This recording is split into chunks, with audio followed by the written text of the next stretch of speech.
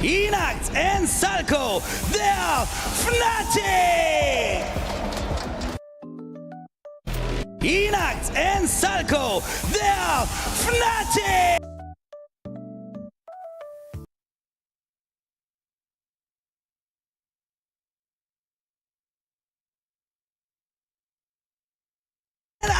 Achadas!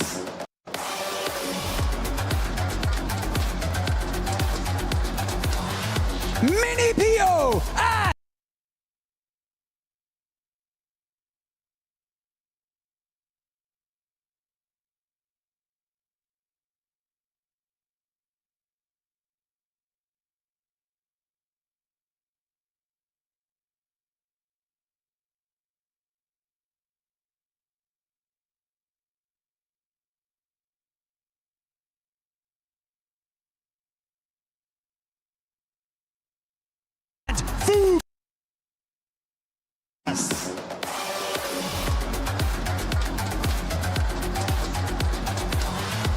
Mini PO and Fukun!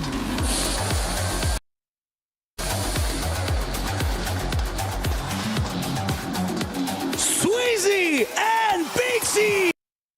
They're Team Avo!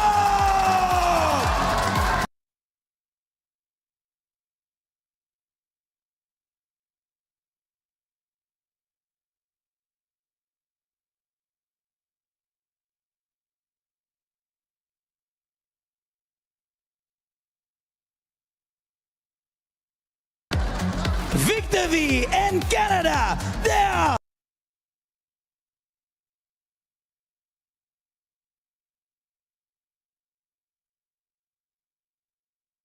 I don't know how they managed to win that one, but they are still in this tournament. But the shot still lands. Vico somehow, someway wins that game.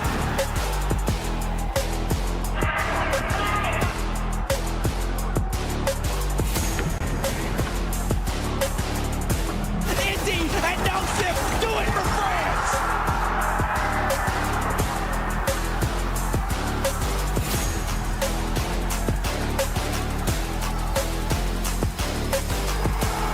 As only hopes go to the backside of zone, and it's NA West that takes him down.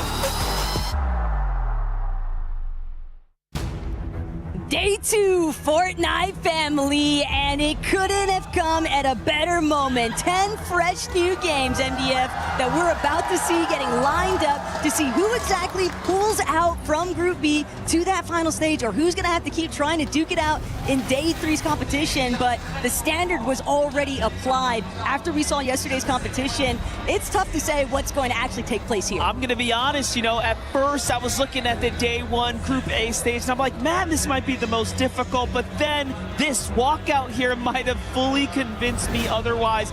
Looking at the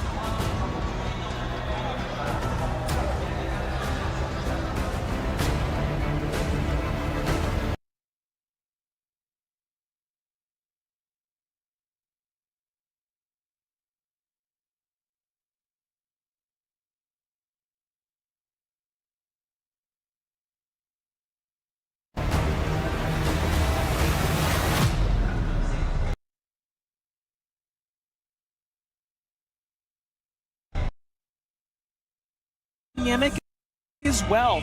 Different draw spots being claimed, different strategies at play, and that can shift your tournament. Plus, you never know exactly what is going to happen just because teams might actually be looking to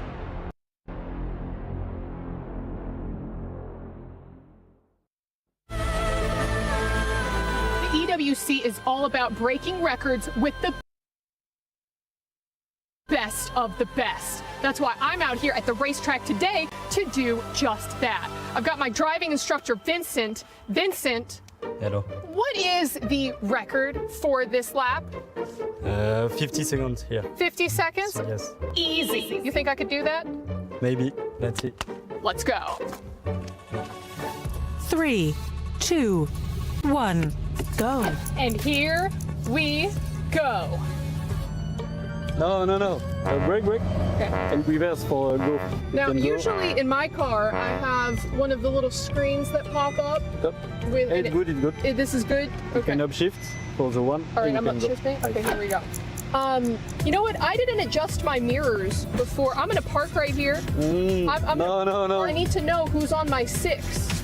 We are solo on the track. We are solo. It's good. See, that's how they get you. I think you can faster. We're about to set a record here, okay, Vincent? I'm Yes. gonna need you to be patient with me, okay?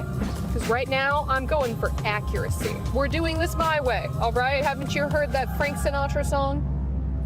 Fly me to the moon. You gotta lean into it, Vincent. You gotta lean into your turns. Lean with me. Lean with me, Vincent. Yes. You are feeling is the G-force, all right? This is what pilots feel when they jet off into outer space. Do you feel like an astronaut, Vincent? Yes, a little. They're gonna write songs about me, Vincent.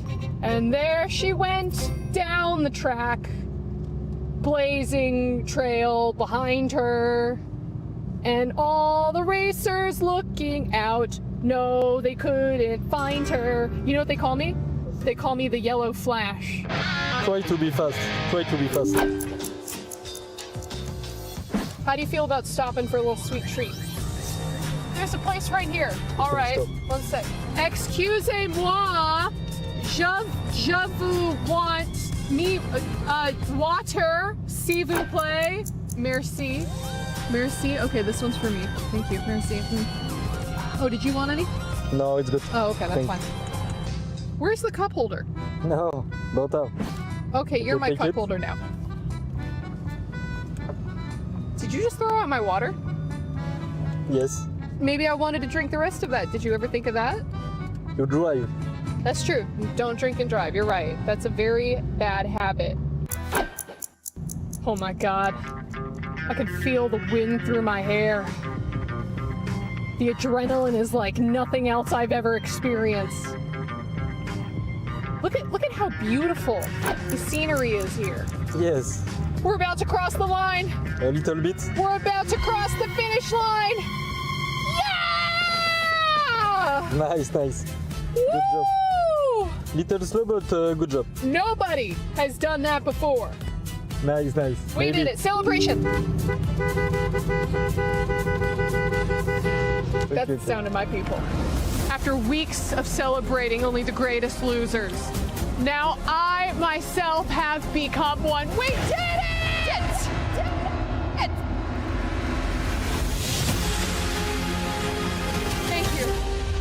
Thank you. This is a fantastic honor. I'd like to thank my driving instructor, Vincent. Shout out to Team Liquid, who also doesn't have any points on the board. Maybe they can aspire to be me. I'm going home a winner. Who's a winner? Someone will be proud of me, right?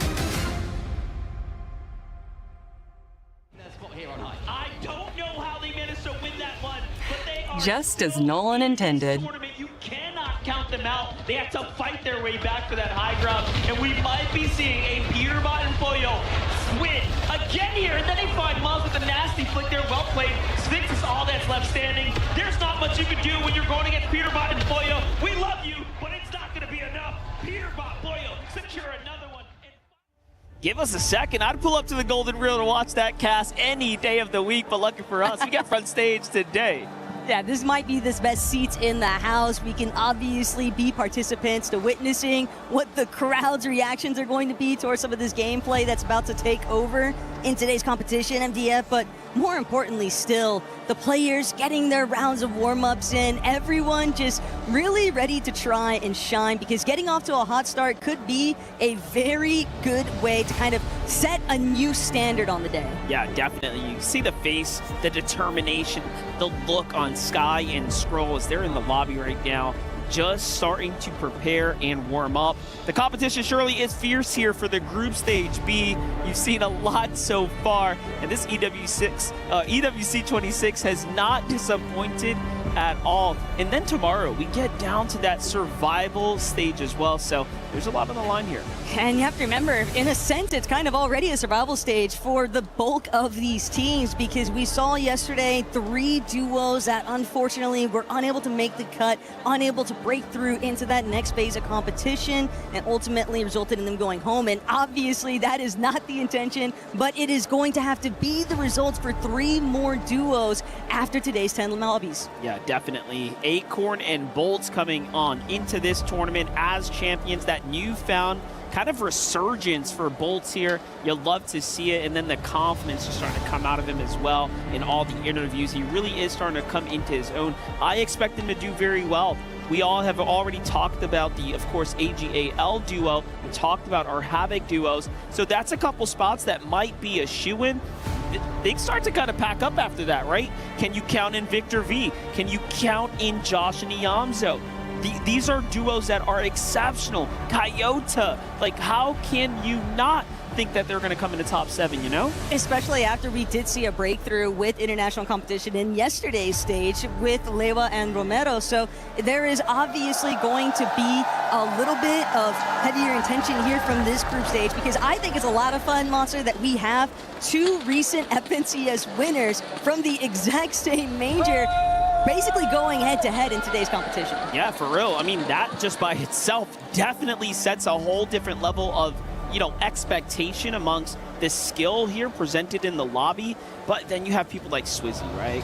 Coming off, of course, his global championship performance. He's very humble. People tend to forget he's got a LAN most recently, kind of tucked in on the belt there on the side, ready to fire off, and he's representing Havoc this weekend. And it's a lot of fun, too, when you factor in just how many wild cards can actually present themselves. Levin actually gave a great shout towards Skyjump and Mumsy, definitely expecting the arena to get a little rambunctious whenever those 2 are on the screen.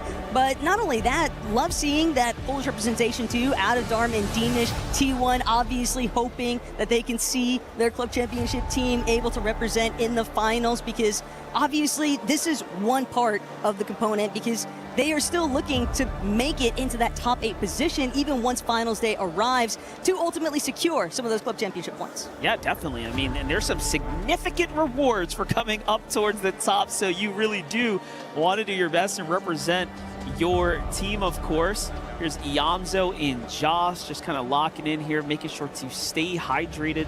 Even Josh pulling out the gamer glasses. All right, looking good. I locked and loaded. Everybody's really ready to kind of set the stage. And it's always one of those factors, too, because we do have so many players that are just very familiar to this. This isn't their first time around. Salco, especially looking back on his entrance debut with the Summit LAN Finals, and now here representing again on another LAN stage. It's a pretty tall ask, but obviously there is a lot of different things kind of taking place across today's competition. So, of course, why not hear a little bit more from Barney himself? Here we are. As we get prepped and ready to go into our first game of Group B, myself, Barney, and I'm here with Shocker. We are here in and amongst the crowd, ready to see who is ready and who's looking good. The way that I gauge this, Shocker, is I kind of have a look at see who looks the calmest on stage.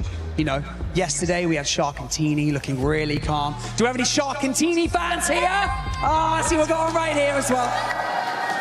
And to be honest, before I came out today, it looked like Sky and Scroll, as cool as cucumbers. What do you think?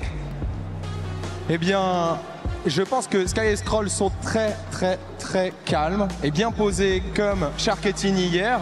Mais est-ce qu'on peut aussi parler de Skyjump et Mumsy?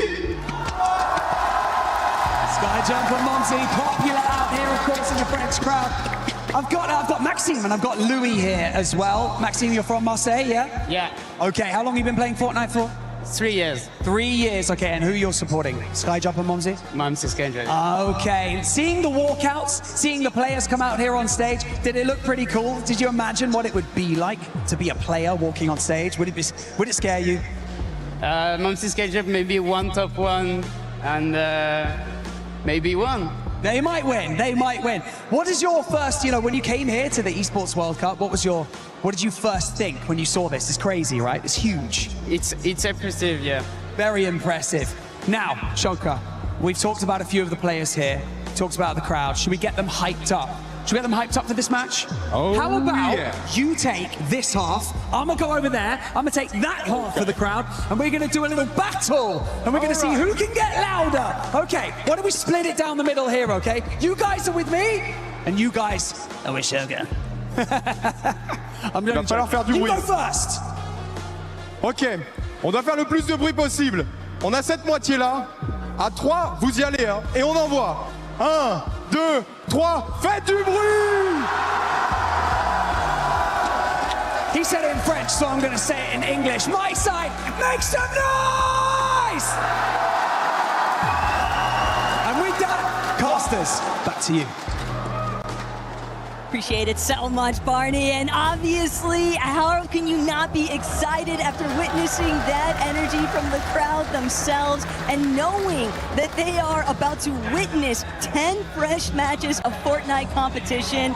Couldn't be more excited for it. Way to set the stage, way to get the energy going here and the expectations ready for our games. Well, we already know the players are inside the lobby here. The battle bus should be setting off shortly, and then we'll start getting into this prime time action here.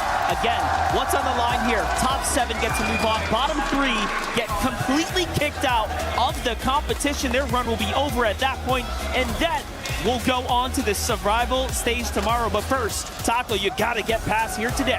Right, and it's just so much more brutal, especially after witnessing the key crush that took place after Group A's conclusion. And so, here today, it's all about everybody making sure that they have at least a handful of opportunities to shine. 10 matches does give a pretty wide open spread. Plenty of opportunity to recover, but also plenty of opportunity for other teams to create a gap that can be very difficult to overcome. Sky, Scroll, already getting a little tagged up. Salco and Max suffering a very similar fate, but Scroll and Sky, they've managed to touch down, already trying to gaze on over to where Nact and Salco are at, just cognizant of them being in the area here at Elite Armory. You saw that little flyby there. Cole being the first person to touch his feet down on the ground and then get eliminated. Iyamzo's following right back up with Jogo's spooks there. But AGAL, Sky and Scroll will be tapping in with them all week long. We need to know how they're performing. Meanwhile, Furia versus Havoc here, looking to earn themselves some more points. This is not good for Furia. He is starting to get collapsed in by the Havoc duo here in Pixie and Swizzy.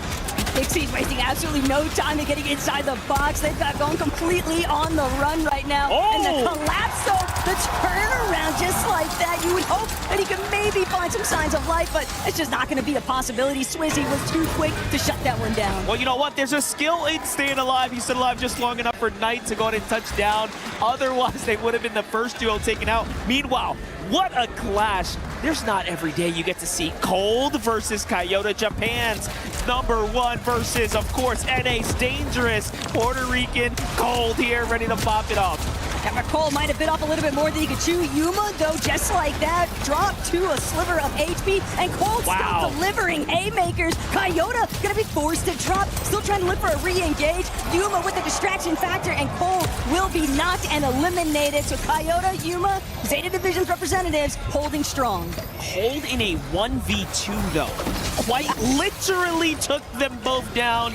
Both of them were in inches of being sent back to the lobby, but hey, in the end, we only sing songs about those that come out ahead. Coyote and Yuma are doing just that. You could be a little bit shaken. As long as you don't let yourself get outright rattled, you're typically going to still be in a relatively safe position. But it's a nice little confidence metric, too, for Coyote and Yuma. They're not getting their confidence crushed, losing that 1v2 against Cole, right? So Sky, Scroll, shifting the direction back over towards Elite Armory. Still haven't managed to find any outright conclusions to some of the other teams in the area. Just prioritizing getting a lot of their materials online first. A lot of respect here being put on the lobby. You know, when you compare games 1 onwards, really from Group A, the action was much more staggering. It seems like this group here definitely recognizes, and I think they were picking up what we were feeling there in the walkout. The tension is real amongst the duos. Most of them actually sticking side by side in the early game, where normally in a reload format, they would be all spread out, right? Doing the other strategies, so just try to farm quick points. So this is really interesting. Definitely have to have a certain level of respect, though, when you factor in that these are some of the best reload competitors, given how much of a journey it was for everybody to make it through those Elite Series qualifiers in the first place. But now, Anon Knight.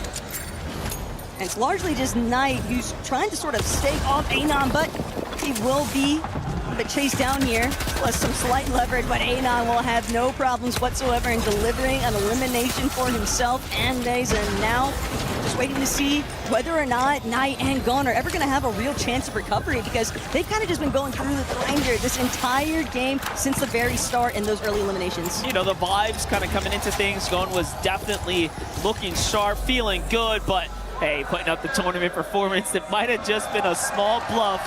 We'll see what they can do to go ahead and get themselves back on track. Meanwhile, Jackpo Panzer, the first time we get to touch base with the GK duo.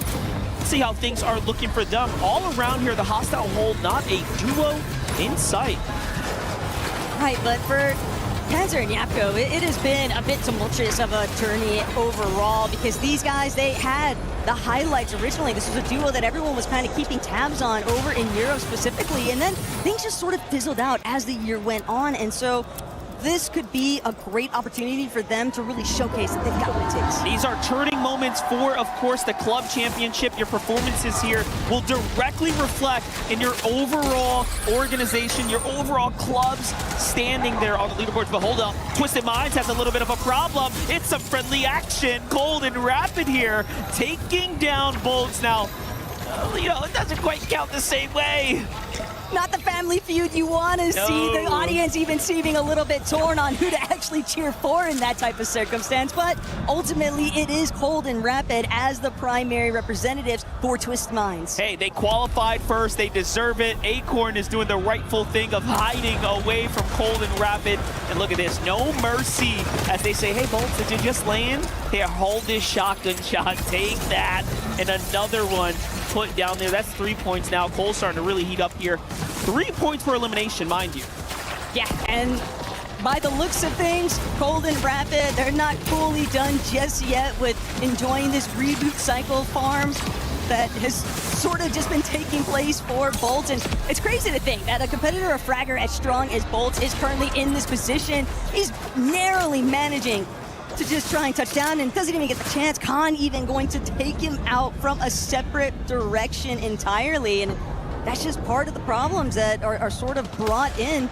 And it looks like Bolts isn't going to be the only one suffering, but Salco, he's out, and Knack only 21 HP and dropping, fighting inside of the storm, no whites to his name. He's going to be forced to just engage and recover a little bit of sight or at least buy time for Salco to come back. Take a look at this. It's Oatly and Spooks now who are on the offense here, having that team with backs against the wall, and then Cold and Rapid fighting for the airdrop.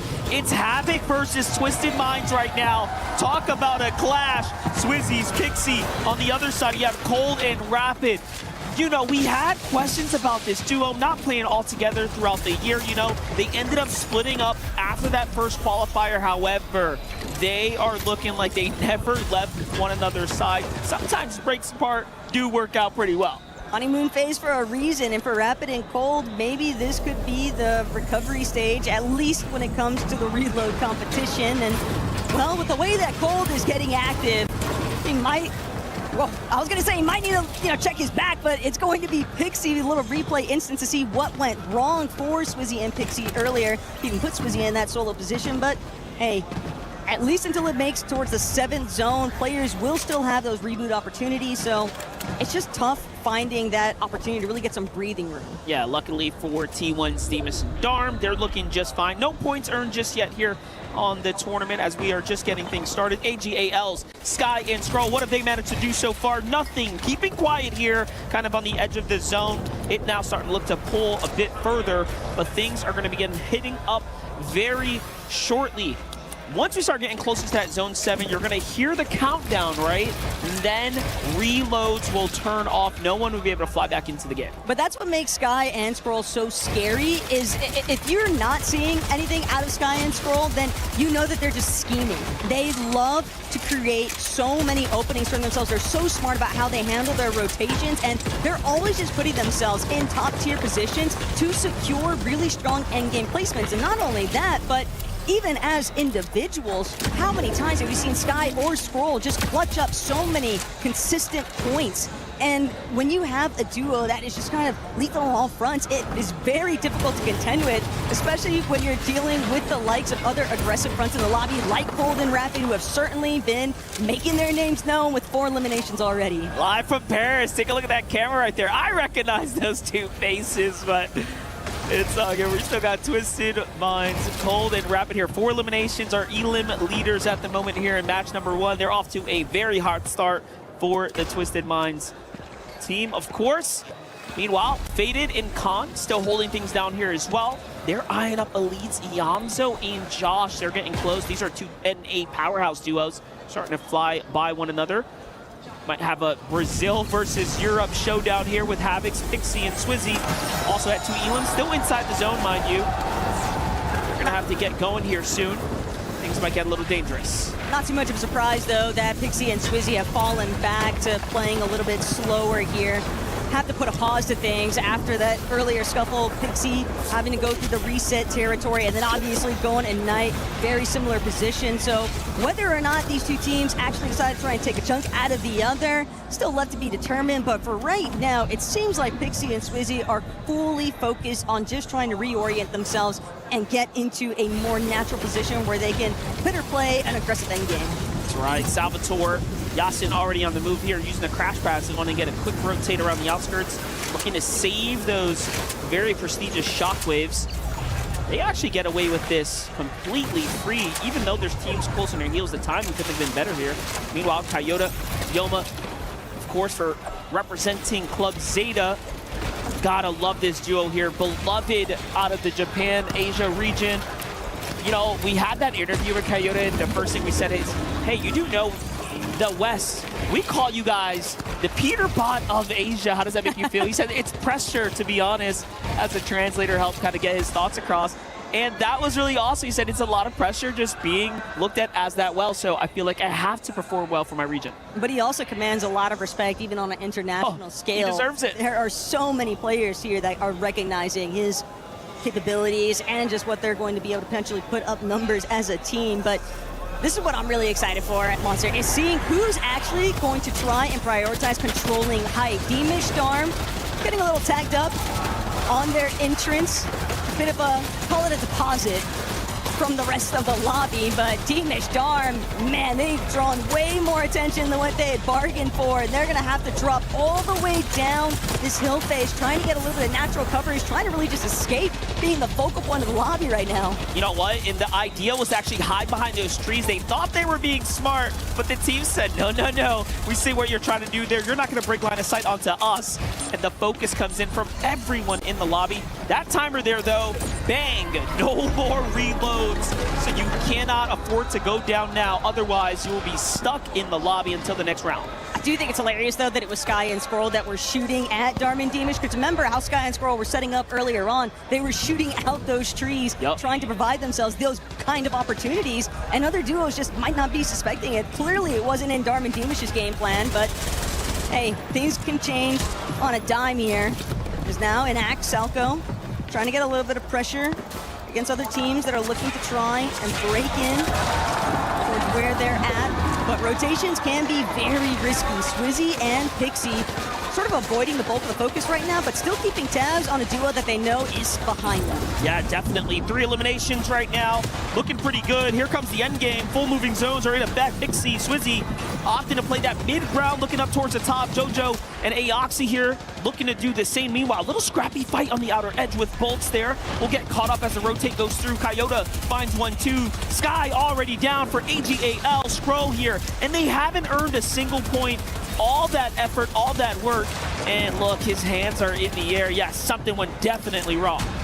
That's the problem. Sometimes it can be so unforgiving which way the lobby tends to pool, and well, or at least right now, Scroll's gonna have to put on a bit of a masterclass if they want to build up any sort of placement points, because this endgame is just so stacked. We have so oftentimes seen placement points not really get to factor in until right around that 10th movie zone, and it's just so problematic too when you've got a duo like Elites holding down the high ground. How have we not had a full duo get eliminated just yet? We are so due at this point. Iyamzo and Josh playing for the high ground. The first team to just get a little glimpse, a little taste of what it's like. Swizzy, Pixie on the other side, still fighting their way through, trying to dominate, but no one's earned any big endgame eliminations just yet. But that's going to change here shortly. Crash practice starting to come out. Big rotates here. Where are they going to land? Pixie going for high ground, so the call has been made. And it's the right direction ahead. Now they're going to have some leverage over the rest of this lobby. Taking some shots over towards Yasuo. Won't get anything just yet for it, but Salvatore also a little bit pieced up. They're all just trying to skirt by, preserving as much HP as they can find, but Swizzy and Pixie are just not letting up, and it's just so difficult to evade their line of sight when they are just so high up in comparison to everybody else. Most of these duos opting to drop a little bit lower, committing towards this ultimate low ground too. Could be the end of things, but for Acorn and Bolts, who actually have that launch pad to work with, it's all about timing now. And they do the right thing. They go to the ultimate low ground, recognize that they just got to stay alive. Kanata gets knocked and finish in the feed by Cold and Rapid there. Their 5th elimination coming through. That means Victor V is by himself now. Cold and Rapid front side of zone. They actually get the favorable pull. Meanwhile, Swizzy and Pixie controlling things from up top. Finally, eliminations are starting to connect for them, and the pressure is coming through as well. They're holding it the right way here. Still, Pixie down to his last overdrive grenade, so unless Swizzy's rocking with a little bit more mobility, things could start to get a little bit tough here. For those two on the high ground, Scroll still making it happen as a solo, doing his best to try and preserve a little bit of this section, but caught for a moment, probably gonna sorely miss that overdrive. Every single resource is just so much more crucial when you are playing as an individual here, and especially trying to avoid the team on height. Swizzy immediately taking out Faded. Don't even think about coming near this high ground. And don't come to the low ground either, Oatly. It's now time for Cold and Rapid to put on the show. Scroll is having the most impressive performance for AGAL. The amount of championship points, the club points he is earning right here is impressive as he is solo surviving here. And also, no Elans just yet here, Taco. Down but not out. That's kind of Scroll's calling card. He's going up as a solo. He's ready to challenge it. Swizzy may be fortunate that that shot didn't get to connect just yet, but Scroll still doing a great job at concealing his position out of sight, out of mind from the rest of the lobby. A little bit of Fizz to work with too, but Acorn now also left to contend as a solo. But it's going to be Rapid and Cold who ultimately commit to height and take it over. The old man's mountain will get his toe. Here it is, that indestructible vertical climb is too difficult for many duels. They're getting put in the blender. Another team ends up shocking wave up. It's Vazen and Anon, but he falls right back down. The Cypher team keeping him in the game for now. Meanwhile, Scroll still alive. A top 10, a top 9, and still going here. This is disgusting out of Scroll as a solo. Pixie on the same foot though, taking out Demish, holding on by a sliver here for Havoc, just barely making it into the zone. How does he manage to stay standing? The same question could be asked for Scroll, but now both of these players hoping somebody else looks elsewhere. It won't be the case though for Pixie. Scroll now dropping, forced to try and contend with anybody on low. Might even be a body for him to steal a little bit of loot off of, but now Cold and Rapid. This one is looking all twisted minds. He's still down there, he's still fighting. Anon's in the game here, trying to look for anything possible, but I haven't seen Scroll fall just yet. Give it a little second though. Anon here, moving, mixing through the builds here. Iyamzo's down, Scroll fighting for his life, but down he finally goes to the hands of Khan. That's gonna be 4 eliminations for this duo here. Now, just trying to get a little reset, still has plenty to work with in his own. Actually bounces back, Cold and Rapid have to come down. They are starting to slowly run out of material, but it depends where this is all gonna go. Sky jumps, Mopsy gets a pop from the crowd. France is still in this one. Absolutely nobody realized what Skyjump and Momsy were sneaking their way up towards the high ground, but it's BotCon, a little bit more time to work with. Cold and Rapid, a little bit more fixated on trying to contend with these other teams, but at the same time, they recognize we've got to at least take care of the solo directly with this. We need the material that Khan can provide, but Khan is just doing so much damage as a solo, and the double whammy pressure is too much to handle. Rapid is down, Khan has fallen, Momsy and Skyjump are ready to collect. France wants to strike big on this first game and really make themselves known, and Cold, even with a be able to stand tall. Skyjump and Momsy with the victory royale. Skyjump and Momsy represent for their home here on land. What a performance for the duo. And then they get to just soak it all in. It doesn't get better than that from them. Even Cold and Rapid seem to be in healthy spirits there. What a fun game one, and a competitive one at that. Yeah, and nothing for Cole to really be too pressed over. 8 eliminations by himself, another 2 from Rapid. So you know that they were able to definitely build up a very hefty lead over the rest of this lobby. But it is only game 1 of 10. And obviously Skyjump and Momsy, they're just going to be looking to try and replicate the success that they were able to capture in game 1. I just feel like the French community, they've already won. They've already won here on the day. They've done enough. I'm happy. I think the crowd's happy. Clearly the celebrations there were felt, and that was such a fun first match. You're looking at the emotion on some of these players. Some people feel like maybe they didn't do enough, and then others obviously are celebrating, kicking back like Skyjump and Mumsy there. Let's take a look at the highlights though. From Mumsy's perspective, boom, gets the elimination. There's the siphon points. Skyjump of course comes through. He's gonna get that final shot, and then we get to the free. Attaque. En retard, mais ils vont récupérer, je pense. Non. Très sur la fight. Ah non, non, 50-10. Allez, t'avances, je décale, s'il te plaît. Je fais les kills. Il kill, watch. Tu viens? Ah, je suis mort. Je suis mort, peut-être. Non. D'accord. Tu. Chill. Il va open. Nice! Let's go! I almost wish that I could have had a live feed of comms too from Revenja and some of the other French commentators, because I know he was going crazy watching his boys put in work, but obviously Skyjump and Mumsy, they earned every bit of that win. Yeah, definitely. You know, I didn't expect it to happen so soon, but that is the nature of the beast. Sometimes, you know, when you just got that hometown buff, as they say, so clearly they're showing up. The crowd seem to love it as well. I love the way they're facing their audience as well too, so you get to see kind of the reaction from that side of the audience. It's really awesome. It can for sure make a pretty big mental impact, of course, but I'm also thinking about it from just the overall landscape of what we just watched take place. But obviously we'll get into working our way through some of that and a little bit more action here to come. So go ahead, grab a drink, come right back, because we'll see you guys shortly.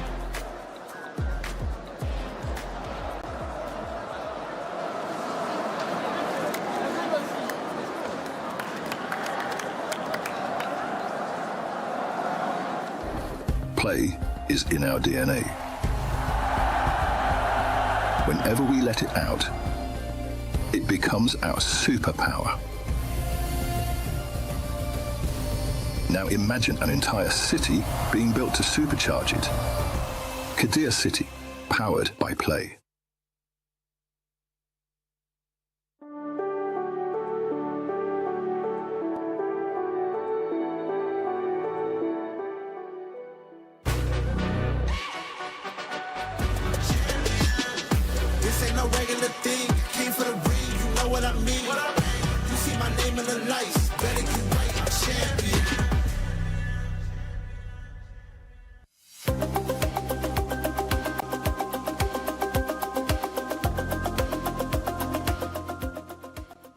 He can come in here and play my game. He knows nothing but go! Tyler won. You're done.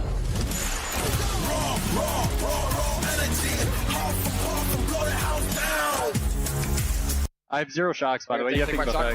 Yeah, I will. I have 3 builds. How many do you have? 3. Okay. Here, come. We're gonna pickaxe in. Follow me. Drop down. Left side. In here. Look. Yep. Look. Fine. Yeah. Spray. Take. Show. Yeah. Here, come around, all the way down. Yeah. On this wood. 100? Yeah, I'm playing myself. Yeah. Send a cone if you can. Hey, come on, bro! There's one right here. Wait, no, we should get in. Should we get in or it doesn't matter? Yeah, you're right. Here, I'm gonna shock us first. Ready? Shocking. Fizz. I'm gonna throw. I hit the cone and I'm gonna throw. Go on, right? Right? Yeah. Wait. Second. Yeah. How much fires? Look at 3 below. 3 below. Okay. The healer, let me reload them 3. Pickaxe, double pickaxe. Okay. Holding. 100. That's ready, dead. Go for it. Yeah. Get it. Getting with you. Yeah. Cap. Get it with you. Yeah, with. Nice. Drop. Talking. Yeah. I'm on. 100. Dead. Nice. 4 builds. 0 builds. 20, 20. Yeah, 5 builds. Take. You're healthy, you're healthy. 1-3. Good comms that we get a chance to hear from Group A yesterday, but today is Group B. And by the way, for everybody currently watching, if you are a content creator, don't forget to sign up to the Esports Foundation Creator Program. That way you can share everything that's going on here with EWC with your community. You can earn some rewards and win some awesome stuff. That trip for 2, I'm still keeping an eye on it. Scan that QR code and join the Esports Foundation Creator Program. I'm joined by none other than Vivid. Kelly, thanks for joining us this time. And Levin, we got a chance to talk about these players that just ended up winning, Sky Jump and Momsy. Look, I thought I was maybe doing a bit too much, you know, trying to farm some of the French love, the French fans, as you do, especially we're in Paris. We're in Paris. You got it. But they did what I said that they can do. They have that ability to come through in these games and just have these big pop-off games. Shout out to Skyjump, right, in particular. Skyjump now has qualified for all the major lands this year in Fortnite without playing with the same teammate. He's playing with someone different every single time. What? It doesn't matter. He's rocked up with Mumsy here in Paris, and they look like a team that's been playing all year long. They played that end game so well. There was a lot of contention on that high ground, and not just the high ground that was the issue, but the elevation of the map that caused so many issues. Yesterday, when we saw high ground, there really wasn't too much trading, unlike what we saw from game number 1 today. So I think that kind of gave some of these teams that didn't necessarily have as strong of a high ground plan, like Skyjump and Momsy, to be able to kind of take advantage of all the chaos that was going on. Yeah, obviously when you kind of talk about the terrain that we were looking at in this end game, I thought Cold and Rapid had this one kind of locked down without a doubt, but you blink and all of a sudden they actually went ahead and lost the high ground. So great little nod over to Skyjump and Momsy for finding the timing there. And as we do see Scroll go down there toward the later stages of the end game as well, it would be absolutely criminal for us, Seven, to not mention his solo clutch there. I mean, Sky went down, unfortunately, a very long while ago. I think it was actually like almost the first player eliminated from the lobby. It was Zone 7. Yeah, it was so long ago. Still alive, kind of picked up some points for the team there. They got to be feeling pretty good about that one. They're definitely going to be feeling good, especially because of what you were mentioning, that duel getting eliminated within the first 2 players. I don't remember if it was the first player or not. It was definitely within the first 2 players. Another squad that I want to bring up because they ended up getting a top 3 favorite was SAUL. This is a squad that's also in contention for the club championship. They might not be in contention for that title, but they're definitely in contention for that money. That squad was able to secure a 3rd place. Yeah, absolutely. And I mean, it was super, super cool to see the positioning that was actually being able to picked up by Khan himself, because we were kind of talking about the natural terrain that we were kind of seeing. He just had this box set up towards the top of that cliff that all of these players actually had to go ahead and traverse. And because they had that little box that was kind of opened up into the storm where he kind of expected all of these players to be rotating in from to kind of help with that natural terrain, he found so many elims on the back foot of that. Honestly, Khan and Faded really impressed me, and I know as far as EU teams go, they're kind of more of a newer team. Fred coming out of Germany right now, and they're really starting to impress everyone. So, Levin, I'd love to hear from you. Is this something that you kind of expected out of this duo? I think that the talent is there, the ability is there, but if I'm going to be real with you guys, I just like these guys because when SAUL did their announcement video, it was just the best announcement video for any team in Fortnite I've ever seen ever. So go check that out if you haven't. They did like a full movie, like it was insane, like genuinely one of the most insane things. And it's good to see that their actual duo is bringing some entertainment to the lobby as well. Earlier too, we were talking about T1, the Polish duo, Kelly. This squad was able to actually secure themselves a good amount of points for them. And the conversation earlier that we were having for this duo, it was none other than Demas and Darm. For them being able to actually make it to the top 7. It was actually not a bad start from this squad, Vivid. Yeah, I mean, they are sitting in 8th place right now, right? 33 points. So probably not the game that they specifically wanted to happen. But I think this is going to be kind of the territory that we typically are going to see from the T1 team, kind of sitting around this little bit of a bubble, right? Maybe hugging around that 7th to 10th place. Just going to be all about staying consistent and having one of those good games to actually push them into that top 7, in my opinion. No, I think that's fair. I think that's been the level we've seen from them for the most part. I think what might give people a bit more hope is when it comes to just ceilings for teams. Like, if everybody's playing at their absolute best, what could you expect to see from that team? Their ceiling is just so high. So hopefully we just get a sneak peek of that today. Now, 7, I'm surprised that you don't want to talk about our team in 5th place, because not only is their org 7, but their name is also 7. And to see some of our smaller regions representing this early on in the top 7, well, that's got to feel pretty good.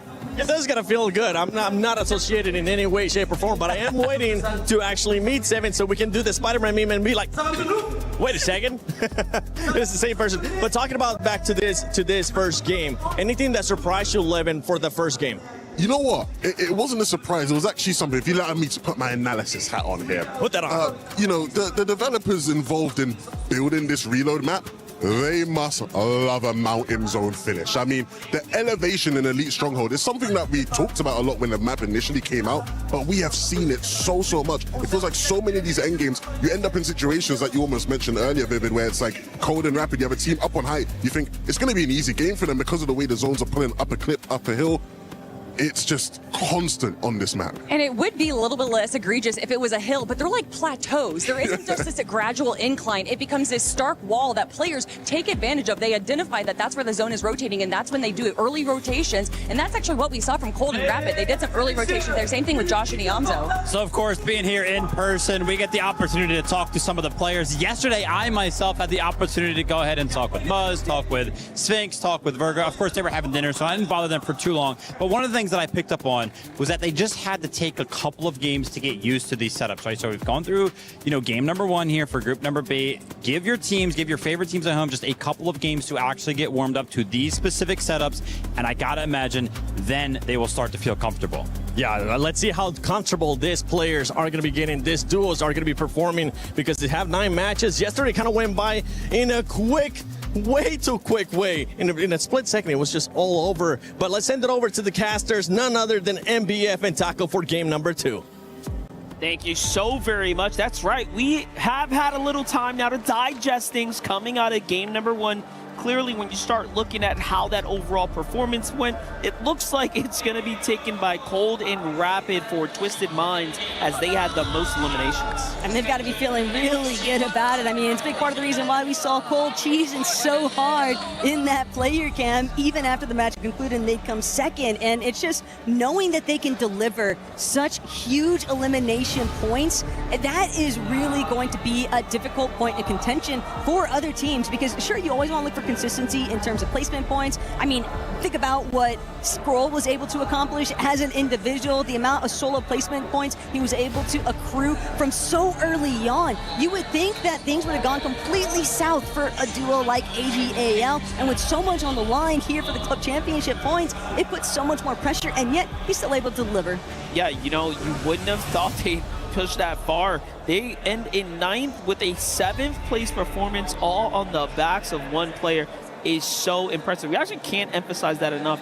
There were duos that were alive that were taken out before Skrull could be found. So rotations were clearly exceptional, and he definitely made it very, very far. Victor V, Kanata, as we didn't see their early journey, but clearly they made it kind of towards that end game there, dropping in 14th place, so not too bad. We'll have to see a lot more from them if they want to be higher on the standings, but coming into this game, let's set some early expectations. So now you have like this clear breakaway starting to take form. So 7, Axa, Vazen, Anon, Swizzy, and Pixie are currently holding that line for the bottom folks of the 7.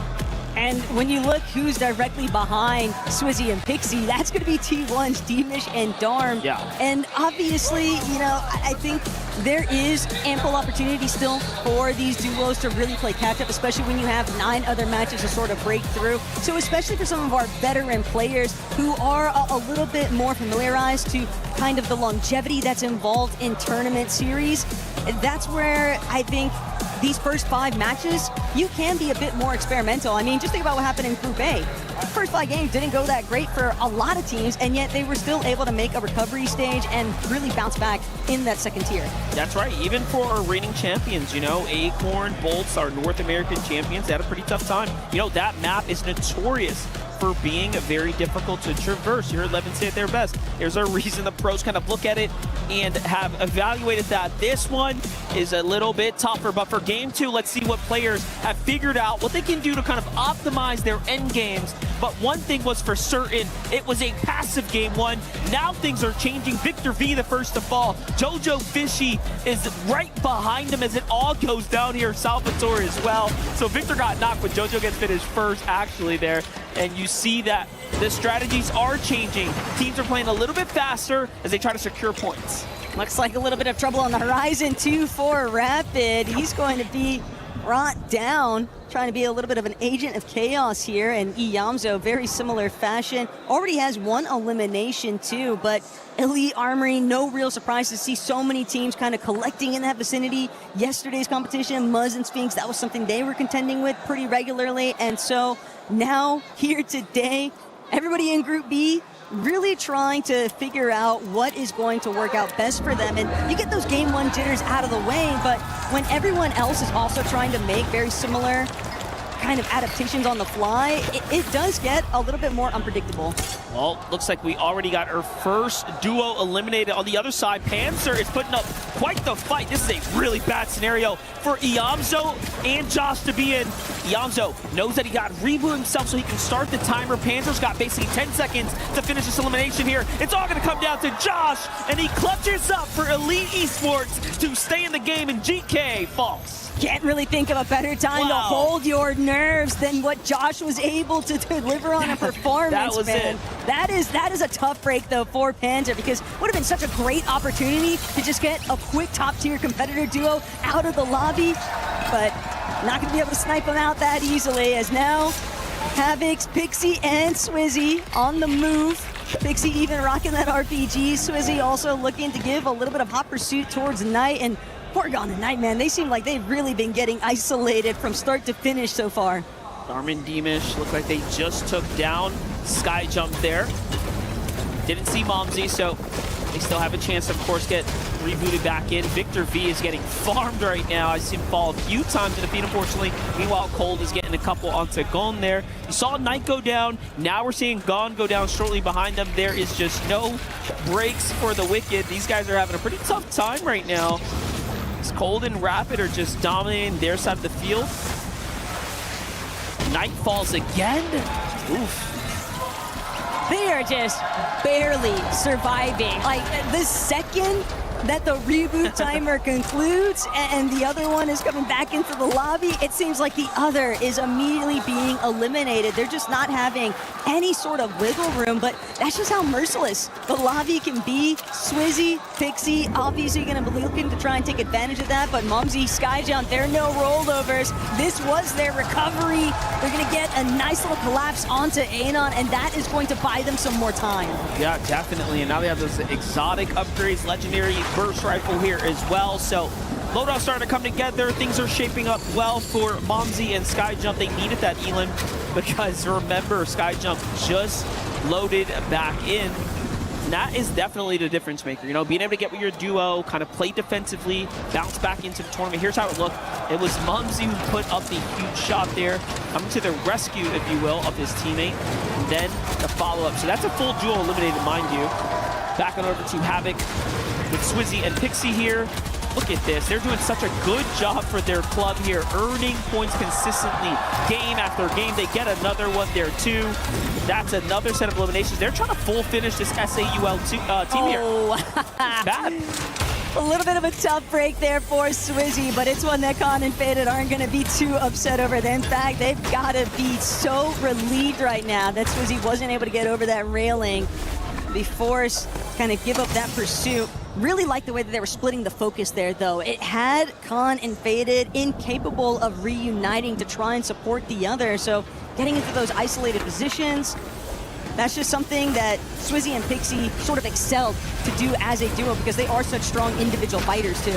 Take a look at this. Kanata is way off by himself. That's why we're seeing Victor have such a tough time get settled in this game. But it's up to Kanata to kind of stay alive here at this point so they can actually see the end game. Meanwhile, take a look at this shot here. We have Bolts and Acorn right now setting things up. Sky and Stroll as well. Little update for them.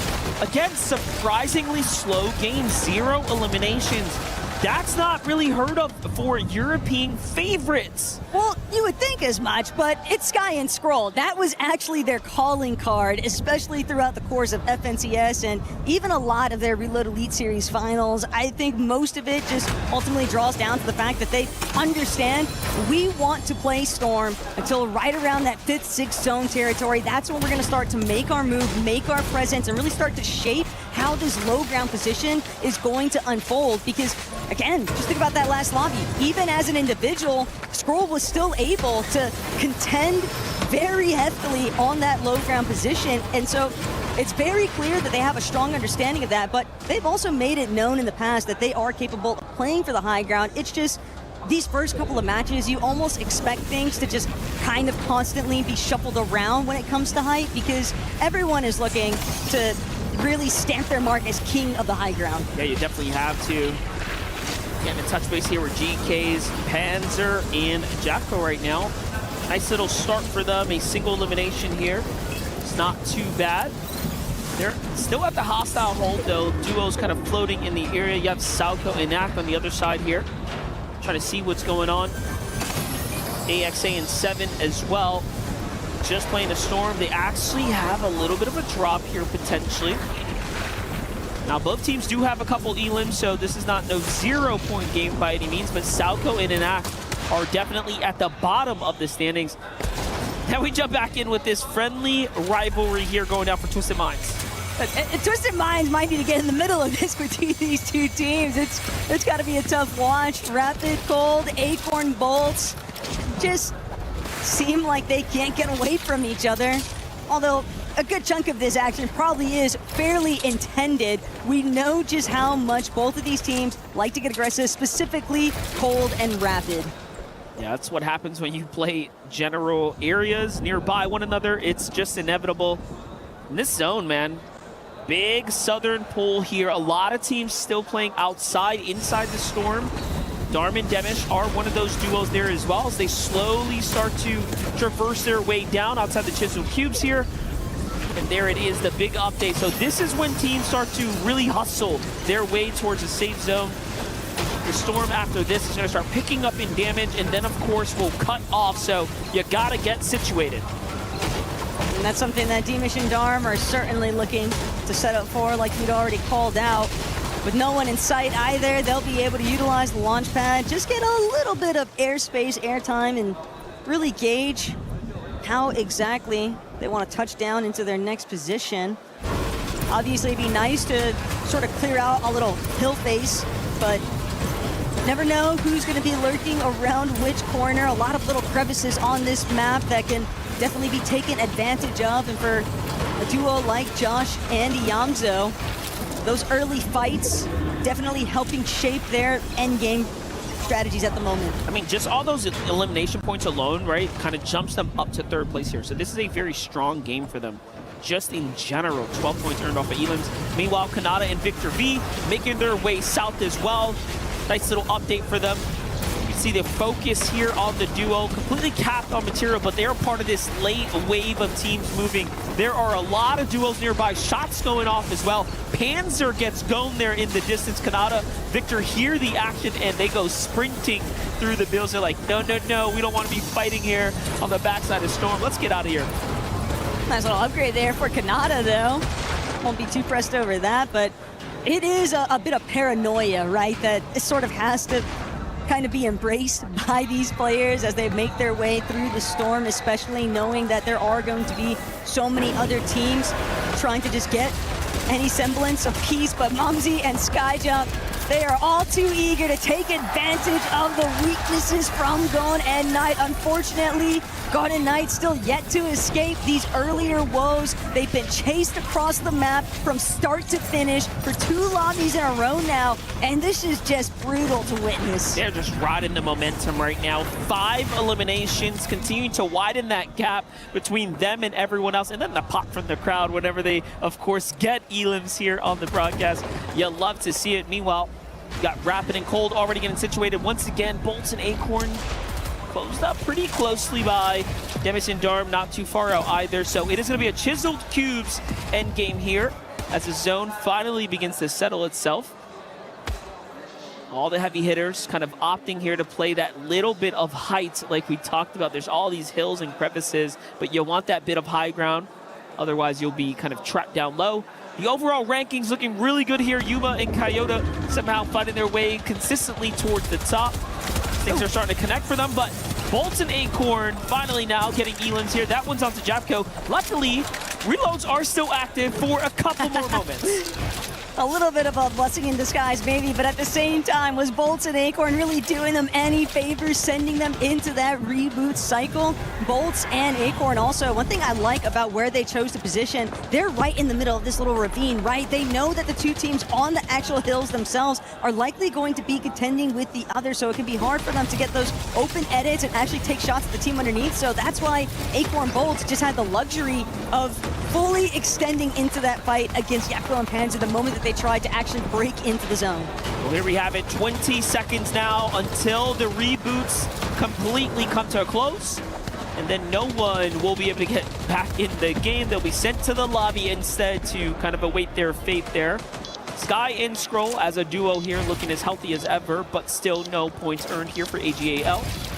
Only points they've earned this week are by Scroll's clutch endgame with placement performances. See how they can do. This is a very gutsy rotate through the middle of these duos here, but they thread the needle well, they get to safety, and no one sees them doing it. And what's more impressive still, they're able to just continue clearing out space. Eoxy and Jojo Fishy having a little bit of reconsideration for where they were just headed. Sky Scroll, just a little friendly reminder that this direction not exactly up for grabs. Sky also already scouting out the next move, keeping tabs on some of those teams that are starting to box up overhead. It's going to be AXA, but obviously there are just a couple of other teams sort of lingering nearby. Salco and Nact, Momsy Skyjump also in for 7. Unfortunately, no longer a participant, as Sky and Scroll immediately punish those two for trying to make their way overhead. But this is just part of the awareness that's involved when you're dealing with the likes of Sky and Scroll. And believe it or not, that's the first elimination of the tournament coming in game number 2 here. 17 duos now remaining, so the lobby starting to get thinned out. This is where Sky and Scroll start to perform the best. It's endgame, especially when they're alive side by side. 6 shockwaves as well. It doesn't get better for AGAL. Still though, a long way to go now. And decisions to make. Do you play for high ground? Do you go down to low ground? They have so much mobility here to go ahead and work with. Bolts and Acorn looking to get active as well. It's just going to be a really tough task for anybody that does choose to try and tango on that ultimate low ground, because Sky Scroll, something they do excellently compared to a lot of other teams is they just fully understand we can tank up some of these storm ticks to get ahead of the rest of the lobby, really claim a lot of space. As Cold nearly finds himself getting eliminated along the way, but will just barely manage to stay standing. Panzer Yapko, despite suffering a little bit of damage from Acorn and Bolts earlier on, now looking upwards, trying to force Sky and Scroll's hand, and sure enough, Scroll has fallen. Now it's on the other end of the stick here for Sky to be the one to come out with a solo clutch performance. Man, they just can't catch a break. This is a tough spot to be in. Another teammate down. What can Sky do? Well, we'll keep tabs on him. Cold, Rapid on the other side are moving, and grooving. Low ground is theirs. Still 17 duos remaining, although 2 players have fallen now. Things are getting a little bit tough here for Momsy and Skyjump. You know, they were the first to get the safe zone. They positioned a little bit high, but they felt like it was too early to go for high ground all the way.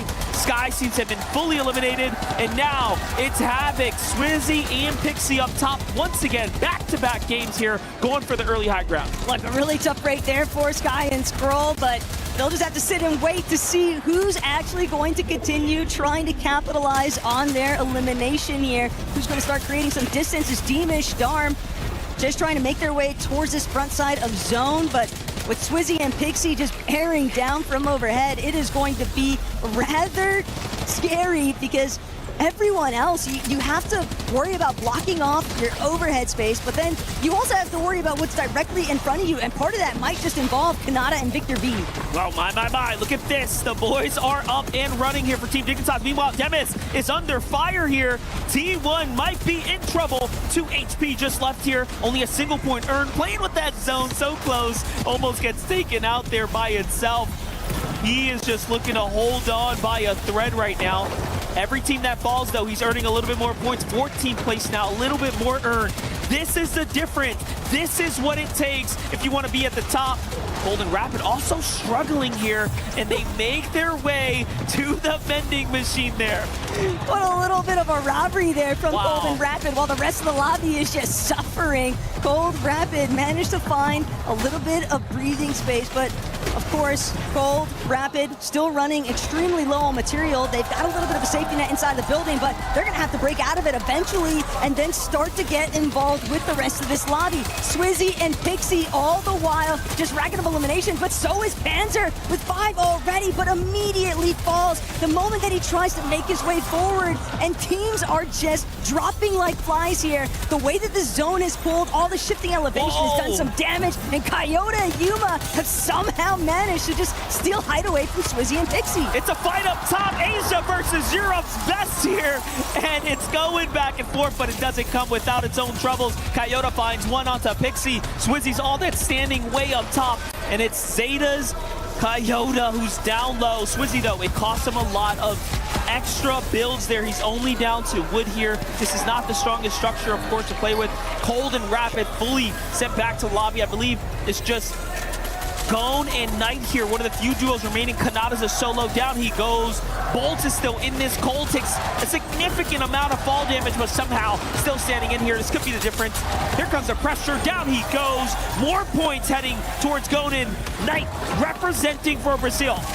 But Swizzy, fact of the matter is, he's still managing to stay on the high ground. Somebody's got to chop him eventually. Instead, he'll even opt to reconnect, but now he'll be forced to drop Knight and Gone. They took care of Coyote. They're looking to take down Swizzy next, but it's not going to be easy. Knight and Gone are just refusing to budge. Where did Bolt come from? How is he still in this game? We have seen him do it before. Can he do it again here on land? Of course, it's going to be a tough one, but in the end, Knight will take that win with honestly a dominant performance there.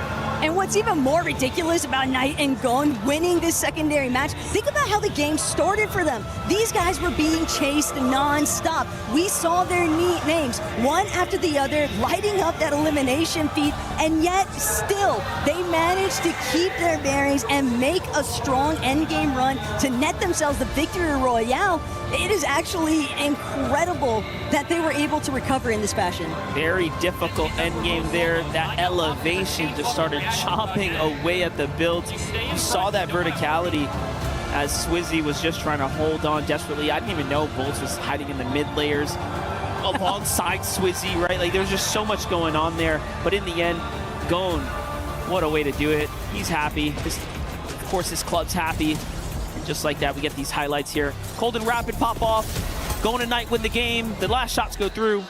And just like that, we have our Game 2 winners.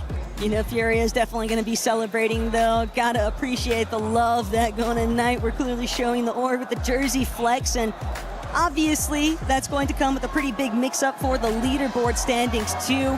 You knew that there was going to be a little bit of shakeups, especially since we saw some of our leading duos from that last lobby kind of struggling, but the big takeaway for me, MDF, was seeing what happened to Sky and Scroll dropping all the way down in leaderboard standing. It is a tough blow. They were originally in that 9th place position when the match had started off, and now they find themselves sitting right around 13th with only 30 points. AGAL, you know, pressure's definitely rising. Yeah, I mean, hey, they still have a foot in the door with the competition, but tough spot to be in. Only earning 3 points over single elimination. You kind of go the distance as well. They have this placement-based play style, and unfortunately, they just couldn't quite do it. For sure, but obviously a lot more Fortnite to still work through, so make yourselves comfy because we'll be right back.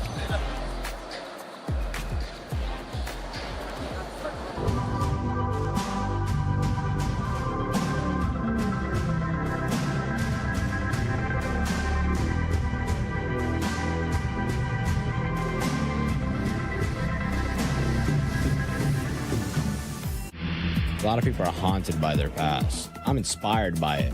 They're not just playing for themselves, they're really playing for their entire family. They have defeated their demons. They have crushed the curse. I'm here with the legends themselves, Mr. Savage and Clicks once again. Boys, you watched day number 1, Group A. How are you feeling about it? Did you enjoy the day yesterday? I think yesterday was sick, you know, watching EU absolutely dominate, just like I expected with Sharkantini. No, it was amazing, yeah. Yeah, now Clicks, if I remember rightly, yesterday you said Booga would be the team to look out for. What happened with that? To be honest, so he's a vet. He's really smart. He's been playing this game for 9-8 years. You have to understand, he thinks with IQ. He wants to play Last Chance Qualifier to have more practice than the other players. So going into final Saturday, that's when he's going to get the win. Is that a strat that you tend to use when you play as well, or you just try and get the job done? So I use that strategy a lot. I usually wait till the last game to qualify so I can get more games than everybody else. And then the second, I get in finals, I usually win because I have that extra practice. It's just what you do. Savage, you're no stranger to sort of a last chance call as well. What's that like? Have we got any tips for those players that are in the survival stage now? Yeah, probably just go back in my VODs, see what I usually do. I'm really familiar with scraping the qualifiers like my boy over here. So yeah, if they want to talk to us, then we're right here. So you said you don't scrape, Clicks. When have you ever scraped? I never scrape qual. That's the thing. I don't leave it to last chance qualifier to qual for globals. I don't have to win a last chance qualifier or grand finals game to get into grands. I usually get it right away, and then I usually watch Mr. Savage on EU. Or I watch like other NA noobs. Okay, you don't watch me play? I watch you play. You're pretty good too. I'm not gonna lie. Appreciate that. Now we got Group B. You guys were mentioning some names from yesterday. What are some names that you guys are looking out for today in Group B? Well, I think my top 3 for today would probably be Sky and Scroll, yeah, Oli and his teammate, and Cold and Rapid did really good day 1, so maybe Rapid can pull something off when he's playing with a tier 1. So a lot of people call Goatly or Oatly Goatly. Yeah. You agree with that? Yeah, he's the go for sure, and he just did his face reveal, and yeah, I think he looks great. So. He's got that Ferrari too as well, right? So he's got that aura about him. Clicks, any NA teams to look out for today as well? NA teams to look out for, I'm gonna have to say my duo Rapid and Cold. I do feel a little bit bad. Rapid is unfortunately playing with someone a little bit worse than me as like a fragger, but as you can see, they're still first. So knowing how it would feel like if we were to be there together, we'd be first by more than 8 points. Yeah, how does that feel when you see your teammate playing with someone else? Do you feel a bit of betrayal right there? No betrayal at all. I actually feel a little bit of like sadness. It's more of like kind of what I said before is like, I know as he's playing with Cold, he's thinking about me in a positive way, of course. Yeah. I mean, who isn't thinking about you? And of course, who isn't thinking about both you guys here for the Coast streamers? I hope you guys enjoy the rest of the games, and thank you so much for the interview.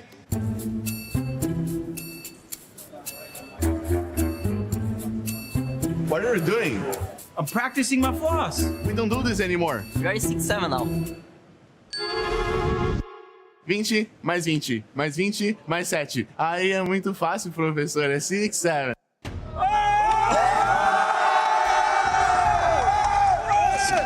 Jacob, do you maybe want to show us what you've learned from that? Do you want to show I could show you, but it may not be that good. You know what I mean? Hit him with one of these. There it is. Hit him with one of those, there and it just is. gets done. There it is. Obviously, we are here at EWC. It was an incredible last game. Are there any duos that you wanted to highlight? I feel like, I don't know, there's probably a duo out there that we're really excited to see. Maybe like Skyjump, Momsy. I don't know why I get in that vibe, but it feels like a duo that people are really excited to see. Yeah, I think they're excited to see him because I heard the crowd erupt when they won that first game, really set the tone and the pace. And honestly, throughout the history of Fortnite, the French players didn't necessarily get all the same respect and competitive, but this year with the Summit Championship, with here, these French players are showing up and they're showing up big. It's gotta feel so good, right? Especially in this context with these fans going crazy. Incredible. Another duo I wanted to highlight, it's Iamzo and Josh, right? They're here on LAN. I love to see them compete. I mean, obviously this crowd is amazing. Are you guys feeling hyped for the competition? Make some noise! We love it. It is time though to get into more action from EWC. You might be thinking, where can I learn those dance moves? That's our boy Jacob at PPR across all socials. Got to throw him some love. It takes a lot of guts to go ahead and hit moves like that for the broadcast. Let's be so honest. Jacob is one of a kind, and he's the best Puerto Rican out there for a reason, right? It's in the title. But getting back to the competition itself, MDF, it has been a very interesting start, but more importantly, Cold and Rapid, what they're able to accomplish, the little bit of disparity they're creating in terms of leaderboard standing because of the eliminations that they're managing to accrue, it might be a tall task for Momsy and Skyjump to stay within that trailing period, but they are still in the fight for that first place position. Yeah, this reload format is surely playing into the favor of Rapid and Cold. It's a really interesting duo too. You're looking at two of NA's strongest fraggers on a duo together in a type of format where you are quite literally reloaded and rewarded for taking down players. So with game 3 booting up here, let's see how things are going to play out. Cold and Rapid have a nice comfy lead. They touch down first. Rapid versus Bolts here for the tower. Bolts ends up taking the first one. Jojo Fishy has to win those, and he surely does there. Very nice job done for them. And then we get on over to Darman Demis, who also have touched down and got an Elan. Just barely, though, cutting a little bit close to the wire there for Jojo Fishy. And not only that, but the real shark in the water might just be Darm and Demish. Spooks and Oatly, though, still looking to try and secure some more eliminations here. We've seen Spooks 2 matches over already.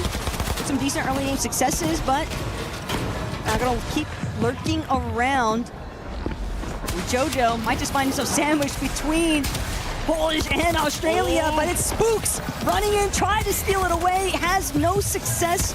Still, Darm incredibly weak, but Spooks now in a similar note, gonna try and see if he can escape, but it's a 2 versus 1 fiasco right now, and Spooks will not be able to reveal or avoid the pressure out of Darm and Demish. You know what? Spooks has put up such an impressive performance here, you know, just coming in, continuing to earn points off of those elimination chains like that. That's what you got to do. And then the timing there, right? Hey, you didn't put in the work to get that first one, but you snatch it away. It's 3 crucial points. You start taking a look at the bigger picture here.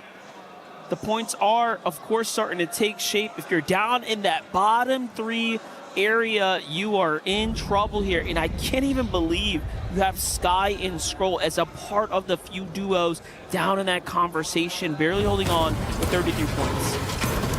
And of course, there is always the club championship standings too that are factoring in for Group B's competition. Cold and Rapid, of course, steadily leading the charge here. I'm trying to represent 4 Twisted Minds, but T1's not done just yet. Anon going to be eliminated by Darm. A little bit of a review into some of these early successes here. Got to see the other pieces of the puzzle from before Darm was able to take out Jojo Fishy and Spooks. Yeah, well, don't hold your breath. We got some serious action coming up here. It's Swizzy and Pixie on their fight right now. He ends up disengaging. This is a sign of respect for Cold and Rapid as they get back to their duos there. That could have gone either way as both teams were kind of involved in that fight, and I don't think they liked the way that pressure felt, even though they were going blow for blow, exchange for exchange there. Can be a tough spot to be in though, but regardless, teams like Cold and Rapid certainly like to open up the doorway of making those aggressive kind of instances. And well, with the way that the competition is starting to unfold, some of these teams might not have any other options to resort to. They're going to have to start making up for some of those misplacement points by factoring in with elimination points instead, but it's always easier said than done. Definitely see Acorn making the best of cutting that glider to really thread the needle there, get on under the bridge here, trying to secure a little bit of time and space from himself in his duo here. As Bolts is the one who's on the hunt right now. He's got control of the outskirts, so this is the reuniting of the two. Meanwhile, we get those leaderboard updates all the way down to the bottom there. AHL Snow and MHND just struggling to really put points on the board for their club, but anything is possible. A 10-game format, there's a lot to play for here, as this is only match 3. Yeah, just think about what happened yesterday. How the team was able to bail themselves out. Mofu and Tomat, you know, it looked like it was going to be the end of their run yesterday. Then they managed to find the Game 10 Victory Royale. So can never completely rule anybody out just yet. Sky and Scroll, though, definitely trying to get a move on, but they are under some early pressure from Kayota and Yuma. And Sky just getting picked apart, having to use a lot of those resources that he just gathered up just to stay standing. And Scroll even looking to create a little bit more space. Unfortunately, he might just have to leave Sky to the Wolves here.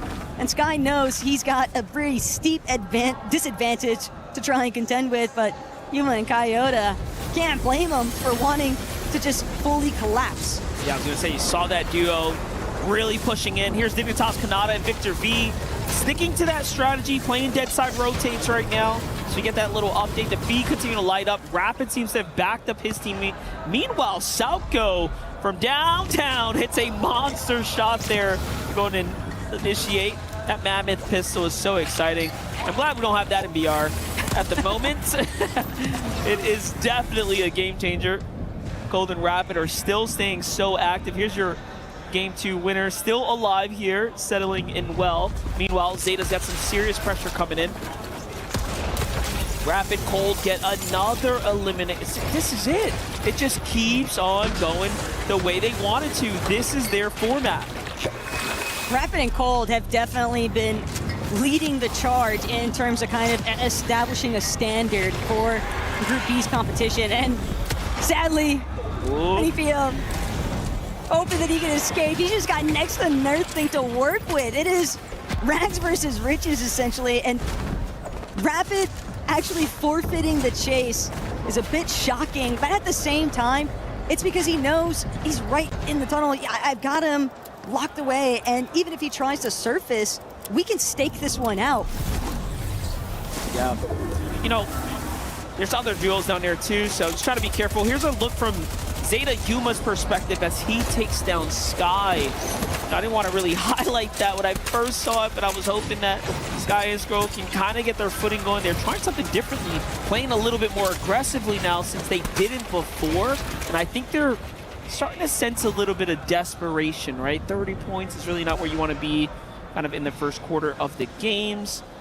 But hey, I can respect that they're trying something different now. The earlier matches would be the best time to experiment, and even if it all goes south, one silver lining for Sky and Scroll is just knowing that they are a team that can deliver a whopping performance. Would not be surprised to see them even perform in like a similar nature to what we saw at Peterborough and Poyo yesterday, where it kind of took them slower starting half, and then they really just started to come alive in the secondary portion of it. So only time will tell whether or not some of those new ideas actually come to fruition for them, or if they're going to have to go back to the drawing board. But for Josh and Zoe, they're really just taking their sweet time. Ample medkits, just tossing them across the map, doing a great job at just wrapping around some of the natural terrain, avoiding line of sight, and obviously they might even have an opportunity if they find any duos that are incredibly injured to try and establish some elimination points. You can run, but you can't hide Acorn. Where's your teammate? Where's your backup? Panzer and Japco are on the hunt right now. I already saw Acorn's bolts go down, so that was almost Acorn and bolts being fully eliminated from the tournament there. Should be enough time by now. So Acorn has done his job, and look, it's cost him everything. Metal builds everywhere. That's the sign of a desperate player on the run. And the worst part is knowing that Yapko and Panzer, they are not going to give up the chase anytime soon. They're just hunting this man down. Panzer goes directly over his cone. Neither of them are checking this position. There's no way Yapko and Panzer don't have a Scooby about what's going on right now, but Acorn just saw in his mouse, not going to reveal himself, and now Panzer, Yapko, they might get distracted by another team entirely. Sounds like they lost signal in the tunnel there, you know? No reception, no signal, can't hear you, can't see you, that's for sure. Panzer and Japco just allowed Acorn to get away with that. Acorn now even has time to heal. He's out of the visual effect for the heal cue there too. That was a close one. Nah, Yepcon fans are going to watch that one back and be kicking themselves for it. That's a bit of a doozy, but hey, goes to show. Can happen to some of the best. Darn teamish though, scoping back in. A big part of their strategy so far today has definitely revolved around utilizing these launchpad features, and of course, plenty of teams that are going to be looking to kind of glide in a little bit after the fact. Everyone trying to preserve as much of their material count as they can, because already in the 2 lobbies in a row, we've seen so many teams just struggling to have any builds presence by the end of it. It's actually a really good time for especially Darman Demish to play the zone. 66 points in the tournament. They're on the cuff of basically being or continuing to be in the qualifier conversation. So with the super launch pad there, the extra heals late into the tournament run, and they already earned a couple points, that is a very smart play for them. Victor V, Kanata finally get their heals here kind of set in and dug in, and they're inside the safety of the new zone. You see the focus there also on Victor's pops as he's watching the competition here, intently seeing what Victor can do. And see, it's a really interesting dynamic too between Victor V and Kanata, because they found their success. They got their qualification locked in so early on in the competitive year. So after all these adaptations that they've had to make for the competitive meta in Reload, we've still really yet to see them find their rhythm. Yeah, look, they've only gotten a single elim as well, right? Victor V is one of the best fighters on NA right now. He is definitely putting up the performances. You look at the analytics and the stats after every tournament, his damage ratios are crazy. But this land performance is setting in, I think, for the young buck. So, you know, he's just really got to figure it out, maybe kick the nerves aside, and nothing else. Get ready to stay above the bottom 3. You just don't want to be down there. So we'll continue to keep you guys updated. Sky and Scroll need to do it as well. What is going on with their strategy? They're not performing up to par. Definitely not, but again, it's just one of those circumstances where sometimes zone pools are just a little bit more vicious than what you originally anticipated, and the rest of this lobby, they are going to be hawking down any signs of weakness, and especially when you've got a duo like Swizzy and Pixie doing such an excellent job at just making those initial grabs for height and maintaining it relatively well. They've been challenged a couple of different times, and we've seen that be the demise of some other teams, but for the most part, Swizzy Pixie have certainly made their mark on the high ground already. Yeah, definitely earning a couple points there. Again, those club championship points are critical for the EWC. This is going to mean so much. You have to fight your way up and out of this qualifier to make it to the grand finals, and then everything will culminate into a one final finale. Victor V, Kanata getting ready for the rotate here, crash pads in hand. Let's see what they can do. Anon and Vising go first. Kanata's the IGL of this duo. Cold and Rapid here on the other side. The double fragger, the big power. There goes the crash pad. Following close here. He's on Kanata's heels. This could be a tough fight. Kanata, though, definitely wary of the fact that they've got at least a handful of teams surrounding them, but for the most part, still in control of that frontside position. Meanwhile, Sky, Scroll, maybe have to get it at the mud a little bit here. In a bit of a tough spot. You can tell that they want to start making a little bit of an opening sequence, but just not really being provided to them. A little bit too much action, and they just don't want to find themselves on the receiving end of it as Swizzy, Pixie, the tempting loot pile, but that was the intention all along. The trap's going to net a little bit of damage, but no knock just yet. Still, you have to be very cautious about seeing those little loot piles roaming about. Yeah, this is a big time right now for Panzer and Japko, the GK duo. They've already earned a little bit of points here. Bolt in A corner, eyeing up that suspicious metal box down low, trying to wait for that duo to move. It was Kanata, Victor V. Off they go. Bolt in A corner, go to the outskirts here. They position themselves pretty well right now. They're just trying to make sure they don't get cut off here. Acorn, of course, one of the smartest to do it. Meanwhile, high ground. Cold, Rapid, all the time in the world here. There goes the Shockwave. Off they go to the front side. Havocs, Swizzy, and Pixie still playing high to mid-ground layer. Too early to really commit to high ground. Cold and Rapid jump down a little bit. Bit of an awkward transition now because Cold, Rapid recognizing the fact that Anon applying a little bit of pressure from behind, but still they do have a more leading spot, so that's going to be for Inon to try and break through as Momsy sky jump. They got tagged up a bit there from Cold before Rapid made that rotate, so they will be forced to take a little bit of a pause and heal. Yamzo, Josh from Team Elite is down and out. Bolts, Acorn from Twisted Minds, down and out. That's 5th and 8th place now. This is going to change the standings, and we should have a crunch on the points for Pixie, for Swizzy. This is a very, very nice find as they'll be able to gap themselves ahead of the competition. And it's really interesting. Pixie and Swizzy are identifying themselves as the high ground duo of this group stage right now, continuing to play for these dominant positions, and they're not afraid. They're not afraid to go early and ride it out to the end.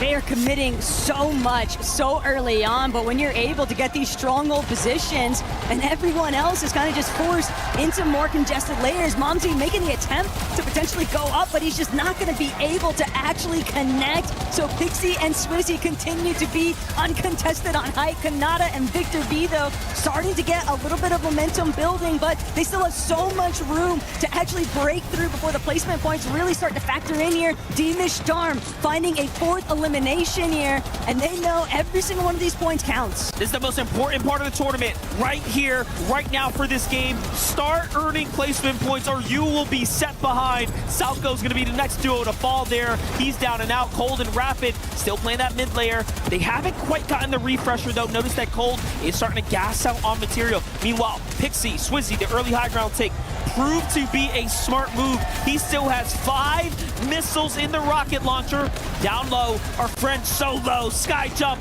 in the game, jumping base to base, takes down Gold with a monstrous shot there. Your match 2 game winners are down. One's out. What more can he do? And Skyjump just continues to find the perfect openings, the perfect delays from the rest of the lobby. But now Sky Scroll continuing to try and seek out even more refreshes. They're going to need every single bit of material they can get. Scroll's going to lose a lot of his shield. Scroll is going to be out of this. Whoa. Sky eliminated also. Knight and Gone immediately follow. This leaderboard is all due for a big shakeup. That is so bad for AGAL. They fall and slow down Havoc and Swizzy on top, finding more and more Elins, and they're doing it in a cinematic fashion. Look at that, Team Joe go down low, getting the pressure here from Swizzy and Pixie. This is now a top 6 duos situation. Kanata by himself, 5 Elims earned with this duo. But what more can he do? Yasin here is a team that's very hurt. He ends up following up. Another Elim for him there. Oatly and Jogo fall down with Spooks down below. Meanwhile, Cold and Rapid, 9 Elims. They are so far and wide ahead of the competition. It's impressive. And they know that they've got a solo right behind them, and it's Kanata. He's not the only one, though. Pixie, Swizzy just barraging these teams underneath them with the RPGs. This pressure is so much to contend with. Cold's not going to be able to overcome it. Pixie and Swizzy just making it look all too easy here in Game 3. Cold, calm, cool, collected. They do it once again. Swizzy and Pixie are looking and shaping up to be one of the strongest duos on the evening. And you know what? It's because they're not afraid to play for high ground and really put it all on the line there. But at the same time, Cold, Rapid, when you look at how many eliminations they were able to secure, it's for good reason that they're not interested in height. They are just absolutely tearing through every single team that they run into. They're doing such a great job at tarping ahead, claiming space, and having the luxury of looking back and just eliminating anyone misfortunate enough to cross their paths. But love seeing that little bit of sigh of relief, it seemed like, from Minipio and Cocoon. They were definitely in the hot seat as this game started, sitting inside of that bottom 3 of the leaderboard, but this placement bound to help elevate the position on the leaderboard. Most definitely. The crowd here cheering for Swizzy and Pixie. You see the signs being held up and the chants come through. Swizzy's feeling good. He's playing into it. You love to see it. Where was this Swizzy at the last land? That's what I want to know.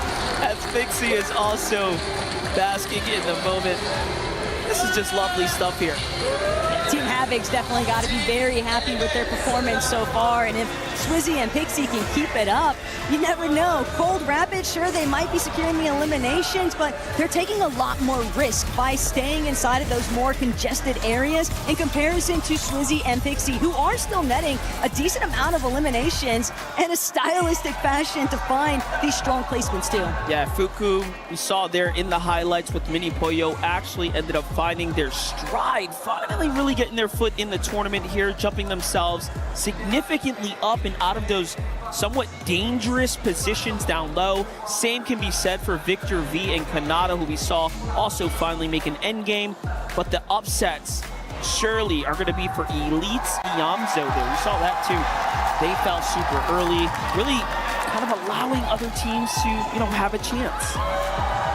Nothing to be too pressed over though, given that they do still have 7 more lobbies to try and make that bit of a bounce back.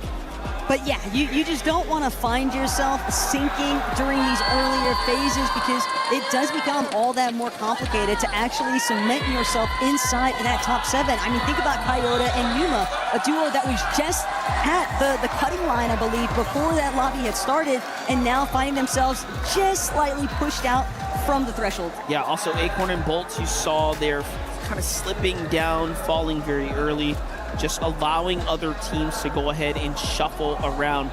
Well, that allows teams to, of course, start to get crunched in with the points, giving us a much more competitive competition. But I think that's what we expect at the Elite Stronghold map, right? Let's be honest, it's pretty volatile.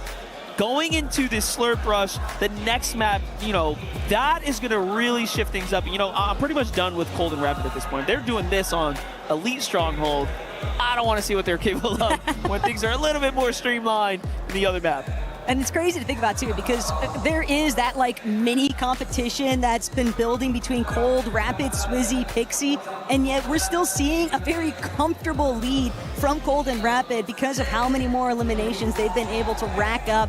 Momsy and Skyjump though, obviously huge shout outs to them, still managing to keep their footing, but SAUL, Faded and Khan doing an excellent job at representing for that club championship metric. And hey, the points can really start to factor in, and these two have clearly managed to capture a ton of success inside of the reload format. There's Skyjump, there's Momsy sitting back here, just kind of taking in the moment, reevaluating the strategy coming in. The crowd happy to see them, of course, on the big stage here. You know, 3rd place, not too shabby as we start gearing up here for match number 4. They're doing pretty well, averaging over 3 eliminations a game, roughly 6th place. That's a pretty impressive performance. I think right about now, though, is where teams might really start to feel a little bit more of a crunch, because while a lot of players would definitely argue that Slurp Rush is the more preferred map, it's hard to say. But we know one thing's for sure, Swizzy and Pixie have been finding a ton of success here on Elite Stronghold, so let's hear it more from them directly. That's right, they are indeed finding success. Here they are, your winners after this last game. Swizzy, Pixie, oh my gosh. You heard it here the moment you guys got that massive victory. Even now, let that sink in for a moment, boys. They are cheering you guys on. How does it feel to have this crowd immediately behind you guys, giving you all the support? It feels amazing. Thank you all guys for support, for supporting us. We actually appreciate it a lot. Of course, how does it feel for you? Does it feel the same? Are you kind of like overwhelmed by it? Or you're like, oh, dude, I'm used to hearing this. It feels good. It was very good. I love that. So what's the game plan, guys? Obviously, big game for you. Is it going to be kind of continuing more of the same? Or are you guys thinking about right here, right now? Or are you maybe thinking about finals? Where are you guys at? We're just playing. Classic global champion, no big deal. What about for you? Are you still focused on the games? You're already starting to think forward and thinking maybe finals. I'm thinking about that. We're just playing this as practice, I guess. I love that. Obviously, with the competition, this being Group B, is there any duos you guys are looking around, you're thinking, man, I kind of would love to take a fight with them, or are you guys not even worried about any other duos? No, we're not even worried about anyone. Classic. I love this guy, Ice Cold. What about you? Not really anyone. Gentlemen, thank you guys so much. Congrats on the VR. Make some noise for these guys right here, crowd. And of course, we're going to throw it on over to Luddy, who's standing by.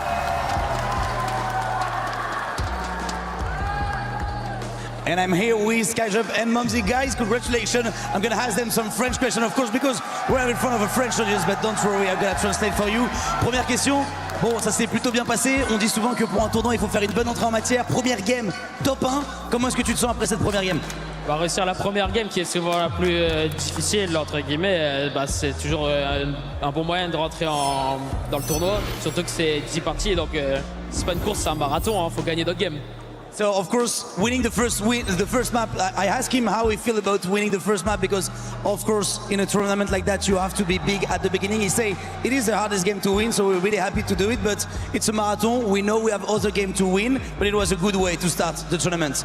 Was a question for you, Mamsi. So how are you doing now? Like, in front of the French crowd, what is the feeling? Like, you heard them when you make this Victor Royale in the first games. How it is to play in front of the crowd? Do you like it? Or you are a little bit under pressure?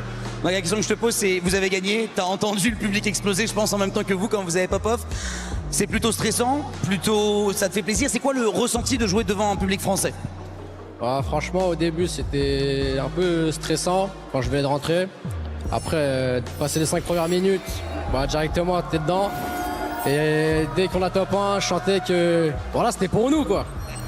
Of course, at the beginning, it was a little bit intimidating when we entered the stage because there was so much noise. But after 5 minutes on the game, and I just get to hit a lot of people, and I was like, I can feel when we have this first win, it is for us, and basically we own this. So, guys, last question, maybe, like, do you want to say something to the French crowd? Do you have like a message for them? Est-ce que tu as un petit message à passer à tous les fans français, que ce soit sur les streams ou aussi sur place, qui sont venus pour vous encourager? En vrai, continuez, le support, ça aide beaucoup, en vrai, les joueurs, les messages, etc. Continuez à faire du bruit et on va essayer de win pour vous. He say, guys, continue. The message, the support you have for us is kind of insane, and every message you send on social media is helping a lot. So thank you. We're gonna do it for us, but we're gonna do it for you as well. Merci beaucoup, les gars. Bonne chance pour vos games. Good luck for your games, guys. Have a good run, and hopefully you will make it to the top 7 for qualify. Back to you, guys.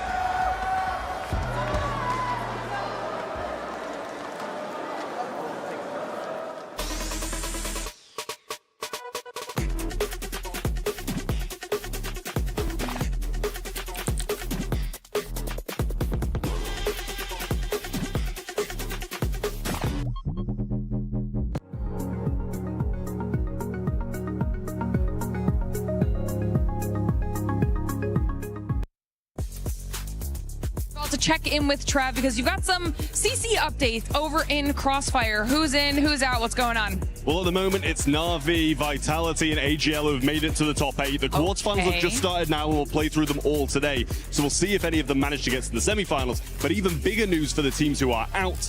Team Falcons is one of them, which is absolutely huge for the club championship. Obviously, they've now managed to put themselves 300 points ahead again, thanks to getting the top 8 in CS2. But here in Crossfire, they're out of the competition, and AGL are powering on. I will say, it seems to me like AGL need a big win here, otherwise they're not going to win the club championship anyway. And in the first game in the quarterfinal, they are currently down. So still some work to be done, but AGL need to really power on now. I mean, they are the defending champs here, so they still could definitely mount a comeback. We'll have to see if they're able to do that. We'll check in back later on in the day and see how everything plays out. Thank you, Glitter and Trav, for that club championship update. Trav was talking about AGL. Don't worry, we'll get a chance to talk about AGL here as we're back with none other than Levin, Kelly, Vivid, the 7WG. Well, let's talk about that last match because it was Suisi and Pixie being able to get the win.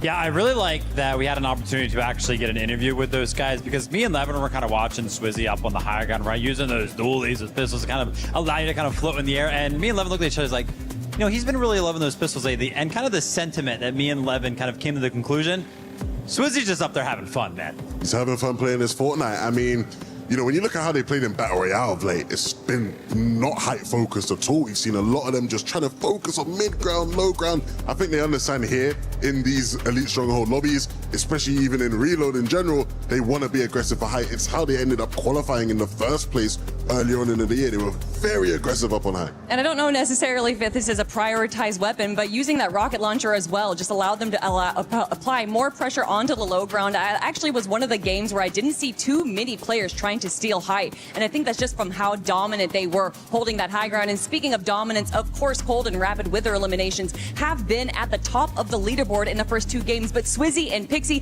have finally stole that away, Seven. Yeah, Cold and Rapid being able to just stay towards the top of the leaderboard too, without a victory royale yet. Levin, what are you pointing at over there towards the match ranking? Well, it's just the match ranking. It's not right? the overall ranking. It's not the overall ranking. It's not the overall ranking. But I think especially in the case of Cold and Rapid, they're going to be way up there, right? Because they just keep having these really strong games. Yeah, if I'm not mistaken, actually, Cold and Rapid are in first place. That's why I was a little bit surprised to see there. And a lot of that is just due to how many eliminations they have. I mean, Cold and Rapid are playing incredibly well. We obviously had a conversation after game number one. The natural terrain was very, very tough for all of our teams specifically, but for Cold and Rapid, they'd like to play a very, very intense low ground strategy, right? Where they're all the way on the bottom of the map. Similar situation here in game number 3, where natural terrain kind of pulled on top of a hill, but every single time they are managing to get themselves up ahead of all of their teams. Like, how are you the team that is playing at the absolute bottom, but you're still making it? You're still the first team to actually make it on top of these natural terrains to actually go ahead and clutch up these incredible placements. I think the beauty is when you're Rapid and you are playing with quite literally the best mid and low ground fragger of all time. Yeah, it's pretty straightforward. Just sit on mid ground, let him get a bunch of limbs for you. You're always just going to be able to tarp ahead and make sure you're in a good position to stay in the priority position. They're being so successful at it that actually in game number 1, we saw that Cold and Rapid tried to go for high just a little bit, but they're like, no, this isn't for us. But even that opportunity, they didn't falter. They were able to kind of go for it, and they're like, no, we're going to stick to the mid and low ground there. So they just can obviously win from any angle. Levin, yesterday we got a chance to see you being a coach. Now it's time to have another coach talk with Levin 2K, because there is one team that's truly underperforming, and that is none other than AGL. And we just heard it from Travis. Well, AGL is putting on the heat over there because Falcons got eliminated. AGL here needs to do exactly what Falcons was able to do yesterday, which was bounce back. That's true. That's true. Okay, thankfully, you picked a team I like. I was going to say, actually, I just will rescind my coaching offer. I don't want it anymore. But in the case of Sky and Scroll, everything you've done this year has led to this moment. You've climbed the mountaintop in EU twice. You've been the most consistent team. Many people think you are one of the best duos to ever live. But it has to be here in Reload. You have to showcase it across the range of the modes. We believe in you. I believe in you. I don't want to put too much pressure on you. Forget the noise of the AGL Club Championships for just a moment and remember who you are. The best duo in the world. Ooh, right. Shivers. Come on here. Come on here. Simple. We'll just... And now let's see though. Because obviously, after yesterday, Peter Von pointed on a masterclass. I had people atting me on socials like, thank you, Evan, so much, man. I mean, Peter Poyer needed that. I'm like, all right, guys.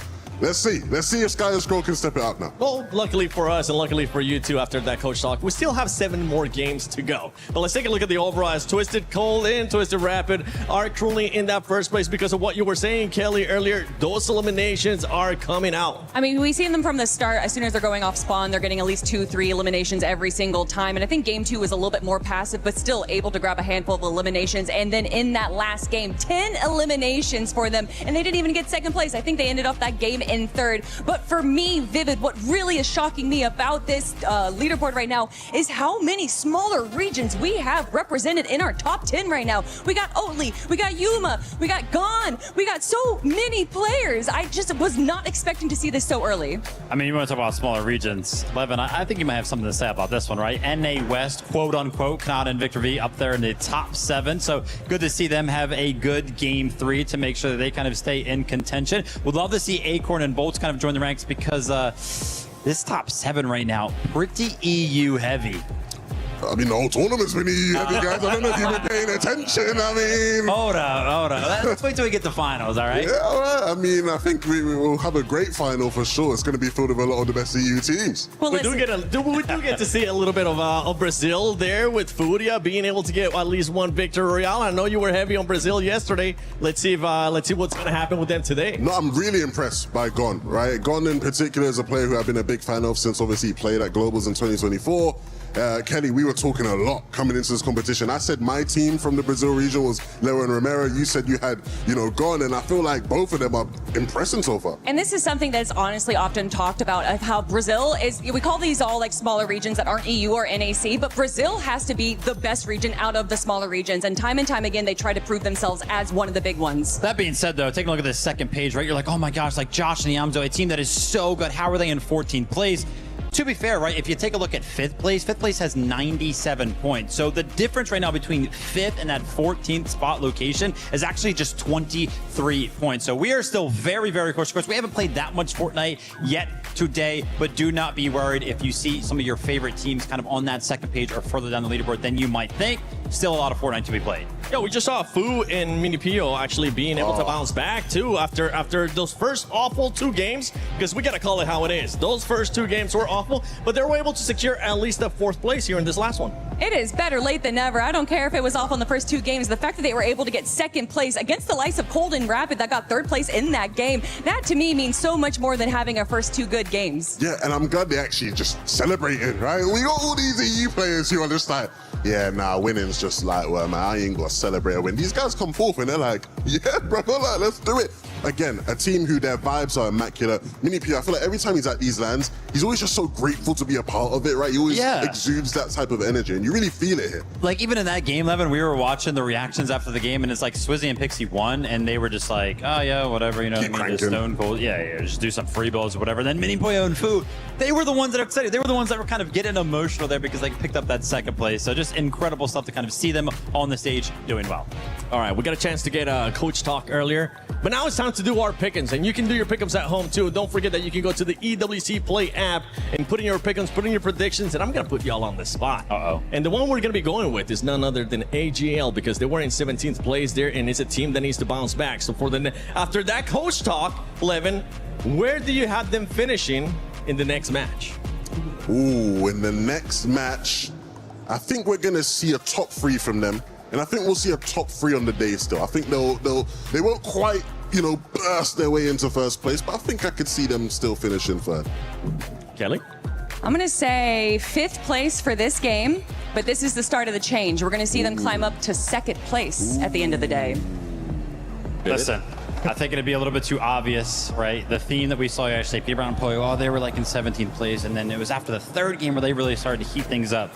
I think Sky and Scroll, I think they're going to need a couple of more games, man. I think in this next game, I think they're going to get like 11. Oh, a stinker. A stinker. You don't believe in the coach talk from Levin? You know what, Levin? I have full belief in your talk. And I think more people are going to be adding you on social media and using the hashtag EWC and hashtag EWC26, because that team, I have them winning the next game. But that's just my thoughts. That's just my pick'ems. Let's see what MBF and Taco got. You want to put y'all on this spot. What is AGL going to finish on in this next match? Look, Seven, I can appreciate your ambitious thoughts for wanting to see Sky and Skrull bring home a win, but with the way that we've been seeing Swizzy, Pixie, Cold, and Rapid sort of duke it out already, it's going to be a very tall ask. But more importantly still, we got that motivational speech out of Coach Levin, right, Monster? And I'm also thinking about the fact that there are just so many friends and family here in support of Sky and Skrull. ADL obviously going to be rocking behind their duo too, but I think it's really cool just seeing the likes of, personal coaches and friends like Eggy that are also on site. And with that kind of motivational factor behind them, it can certainly go a long way in turning the competition around. I do think it's hilarious to keep tagging Levin as a coach, though. Might have to rebrand after that one. Get us all your thoughts down in the bottom. But with that being said, we do have a lot more Fortnite ahead of us. The next battle bus is here and ready. Let's see what Sky and Skrull can do. Let's see if the conversation was enough to help them get their head back on their shoulders, their feet back on that track. And off to the races, Demis, Darm for T1 on the other side. Will be one of the first to take a little bit of damage here, but not the first down and out. That is not going to be reserved to anyone just yet. Even with the hot drop here. Okay, the fact that he survived there, ridiculous. Looking a bit wiggly, solid movement, but it wasn't enough. Faison gonna cut that one short. The AXA and 7. And AXA will be the victors currently. Salvatore, though, looking to close in, maybe get a little bit of revenge here, but 2 versus 1 can be a little bit difficult to, and not exactly the most enticing fight to take. Yeah, definitely a tough fight there. Pixie, Swizzy, little update from them. Slow start to the early game. Chisel Cubes, for the first time, actually being somewhat contested in Pixie and Swizzy, not looking to do a split drop at all.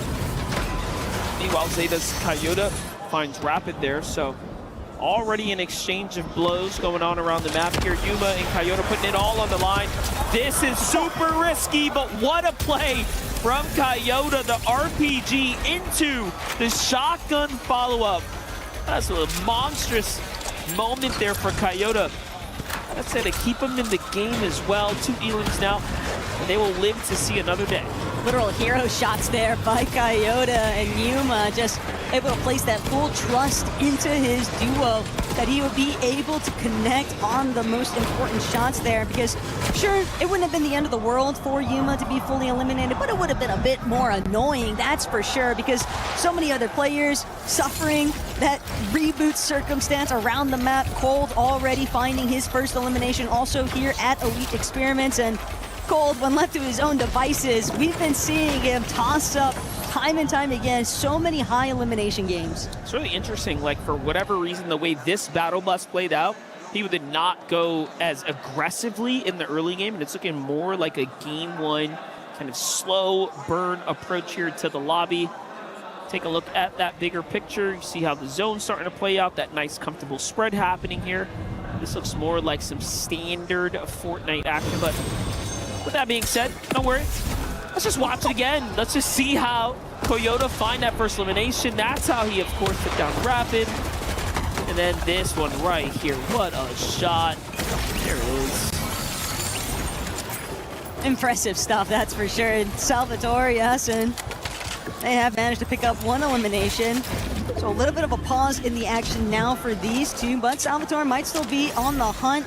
Keep in mind that part of the reason why some of these teams are starting to take a little bit of that slower approach, yes, the bus path can definitely reflect in that, but I also think it's because teams are trying to not take too many risks, because from this point forward, they are just going to have to be focusing entirely on securing solid points. They want the club championship boost as well to factor in here. And it looks like we do have some updated points there. You see Team Falcons still barely holding on, but AGAL is now starting to sneak their way up as the club championship points are beginning to get updated. This really is an important moment now for Sky and Skrull to, one, make sure they qualify out of this bracket. It's been a competitive Group B, that's one thing for certain. And then everyone else, I mean, we were just looking at the points. It's a 1-game spread right now between roughly 14th or 15th, all the way up to top 7. So no one is safe, even if you had a couple good rounds so far. And Sky Skrull fully aware of the fact that they are trying to deliver on a top 7 performance. They know exactly what's at stake. And the fact that they're kind of flirting with disaster, potentially staring down the barrel of being in that bottom 3 position, this could be a crucial day for them. But they are looking to find some semblance of a recovery. They were rather isolated, far and away from the rest of the map. Only Ewc really left to sort of hang with them. Skyjump, Mumsy, Golden Knight, other teams that have already had relatively good success on the day, looking to keep that momentum rolling here. Gon won't be able to get the finishing blows onto Demish, but that's where Knight just opts to pick up the conversation instead. Still, we'll have to deal with Darm along the way here, and Darm, fighting for his life, doesn't want to get eliminated too soon because they are the cutoff. They are currently in that 7th place position, and for T1, they know club championship points, exactly what they're hunting for. Listen, 3 eliminations separate you from 12th place to 6th place. 3 eliminations in a reload format. Come on, that's nothing. We might as well all be tied up on points here. And that's what I'm talking about. That's how close the competition is. So don't let all this leaderboard fool you. It is so competitive from 16th and upwards. And then you jump down to Sky and Scroll, who need that massive game. This is where the players down here need massive games. And they are getting a little bit squeezed right now by Coyote and Yuma. That RPG just forcing Sky and Scroll to opt for a different way of approach here. But Coyote and Yuma also got to take a moment to heal. Yuma getting a little bit more tagged up than what he was hoping for. Acid and Salvatore trying to close in on his position, but space has been created. The collapse won't be sought out just yet. Is now Rapid and Cold to head straight for the supply drop. World is their oyster at this point. Yeah, definitely, as they're now fighting for the airdrop here. It's actually really nice. 4 eliminations for Cold and Rapid. I mean, they're so far ahead of the competition. It is just gross to watch at this point. They make the lobby look easy. Well, hey, we know Shark and TD obviously are going to have their work cut out for them, as we are seeing some real light shine through. Take a look here. We get an update with Victor v. Kanata, 97 points here, 6th place on the overall standing. They were in 5th when this all started, but no eliminations earned just yet. Again, just a few eliminations separate them from the rest of the pack. Really got to watch every step you take, even when you are in these more far and away spots on the map and no one's nearby just yet. It can all just change at a moment's notice. But Sky and Scroll looking to get a little bit more active here against Ewc and Jojo Fishy. All the way far south on the fringe of Elite Armory. Jojo Fishy doing what he can to try and stay standing here, but Sky and Scroll are relentless. They desperately need to start factoring in some points, and every little bit counts. The knock is going to be secure, the elimination's going to fall through here, and now it's down to whether or not Sky and Scroll can really just manage to keep securing additional eliminations and a nice endgame run as a pair. As that Elim went through for Sky and Scroll, it looked like Cold in the feed actually took out Ewc. So like you said, that's the full elimination. You know what? I just want to give a little bit of shouts and a little bit of credit to them. This is their first LAN event, right? So Ewc's got a big smile on his face. Jojo looked a little timid, a little nervous. But unfortunately, he's not going to be smiling after that. When they get put on ice, they can still make a return, though, in the tournament, of course, as we have a lot of games in front of us, right? So don't feel like, you know, it's over just yet. But still, at the end of the day, you got to perform to the best of your abilities if you don't want to get your keys crushed here at the EWC 26. Furia, 916 is gone. Furia's Knight looking to earn more points for their team. Back to Peerless Peer. I actually like this. They pulled a zone over this way. They're going to get situated early, and that's a good spot to be in.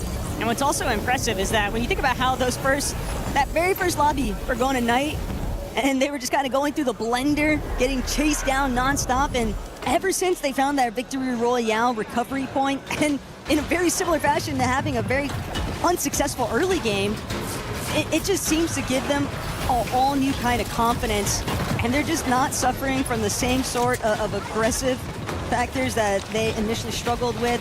And maybe that could be the turnaround for Sky and Scroll also. If they could just make it through towards at least 10th, 11th zone as a pair, that might just be the catalyst to really remind them of who they are and their true potential. I think the real problem is teams were not falling. I mean, we had a moment where there were so many teams alive, even if they were just fractured down to solos, and that just means you're not going to earn those placement points. I think it's around like 16th or 14th where it really starts to, you know, add up, but even then, things are really difficult. Well, taking a look at the bigger picture here. Again, there are already 2 duos fully finished there. You can see from the overall wide picture there. Jumping to the new zone, though. Congestion starting to take place here. Team Furia looking to get into a fight. They are 5th place in the overall leaderboard at the moment. Truly representing for Furia.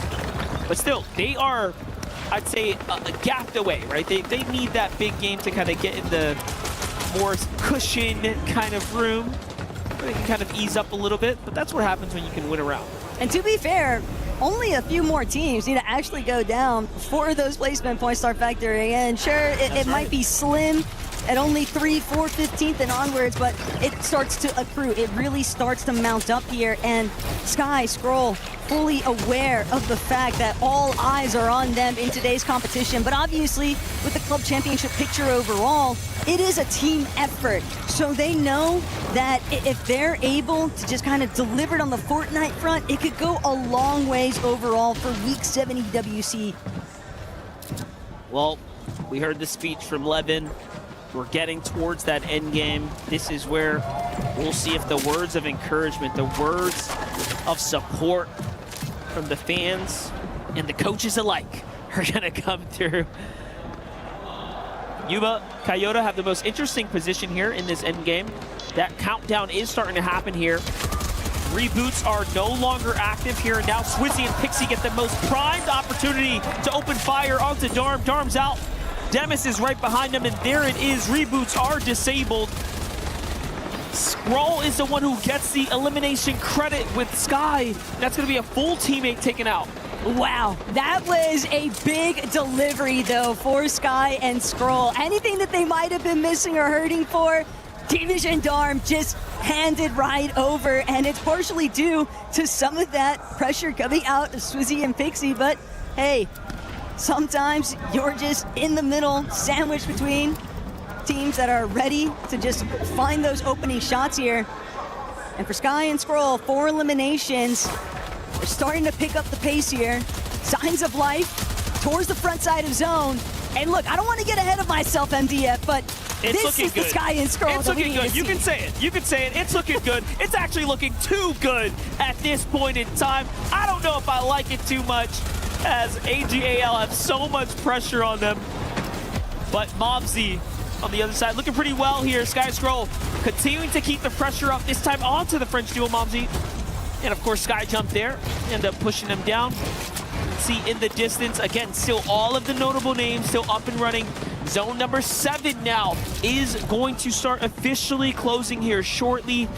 And this is where things get really difficult. This is where they haven't been able to put the pieces together, but so far, it's been the strongest game that we've seen from them. I like the way, though, that Sky and Scroll were just so adamantly scanning the teams on the higher layers. It's obvious that they're going to have to start to make their next move, and they're going to continue to kind of wrap around the edge of zone. They want to try and secure another frontside position towards that ultimate low ground. It's where they feel the most comfortable, and they know that there's going to be a lot of familiarity if they're able to control that part of the zone. But obviously, Coyote, Yuma, way up above, starting to have a little bit of shakiness, but nothing too hard just yet that they can't contend with. And they'll actually make their next move towards the front side. Thought for a moment that they might have been softly chopped, but a little bit too based up, too secure. Yeah, no, it was Team shockwaving past, almost hitting him with that mammoth pistol on the way by, but the tags didn't quite connect there. Meanwhile, GK's Japco ends up going down. We'll keep eyes on Zeta up top. That's an exciting duo, of course. But you still have Coyote here looking to defend it. Sky and Scroll go for the super pad up to the top. This could be their moment to siege height or just buy themselves some time and earn a little more points. Swizzy, though, from that last game victory, now having to play this one out by himself. From one champion to another, he's in a tough spot here. 200 mats left, 100 mats left. Things are starting to thin out. Things are starting to look bad for them. Pressure coming in from all angles here from Mobsy and Skyjump. And what a terrible zone pull. My gosh, it's going into the water. I hope you brought your swimsuit and your vest, because this one was so uncalled for. Coyote and Yuma won't have any complaints just yet, though, but Sky, Scroll, they're ready to overtake. They're going to get a little bit chipped away at Force Shield, but Scroll immediately dropping, reuniting with Sky. With Swizzy so incredibly injured, only one build remains. He's going to be forced to play through the backside of zone, hoping that he's not on the receiving end of any big shots, but still, Only a couple of overdrive grenades remain and a whole lot of players in front of him as Coyote and Yuma just continue to assault these lower layers. Mini Pio and Fukundo, they could make things a little bit more interesting, but it's a big elimination duo. Swizzy, Pixie completely out of the picture. Cold and Rapid now have the chance to try and run away with it. Yeah, I hope you didn't forget about them. They're still in this game. A lot of big names here. Kanata finds Salco in the feed there. Little friendly one-on-one action from one West duo to another. 2 elims now for Kanata. Victor V down to the low ground. They've had some excellent frontside rotations, really taking charge here. Look at Kanata making the calls as Victor's here to back him up. Meanwhile, up top, the full connection has come through. The picture coming together. This is looking like Coyote and Yuma's game to win. Talk about throwing your way back into the competition. We said it before. It is so close at the kind of bubble area here for the qualification positioning. Meanwhile, Gone falls, Knight falls. They're done it now. Fukuna, Mini Pollo. What can they do here? They're trying to stay alive. SAUL faded, still in the game. Little big tags coming in though. It's going back and forth here. They're all out of gas though. Faded goes down. Khan now is left by himself. Yeah, you can tell these players are just running on fumes right now. And Khan, what more has he got left in the tank? Trying to see if he can keep it pushing, but with Momsy Skyjump racking up elimination, but Momsy taken out, loses track of what's taking place right behind them, and Sky, unfortunately, will be forced to try and contend through the rest of this mess all by his lonesome. Still picking up the pieces after the fact. Elimination onto Salvatore. The Siphon gonna buy him a little bit more time, but he's running out of builds at a rapid rate, and no puns intended because Cold and Rapid are running this lobby down. That was big, and they just took down Victor V as well. 9 duos remaining here in the game. Couple solos kind of in the mix. Ianzo is one of those solos. No points earned on the eliminations just yet, but he's got decisions to make here. You have Spooks, Oatly putting pressure from up top. Shots are coming in. He gives up the layer, and he's just trying to survive here and go the distance. You blinked, and you missed it, though. Cold catches Kanata with a monstrous shot to keep him in the game now inside the top 8. But Cold, will he even have a chance to try and restore some of his shield? He's just got to try and conceal his positioning for the time being. Spooks and Oatly still relatively healthy up above him, but Coyote and Yuma just haven't had anyone left to challenge them. They are way overhead where everybody else in this lobby is currently sitting. Acorn and Bolts directly underneath. Spooks and Oatly still trying to get the job done, but with Coyote and Yuma just so solid far and away from the rest of the competition, the players are going to thin the lobby out for them. This is actually insane because if you think about it, coming in says Oatly and Spooks were in 8th place. Coyote and Yuma were in 9th place. Sky and Scroll, well, they were out of the tournament altogether, and now Sky is still going. 2 elims for him back-to-back. Can he get a third? Doesn't matter. Top 5, though, is an excellent spot to be in. Oatly is playing so well himself. That's his 3rd elim in the endgame. Meanwhile, Acorn Bolts actually finding their footing down in the ultimate low ground. And Coyote and Zuma have finally given up that height. They're coming down for the win. Finally, Skyjump's gonna get scouted out, but Coyote and Yuma, all they need is just to find where Bolts is at. It's going to be a little bit of a heel-off showdown here now, but Bolts realizes he doesn't have anything left. Yuma was trying to wait it out, but Bolts, what great awareness there.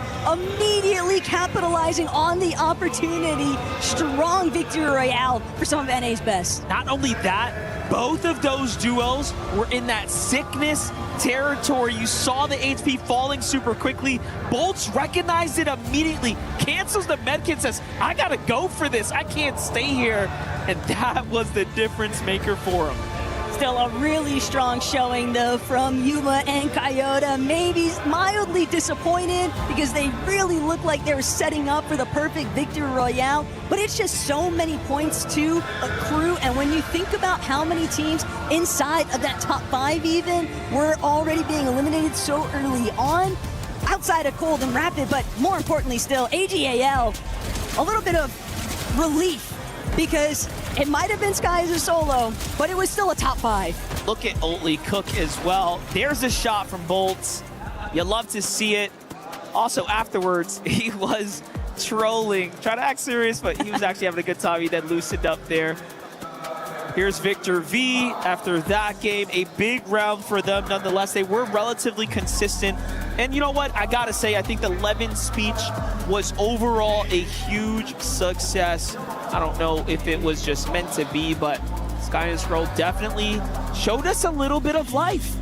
We threw them a lifeline, and they got pulled out from being deep in the water there. They're somewhat in the competition now, right? They're not down there in that 30-point range where we're just like scratching our heads saying, hey, what's going on?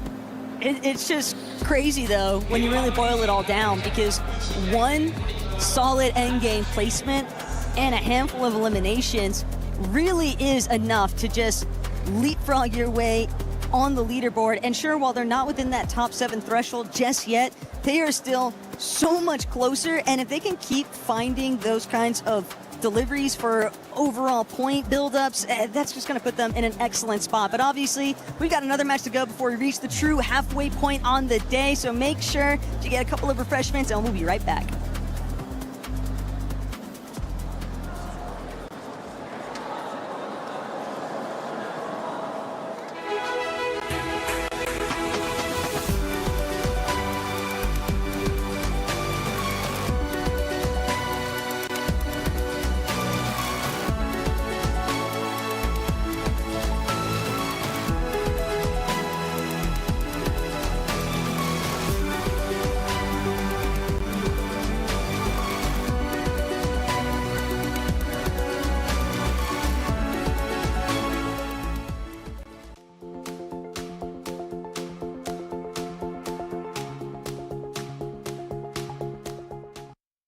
Josh Riley is one of 2026's biggest new talents, and the Reload Elite Series qualifiers were his calling card.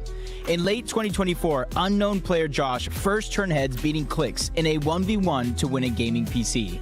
Now 2 years on, he's going head to head with the biggest Fortnite players in the world. That moment was like the best moment of my career, I'd say. Like, I was playing on a laptop for like 2 years and like 300 earned. And like whenever I beat him, that was like one of the happiest moments of my life.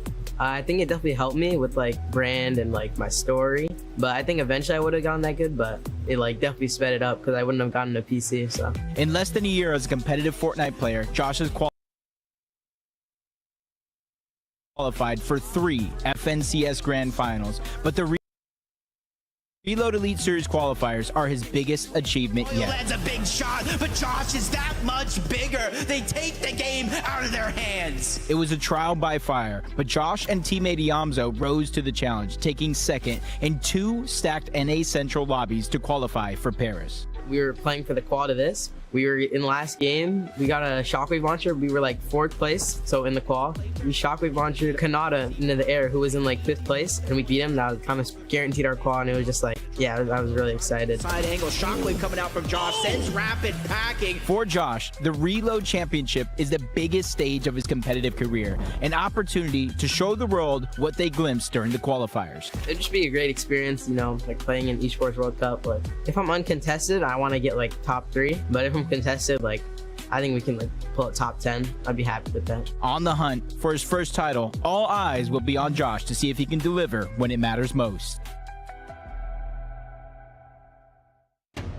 Hello, ladies and gentlemen from around the world. Kelly Link here, joined by Mini Miner. We just wrapped up game number 4 for the Reload Elite Series, and this is Group 2. We gotta find 7 teams to go to the Grand Finals, and after game number 4, I feel like there's some teams that are kind of standing out right now. Yeah, we got some amazing teams popping off right now. One that I want to mention, of course, Cold and Rapid. What a performance from these guys coming into today. I think we sort of anticipated a great performance, but coming from the EU region, I wasn't expecting this level, Kelly. You've watched them a lot, so is this the expectation we should have of them? The absolute aggression that we're seeing, and we've seen some other teams popping off right now, but when we added, we're at the end of game number 3, I didn't see them in first place because I read the graphic wrong, and I was like, there's no way Cold and Rapid are in first, but of course they are. When they get all of those eliminations, whether it's from the low, mid, or even high ground, no one can stop them. And the synergy that they seem to have as well in these layers, they're playing so well together. They seem to bounce off each other so well in these moments as well. Another team as well, Oatly, Spooks, a team that I really didn't expect too much from because of the fact fact we haven't seen them on a LAN yet. It was a bit of a question mark, right? I never doubted you guys. I had you guys in first place the whole time. No, but there's a reason why they call him Goatly. He's been around the scene for so long, finally revealing his face to all of his fans and finally showing up. And no, like you said, I don't think a lot of people expected them to be as good as they are. Just so calm when they're playing these end games as well. Monster was saying on the cast right there, he's just having fun. He's enjoying himself, Oatly, which is really interesting for your first LAN. It's a sort of a really great thing to see on this stage. Yeah, I think it was after game 2 or game 3 where they went down in either 3rd or 4th place, and he like was high-fiving and shaking his hands, where everyone else, even when they win, are just unbothered by it. He was so excited to be able to make it into the end game, and then he does it again. Yeah, a little subtle diss onto Sharkantini right there. We didn't see a reaction from them all weekend yet, but we should see that, of course, coming soon. Of course, we cannot come up here on this stage and not talk about Skyjump and Momsy. What a performance. Any fans of Skyjump and Momsy in here? Just a few, just a few. Yeah, one or two. I mean, these guys, they always show up when the pressure is on. If that's something we've learned from EU, they're showing it here again today. Picking up that first game victory, it's like almost the perfect story. And then even Swizzy and Pixie, a team from the French team as well. This is exactly what we want to see here on the stage. And we want to see exactly more of this in the next 6 games, Skyjump, Momsy, everyone that we have, and we have more action coming your way, so don't go anywhere. Hope you guys enjoyed that little bit of downtime. Definitely some hype in the crowd here as we got a nice pop for, of course, Skyjump and Momsy. Man, what a pleasure the tournament has been so far. And this is the last match now of this map, though, Taco. So, hey, if you've been having a hard time here, well, guess what? The pain's almost over. But look, it's been such a ping-pong effect on the leaderboard in terms of where the top 7 cutoff is actually going to be held. Yeah. Right now, we currently see it for Khan and Faded. Victor V, Kanata, just slightly pushed out from being inside of that top 7 threshold, but already so much of the club championship points, as well as just these leaderboard standings overall, shifting between every single lobby. There is practically no guarantees, even though we're approaching the halfway point, outside of the fact that Swizzy and Pixie for Team Havoc, and then obviously Cold and Rapid for Twisted Minds, having the performance of their lives here in Group B. Yeah, they definitely seem to be the shoe-in duos here, but hey, we know that stranger things have happened in the past, and it's gotten actually a lot closer, right? 2nd and 3rd place between Momsy and Skyjump are actually neck and neck, pretty much tied up on overall points, which is really interesting. Then you start looking down towards that bubble line. Acorn and Bolts, where they were pushed out because of one bad game, now they're back in the conversation. For the first time, though, Oatly and Spooks are inside that top 7. This is exciting here.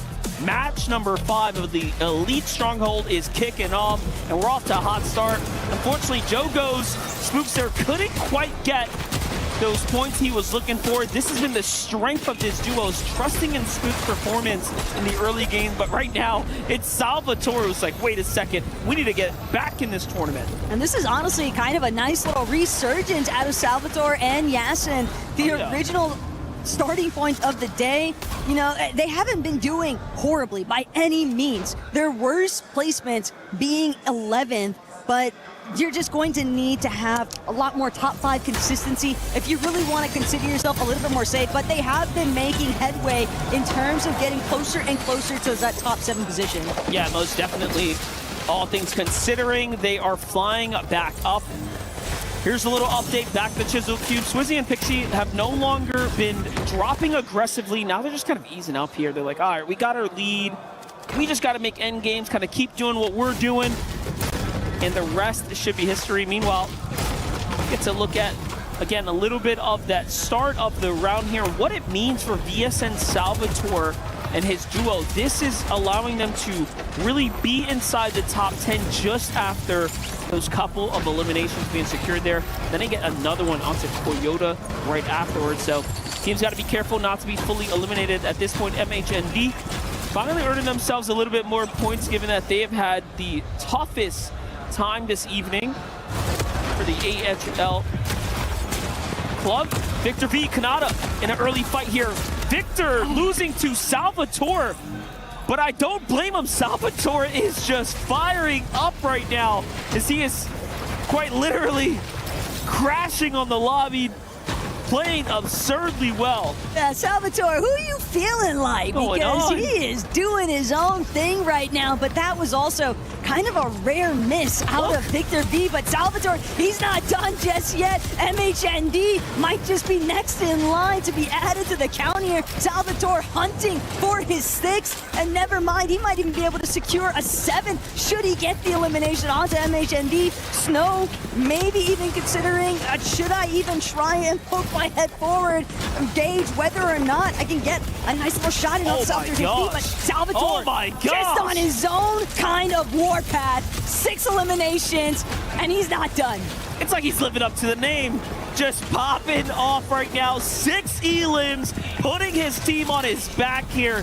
That is the type of hero's effort we need to see from players if you want to go straight to the finals. And look, now he is in contention at 9th place, just a singular point behind Victor V and Kanata there, jumping up to 16 overall active eliminations. Look, they tried to play the concise, calculated Fortnite, but they've been seeing what Cold and Rapid have been getting up to, and they decided, why not look to just handle our own affairs here? Pretty solid showing though out of Khan, getting good elimination onto Cold, but Sky and Squirrel can't forget about what just happened for them in that last lobby. The top 5, the signs of life. Will it actually be the catalyst though for these two to really carry over into a strong close for this tournament? Yep, Yuma and Koyota, not the strongest start as they were eliminated pretty early, but they jump back in, they find a few more tags, few more pickups, and now they've already cushioned a few points here. Let's take a look at how it was playing out from Yuma's perspective. He gets the teammate there of Salvatore. Salvatore not by himself. You played so well up until now, and now you have Asia's monsters on your heels. Luckily, it gets away. That is still showing to how good he has been able to perform here. And what a find. Hey, sometimes you need a little RNG, you know? You might need to transform that Flowberry Fizz into some bandages. Some whites could go a long way for this man, especially when he's being hunted out by Zeta Division. But revisiting Cold and Rapid, saw a little bit of early hiccups. Nothing to deter them just yet, though, from this aggressive playstyle that they had been manifesting all tourney long.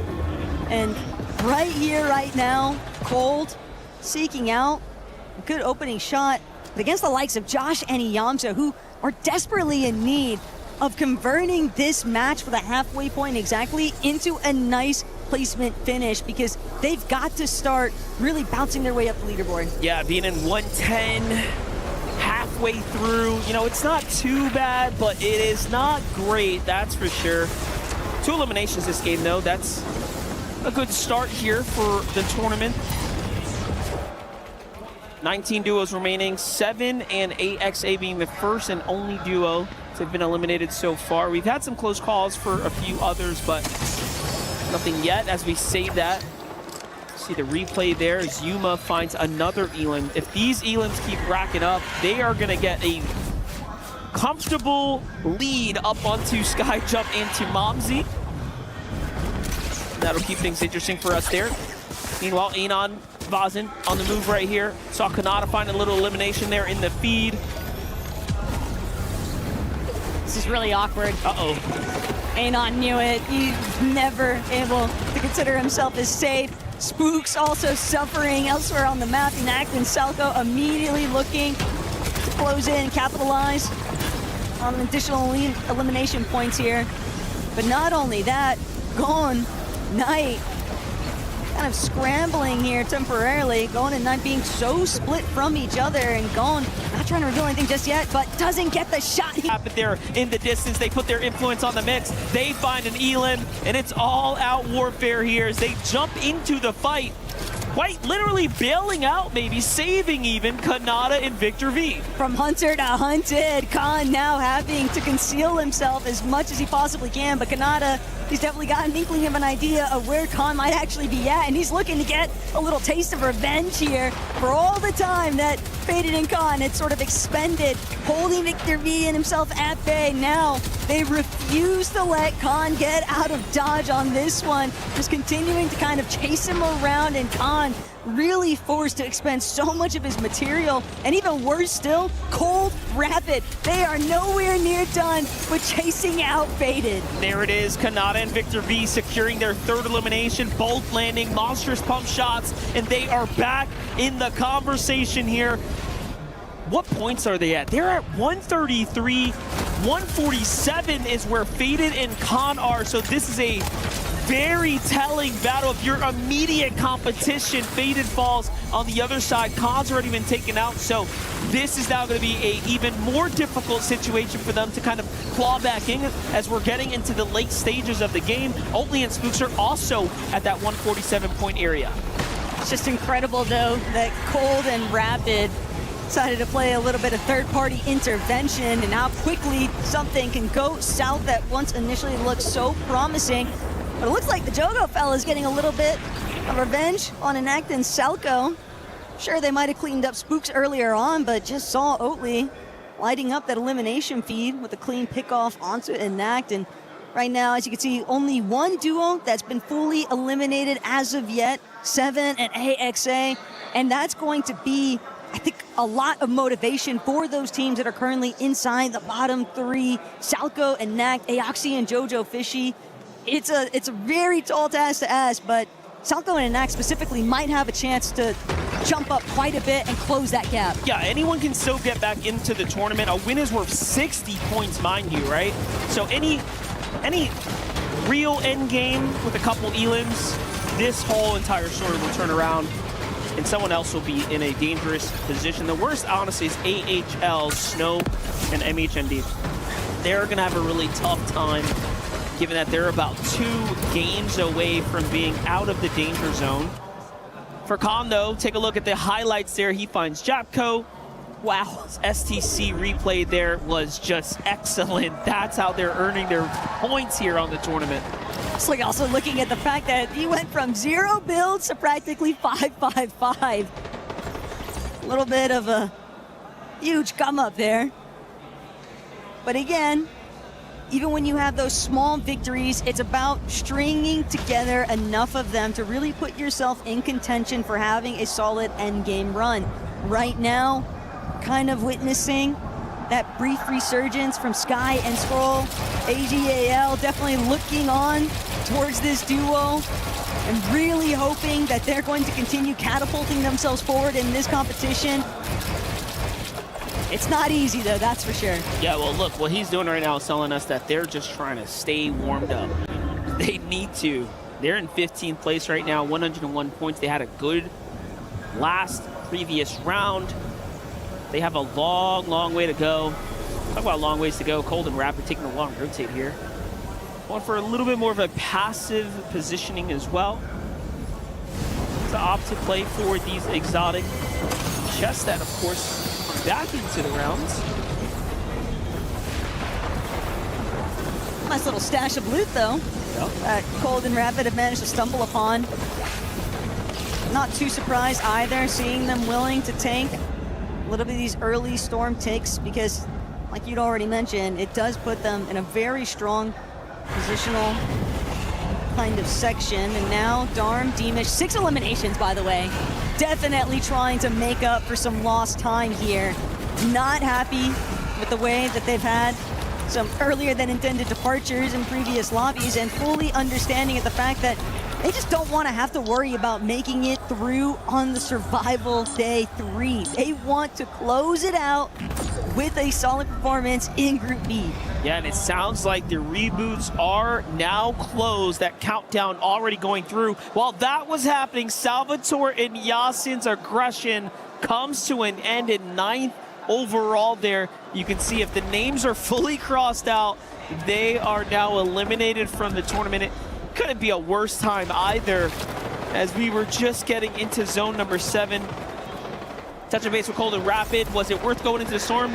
I mean, absolutely. They seem to be pretty decently set up right now, but they have a long way to go. Yuma and Koyota might have also just fully fallen in 5th place there. That's going to be very, very devastating to their overall consistency right now. there's no way they stay inside the top 7 at this point. It is just too close. You never know, though. They were able to secure a couple of eliminations, so that might just be enough to still keep it close. At the very least, Swizzy, Pixie, it looks like some of their earlier passiveness has definitely boded pretty well for them currently, but that's only if they don't find themselves getting unexpectedly addressed on. Doesn't seem like Minipio and Pukun are all that interested, though, in getting involved just yet, as Kanata, Victor V, 3 eliminations to boot. They're fully understanding that their sole mission right now is to net that strong endgame placement and really start to make Dignitas' presence known. You saw how hesitant they were to walk through those builds there, really making sure they have full control of things. Momsy Skyjump starting to get active now, though. The opposite placed out here as they're fighting for some loot, fighting for the refresher. Here's a team that doesn't have a lot of builds here, and even them making sure that they do not get themselves edited on or caught out of position. Was it worth it? Surely. They just picked up about 200 mats, so not too bad. Couple heals as well to go the distance here. Could be the difference maker. Meanwhile, Pixie and Swizzy for Club Havoc looking very, very good right now. Once again, defining themselves as the high ground duo. And this is also going to kind of shape the rest of this lobby too, because the one time that we haven't seen Swixy and Pixie in control of height, that's been really the only time where we saw Koyota and Yuma really have that opportunity to just net a strong endgame performance, since nobody else is really looking to challenge. It's evident that Swizzy and Pixie exclusively want to lead on the high ground, and for Rapid and Cold, disaster might have finally struck the pair, because it's only Rapid that's left standing. Cold at least managed to get 2 eliminations along the way, but this is the first time that we're really seeing these guys look so injured. And also, Hughes and Darb down and out as well, as they were so close to top 7. They're going to start slipping down the leaderboards as well. Everything is now starting to change here as the points are looking to start taking place. I see Skyfall there as well, unfortunately. So this is going to start mixing things up. It's all going to be up to Scroll here. Give him a second. Let's see what he can do. He's by himself. He's putting pressure onto Faded and Khan. Really just trying to defend for himself now. He's got enough to work with, though. Full team below him. Jojo, Fishy, Aoxy make the edit. He's got to go as well. 5 shockwaves to work with. There's not one smarter that can play these rotates. We've already seen him do it earlier today here in game number 1. But still, doing it one more time, it is just so overwhelming, the amount of pressure that must be on Scroll's shoulders currently, and knowing that there are so many other healthy teams, but Pixie, Swizzy, they might be changing that up. Yapko Panzer, it's the right intention, but Pixie and Swizzy are not giving them a whole lot of airspace as they make their next move, still managing to be strong contenders of the high ground. No one's able to realistically challenge them yet. Yogo, Spooks, and Oatly having a little bit of a tough time securing that secondary height layer, but Momsy and Skyjump inside of the low ground, and Momsy just can't make his way through. He gets caught for a moment, and that's all it takes for the lobby to dish him out. So right now, Skyjump has to stay up and do something. Kanata, Victor V earning points here on the low ground too. Already, 12 duos remaining. Placement points are starting to add up. Victor gets the secured elim there. That's going to be 5 for them here and now, and they don't have any builds to work with. Kanata's only got 3. Rapid's going to be the target of focus here. They almost secured that elim. Little do they know, I think Scroll was still in the storm. He's just tanking here, barely makes it in. Somehow he's better off than they are. It's crazy, though, just how rapidly his build actually dwindled. And Scroll, he recognizes there's a little bit of a loop ball behind him, but he doesn't have the chance to go for it just yet. Too many players surrounding him. Cone maybe going to get an opening shot here, but no, Scroll prioritizing this frontside ultimate low position. He feels like that's where it'll be best for him to try and hedge his bets and just concealing himself as much as he can. Still, this is a really rough spot to be in. Only 1 build remains. One overdrive. Put a big shot onto Victor V. He's able to get the siphon materials, and now one more time on the low. Such a huge elim, and I was looking at how close he was to top 7. Everyone now is getting crunched down into the standings there. Oatly and Spooks are down and out as well. Josh and Iamzo are flying their way back up, but Scroll is the most important player here in the lobby with the most critical clutch that he needed to get out of the dangerous territory of being down at the key crushing ceremony. Bolts and Acorn as well fighting their way back into the tournament. Up scroll goals, that might have been a mistake. He will be frozen in third, but what a performance. Mini Payo as well is still in this game. These are huge, important games for these teams. Acorn and Bolts, though, they're looking to try and see if they can secure the halfway victory royale. Mini Payo Cocoon directly underneath. Acorn Bolts finally looking to drop, but Acorn Bolts, they don't have any builds. Only one remains for the pairing.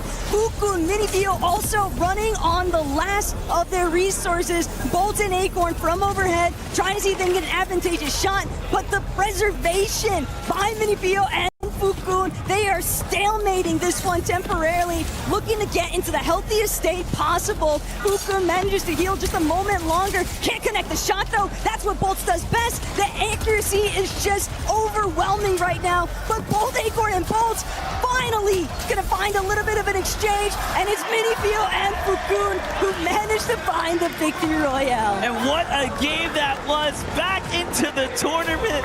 They rise. A huge, huge round. Look at the emotion coming out of them right now. They're feeling good. What a way to really stamp yourself through that map and close out your first half. 5 games. It took them 5 games, but finally now they get a small taste of what it's like to be in the lead. It's a little bit topsy-turvy, and it's also just so difficult to see, too, MDF, some of the player cam panovers, because we're witnessing the celebrations out of the lives of Mini Payo and Fukun, but then we're also getting those direct shots of the duos that are currently inside of that bottom 3 threshold, and it's a tough spot to be in, but that's what makes instances like what Mini Payo and Fukun were able to really just break through after they found some earlier success with a nice endgame placement, getting themselves out of that danger zone, and now this win comfortably putting them well above that scary part of being inside the bottom 3. Yeah, what's wild about it is when you look back at it, they had such an advantage, but Acorn and Bolts fought so well. Bolts finding one. He nearly clutched this up. Both of these individual players were just a shot away from it going either way, but in the end they did need it more. They were further down the standings, and now they get to stay and compete amongst the top. Oh, you can just see the emotion from others that didn't quite perform the way they expected. Even there, just really tough. You know, you have these 5 games, you understand that you had an opportunity and then you might have come up short there. But it's all good. We still have a lot more Fortnite ahead of us. It's pretty wild, 10 games, how much you really get out of it. The best will eventually flow to the top. But it is still just such a rough state to be in. Yapko Panzer, you absolutely hate to see him in that kind of position. But then again, when you look at the likes of Sky and Scroll. Scroll, yet again, top 3 placement. And just when they need it most. Because now things are going to start transitioning over to the Slurp Rush, but when you're able to actually get that little bit of rhythm going, it just is such, I think, a mental boon for that duo, because clearly the earlier game instances, you know, you can kind of just brush those off a lot easier now, and Scroll just, what a crazy flow state he hit at the very end of that last lobby. Yeah, I was trying to see, like, overall, you know, he went from being nearly out of the tournament altogether to tying up with Furia's Knight Gone. And that's going to put him around the 150 point-ish threshold. He's basically neck and neck with from himself all the way up to those that are in 7th. So it does seem like the story really has begun to turn around. And everyone in between there, Koyota Yuma, Knight Gone, Josh Yamzo, Victor V. Kanata, and then the line, the bar, is Oatly and Spooks. It is just that close. I don't know how many people would have necessarily anticipated this top 10 to be as close as it is. And the reason why I'm expanding it towards that top 10 is because, like you already highlighted, MDF, the numbers are just too close. But obviously, all eyes have been on AGAL for good reason here today. And we've even got Barney standing by with Sky and Scroll. Welcome back to the Gadia City Grid. I've got Scroll from AGAL joining me now. Scroll, before today, we had the opportunity to have a quick chat backstage. Now, aside from the fact that if you added yours and Sky's age together, I'm still older, that's extremely embarrassing. Apart from that, we talked about the improvements you guys have made over the past year. You guys are playing incredibly well. It seems like your synergy, your game sense, you guys basically have one brain. Today has been a bit of a tougher start to the day, I think you'd agree. What are some of the issues that you guys are running into? Is something just not quite clicking? I feel like right now we're just trying to see how the lobby moves, and then we're trying to fit into the lobby.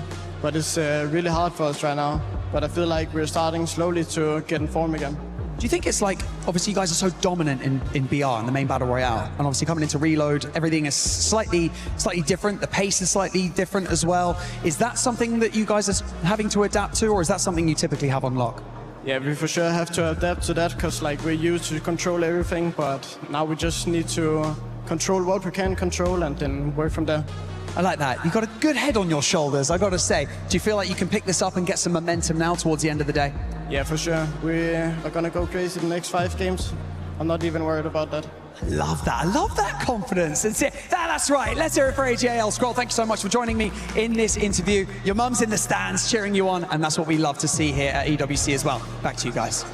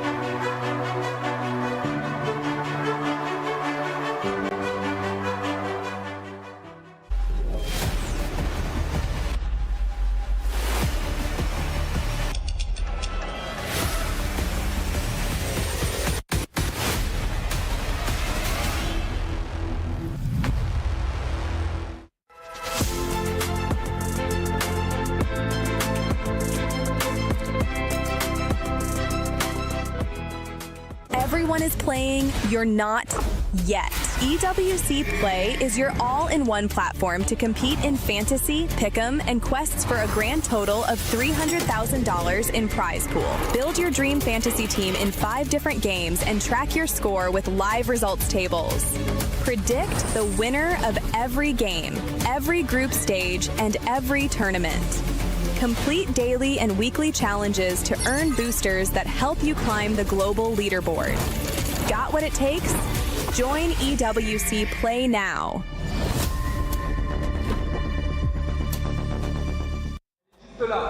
What's going on, Fortnite fam? We have none other than Cold and Rapid. You know them, you love them, guys. What is going on? How's it feel? You're here on land. How are the vibes?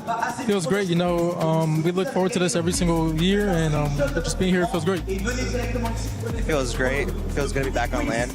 I love that. So, guys, let's talk about a little bit about the elephant in the room, okay?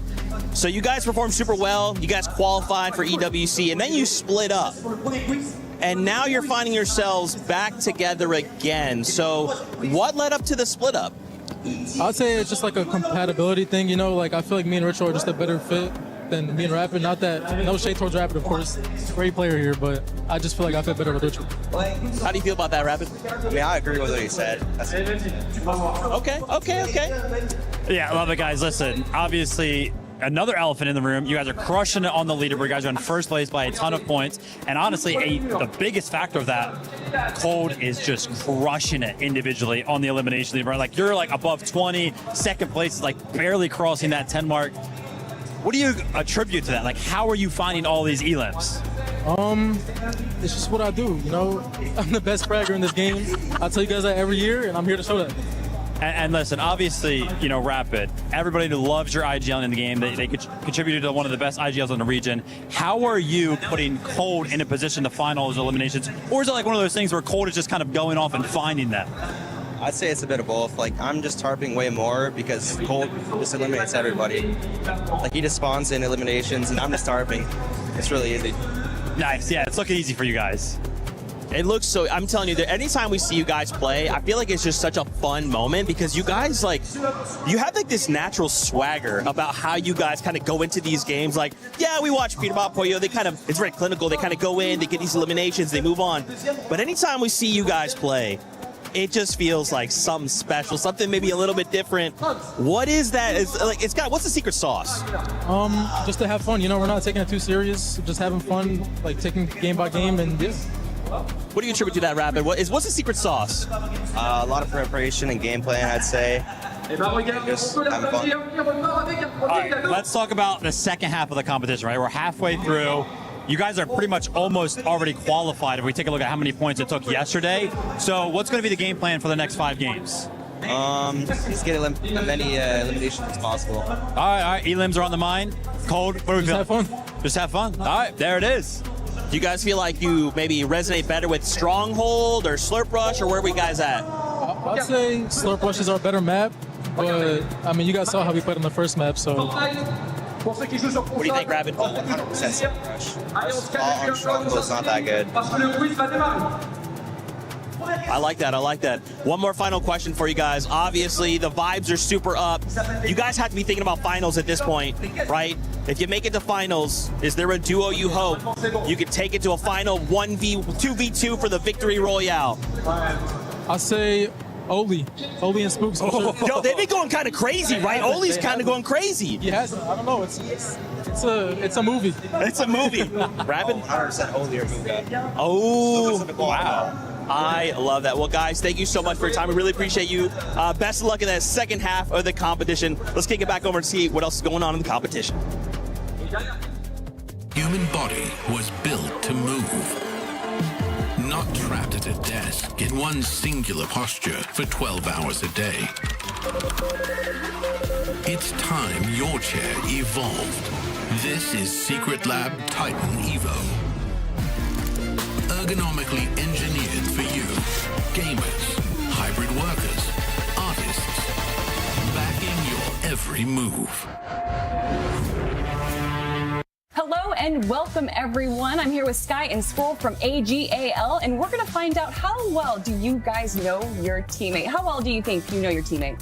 Pretty good. Yeah, do you feel the same? Yeah. I mean, you guys are coming off of back-to-back major wins, so I feel like there's obviously a lot of teamwork and a lot of synergy going on, but we're gonna find out how well they actually know each other. And we're gonna start it off with something simple, okay? Sky, you're gonna tell me, what do you think Scroll's favorite weapon is that's currently in competitive Fortnite?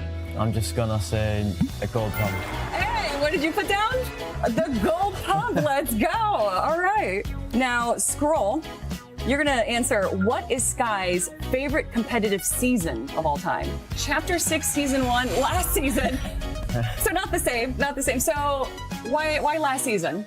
I feel like last season was just going so perfect with everything, so might be that one. Yeah. Sky, what is Scroll's favorite item currently in competitive Fortnite? All right, at the same time, Shockwaves, Fizz. Okay, I feel like together they're kind of so. So why'd you say Shockwaves?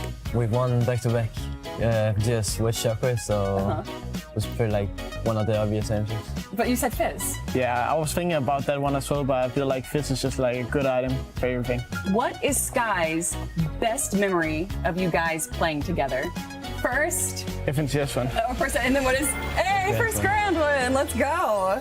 So, Scroll, I'm going to ask you, what is Sky's favorite outfit in Fortnite? Same time. 1, 2, 3. The Lara Croft zombie. Yes, okay. it's a zombie superhero skin. So I thought it was. If Scroll wasn't your teammate, who would you pick? All right. If Sky couldn't play with Scroll, he would play with Shark. Ah, what a surprise. What do you think Sky's favorite hobby is outside of Fortnite? What does Sky like to do when he's not playing Fortnite? Battle, yeah. I mean, that's outside with dogs. So you have dogs? Yeah, I have two. Oh. So Sky, who does Scroll think your biggest competitive rival is? Let's reveal the answers on 1, 2, 3. Oh, Peterbot. Who could have guessed? What is Scroll's most used emo? Every time you win, every time you eliminate someone, what does he do? Does he dance on them? I don't know any names. I mean, I'll just say like... Point the axe. And then pickaxe emo. Yeah, that works. Okay. Let's go. What's Sky's bedtime? Bedtime. I feel like Scroll should like pretty much know this. Okay. So, what time do you usually go to bed? 1 a.m.? And 1, wow. Yeah. Well, looks like Sky and Scroll know each other pretty well. We're gonna have to see how that synergy is in the battle bus as well. But for right now, guys, that's gonna be it for us. We'll see you next time. Welcome to the side of stage where we are live right now with the Fortnite Reload Championship at the Esports World Cup. My name is Barney and I've got Papa V joining me. How's it going, dude? Your son, Victor V, is currently competing on the main stage. It's day 2, Group B. How's he getting on? Is he doing well? Well, yeah, I think he's doing well. I mean, I know he has to get a little bit of the nerves out. Oh, I do at least, because I'm really nervous, to see him up there. I'm proud of him, but I think, 10 games is enough to let the best Victor V come out. I like that. I'm a dad, by the way, so I've got a young son.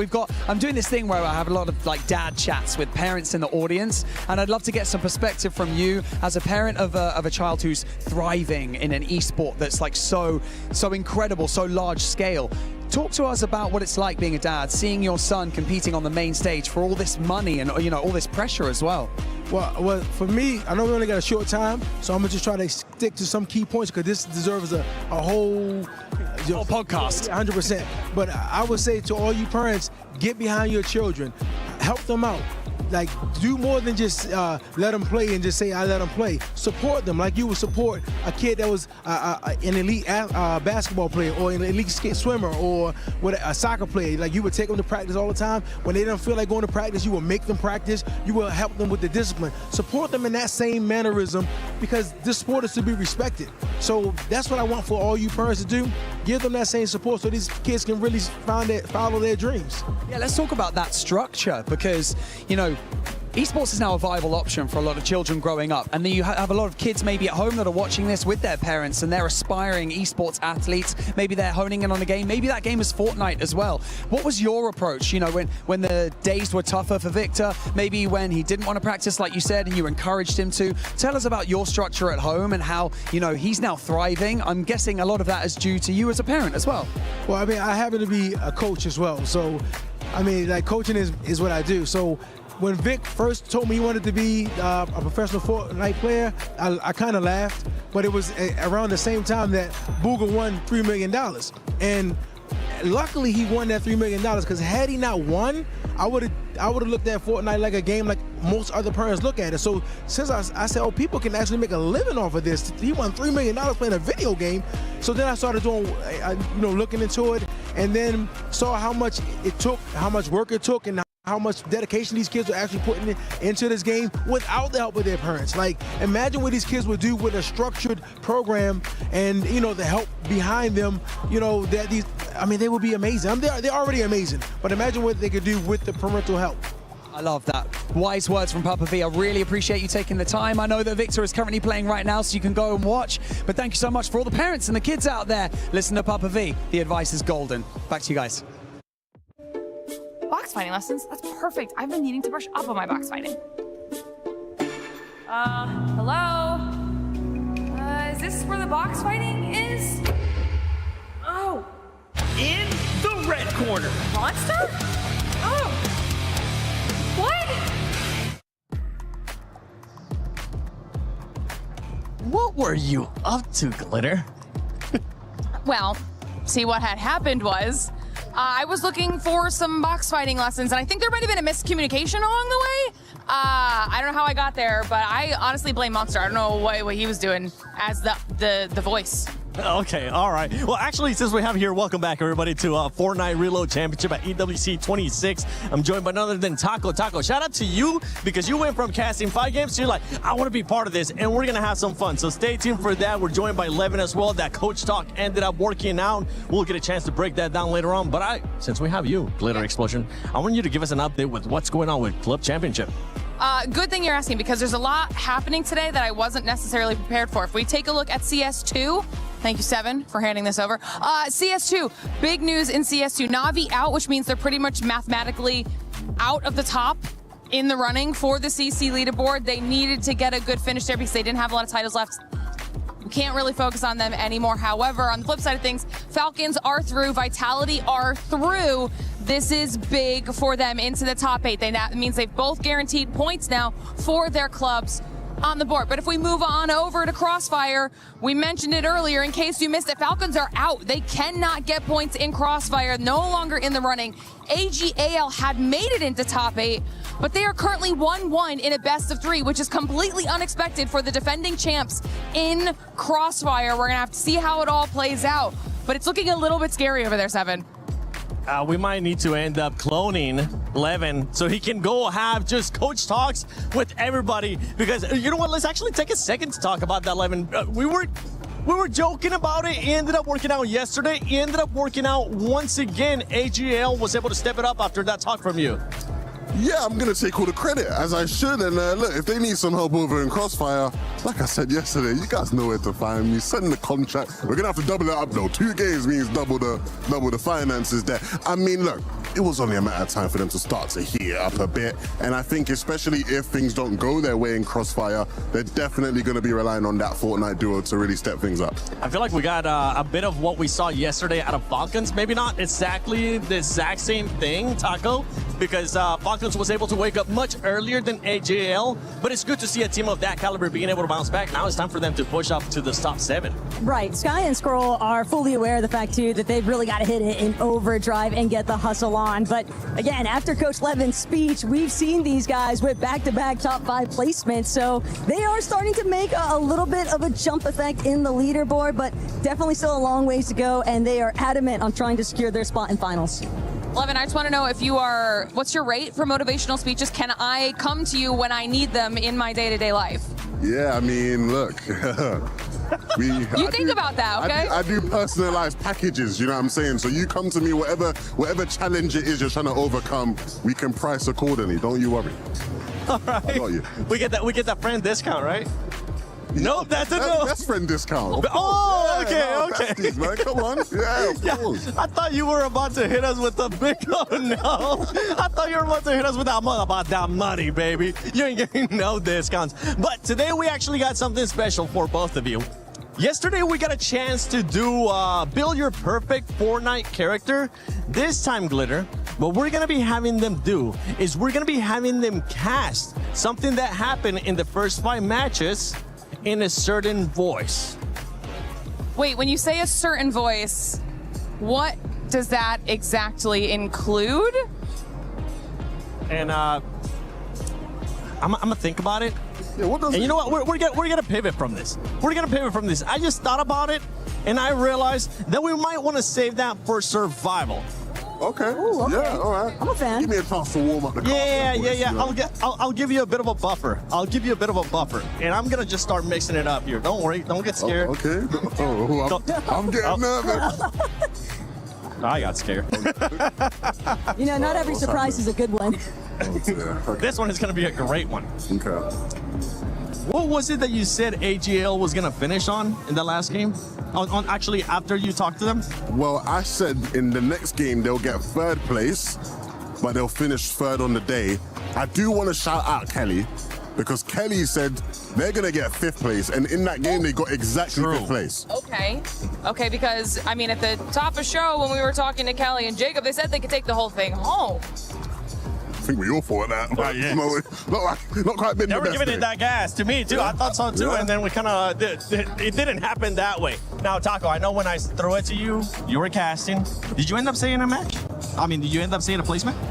I never gave a placement because I like to see the way that the game actually goes. I did call your first place call out. That was a bit ambitious. It was on the day. Very. A bit ambitious. No, it was like, I was like, surely he's not going to say 1st place, right? And he just kept ramping and ramping. I'm like, is he not saying 1st place? And then he said 1st place, and I was like, let's talk about pressure. I mean, I'm a coach. I'm not a wizard, man. I can't make magical things happen.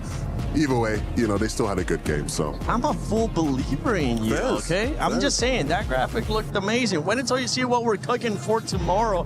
But talking about the overall, the team that's currently in 1st place, Twister, right?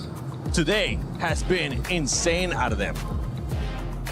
Absolutely. And honestly, just to jump in from a CC side of things as well, they might not be in like our top 4 right now, but they are a team that's completely CC eligible. So if they're able to do solid performance here, get through to finals, and make it to top 8, there's actually prize pool money difference that they are playing for their club that's still on the line. No, honestly, I think, you know, if I'm Twisted, I'm probably frustrated that we didn't have Fortnite earlier on in the EWC process, just because I think, you know, Rapid and Cold as a duo is unbelievable, and they're the type of team that their performance could have inspired, I think, some of the other Twisted teams throughout the club championship to actually just step up a level, right? I think it's probably come a bit too late for them, but I think it'll be a nice finish for Twisted Minds. It'll give them that boost that they need on the club championship leaderboard there. Yeah, I mean, I'm just really excited to see whether or not Cold and Rapid can just kind of continue to carry with this momentum. We know that they're looking to finish strong on the day. An arguably more favorable map for them too with Slurp Rush, and they've already been tearing up the competition on the Elite map. So it's going to be tough for anybody to overthrow them in that first place, but I'm right there with you, Lev. It's just a bit unfortunate that Twisted Minds didn't get to kind of have this rally cry behind them sooner. If you guys were to pick a certain team, a certain duo to be able to overpass them, which one comes to mind? Ooh, does it have to be from Group B, or like just in general? From the teams playing right now. From the teams today. I jumped the gun on that one. I was all Swizzy Pixie. Look, it's hard not to get excited though from what we've been witnessing out of Havoc's team, because Swizzy and Pixie have just looked phenomenal. They've been doing such a phenomenal job, specifically at holding down that high ground section, and they've just made it so complicated for anybody else actually participating in the lobby. So it's exciting stuff, and we know that Swizzy and Pixie are definitely a high caliber duo that can also deliver on good eliminations. For sure.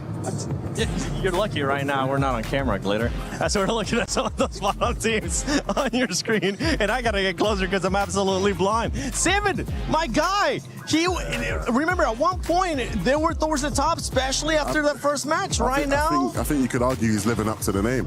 Oh. Just being short. I don't mean that. No, I don't mean that. No, I mean, that's your twin out there. Yeah, I mean it's tough, but I think we saw yesterday, right? You can have one big game and it just sort of takes you away from that bottom part of the leaderboard, and at least it leaves you in a situation where tomorrow in Survival Day you don't feel as bad about how you played, you know, on your group. So hopefully it's a similar story for your protege. Fair. Okay, I ended up lying, by the way, about you guys not getting to cast until tomorrow. Because I think we do have it. He can't make up his mind. Yeah, I can't make up my mind right now. It's like when I try to decide something to eat. Do I want a big croissant? Do I want a small croissant? Do I want a baguette? I'm still debating on which one I actually want. I think we should make them cash. I mean, if we have the time, they look ready to me. I'm always ready. Oh, always ready. Okay. All right, Levin. Give us this one in a squeaky voice. Salco drops down. Chinese best there, finds the angle. Oh my goodness, Salco with the knock. I mean, we've seen him do it time and time again. He carries Faxity. He carries his team whenever the moment requires. What a player Salco is. You want to be me so bad. That's my best Taco impression, actually. I can already tell. From the way that you opened up, I was just like, yeah. I can't believe your voice even got that. I mean, you wouldn't expect it, do you know what I'm saying? But, you know, sometimes you like I like the variance there, you know, catch people off guard. Stop trying to give me the mic. Well, are there more instructions? Yes. All right, Taco, this one, I want you to cast it like it's a human, like a natural animal documentary or something along those lines. Clearly, Sky and Scroll, ambitious, lurking, hijacking. This lower layer, they are really piecing up their own box control, but no one would ever expect Scroll just so quietly waiting for his prey. What a clip we've given her as well, by the way. Just yeah, really lobbed me up. Yeah, no, they really gave her all the action for that one. I mean, you know, honestly, like it was like the whisper intensity. Yeah. You were selling that for me. David Attenborough would be proud. Yeah. He'd be very proud of that one. That's exactly who I was thinking of. And I think it was, if I'm not mistaken, it might have been that clip where he actually ended up hiding from Geeky. So if we would have played that clip even longer, I think it would have worked out perfectly. But now, as we're going to be heading, honestly, let's start talking a little bit more now about the 5 matches coming up, right?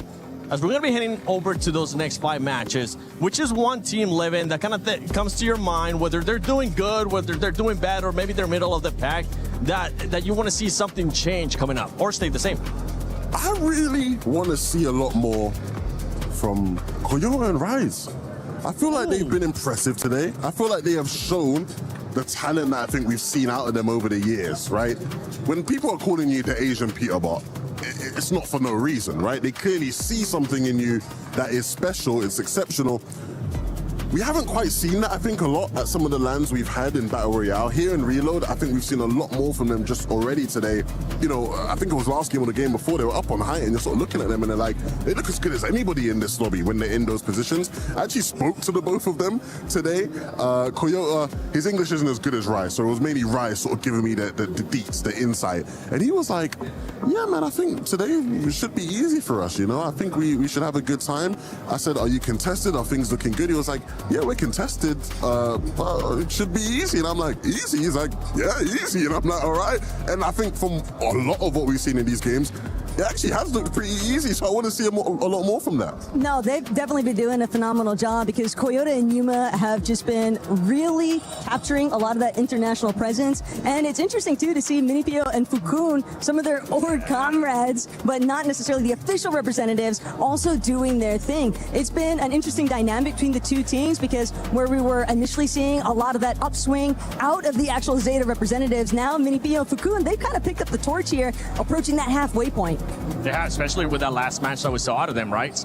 Being able to get that victory royale. Another team that's coming to mind, just based on what we saw yesterday out of Brazil region, is going to be Furia.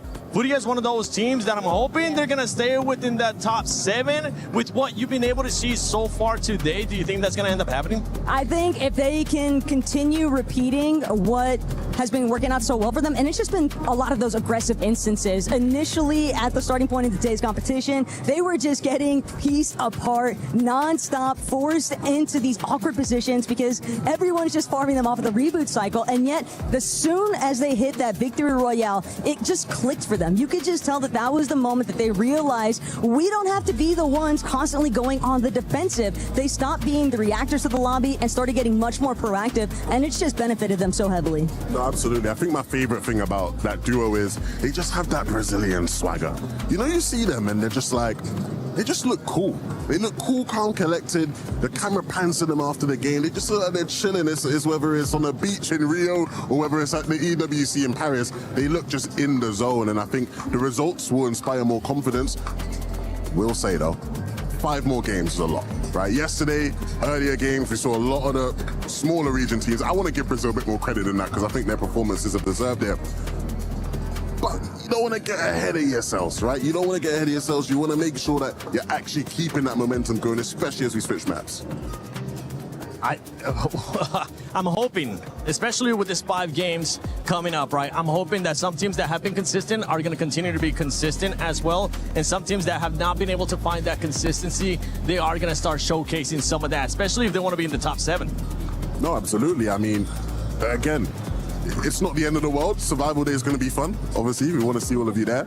But you don't really want to play. You want to get the day off, right? You want to get a chance to, you know, sit back, watch the rest of the competition and prepare for the final day. Right, and just to kind of address the elephant in the room also, obviously teams that are currently inside of that bottom 3, while we know it's not done and over just yet, they can still dust themselves off, pick back up, and try to see if they can leave themselves in a better spot than how they started the day. Still, it's also just understanding that those teams that are currently staring down, being in that survival territory, the frustration that's clearly starting to mount. We've seen it in the player cam shots time and time again, and it can be difficult to overcome that, but I'm optimistic.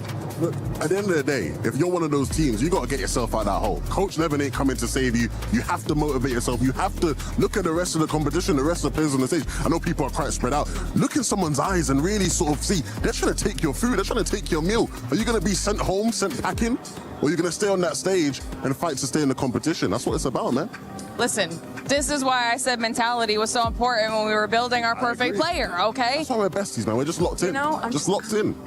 Saying, but I'm also, I stole the mic one more time from 7 because we actually did have a very important update that's now going to play into Fortnite. That happened while we've been sitting here. AGAL, defending EWC champions in Crossfire, are officially knocked out of the competition. That was almost a guaranteed at least top 4 situation for them. They are not getting those points. So this means there's even more pressure on AGAL in Fortnite now. We were talking actually after our amazing shot that we had earlier at the beginning of the show from the Eiffel Tower. Talking about, thank you, Glitter, by the way, for that update. Talking about how some of these teams, some of these players are affected, if any, by that club championship. And I know we were saying some might be, some might not be. Now with those news, I feel like for AGL here in Fortnite, they have to perform. Yeah, I mean, I'm sure the AGL, general manager just probably walked from the Crossfire stage and he's walked into the crowd to see what, Fortnite's got going on. I'm sure he's probably messaging Sky and Scrolls right now to say, guys, I love you boys, but you better lock in. We cannot afford any more stumbling. Yeah, this is a really tough spot for Sky and Scroll to be in because he might be the last person that they want to see in the audience. Maybe, though, it could be the last little bit of motivational factor they need. All I know is that right now, Falcons might just be licking their lips, seeing how Group B is shaping up. They're looking at me like how I was looking at that big old croissant earlier today because that thing looked good. I don't know where it ended up going. Maybe I'll be able to find it because I think somebody ended up taking it. But thank you so much for joining us, Taco, Levin, and Glitter Explosion. She's got to get back to just doing more club championship updates because there's a lot of stuff going on here at EWC. And I know there's a lot more stuff that's going to be happening here at Fortnite Reload Championship at EWC 26. And I believe we've gotten a chance to do some more stuff around here. Let's see what's cooking.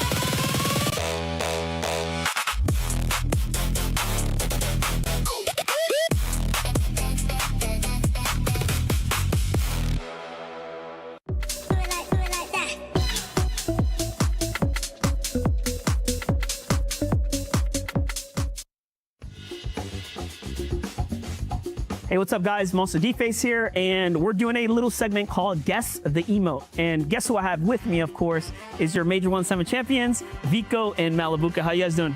I'm feeling great. I landed in yesterday, so I'm hyped. Malibuca? Feeling good as well, yeah. I'm joined with one of OCE's greats right now that have qualified. Spooks, how you doing? I'm doing good, bro. All right, so we're doing Guess the Emo, and of course, with any game has special rules. I'm gonna read the rules really quickly to you guys, and then we can jump right into it. If you can guess the emo in the first second, it's gonna be worth 2 points. But if you need the whole song, it'll actually only give you 1 point. So if you could put the headset on, we'll go ahead and get to it, and then we'll see how you guys do.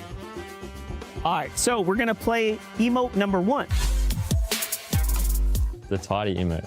Oh my god, wait. I don't know the name of it. It's like doing like this. That was good so far. Some moves. No guess yet, but that was very good. Let's get the full sound effect.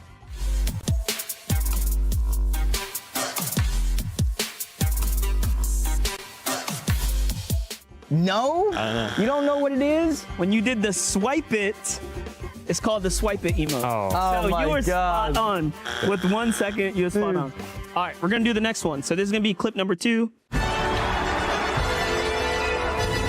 Crown, like it's a crown win. Good. The crown emote. It's called Crowning Achievement. So that's a good first 2 points scored. It's like where the crown, like you hold the crown, like the number above it goes up. Like.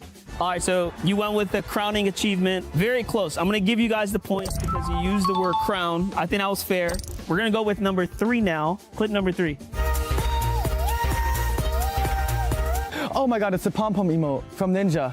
I don't know the name. That one's not the pom-pom. No! But no, that was spot on though. It is the ninja emote. It's called Ninja Style. Oh my god. Easy, that's 2 points. That's easy. We're gonna go ahead. This is the 4th one. Again, I know you're gonna know this one. Let's just see if you get the name. Laughing it out. Yep. Yeah, just laughing it out. Laughing it out, that's it. 2 more points, nice and easy. And we're gonna play emote number 5. I know the emote, like it's a boogie emote. I'm trying Do you want to go ahead and try and do it? Oh. If you stand up and do it, I'll give you the points.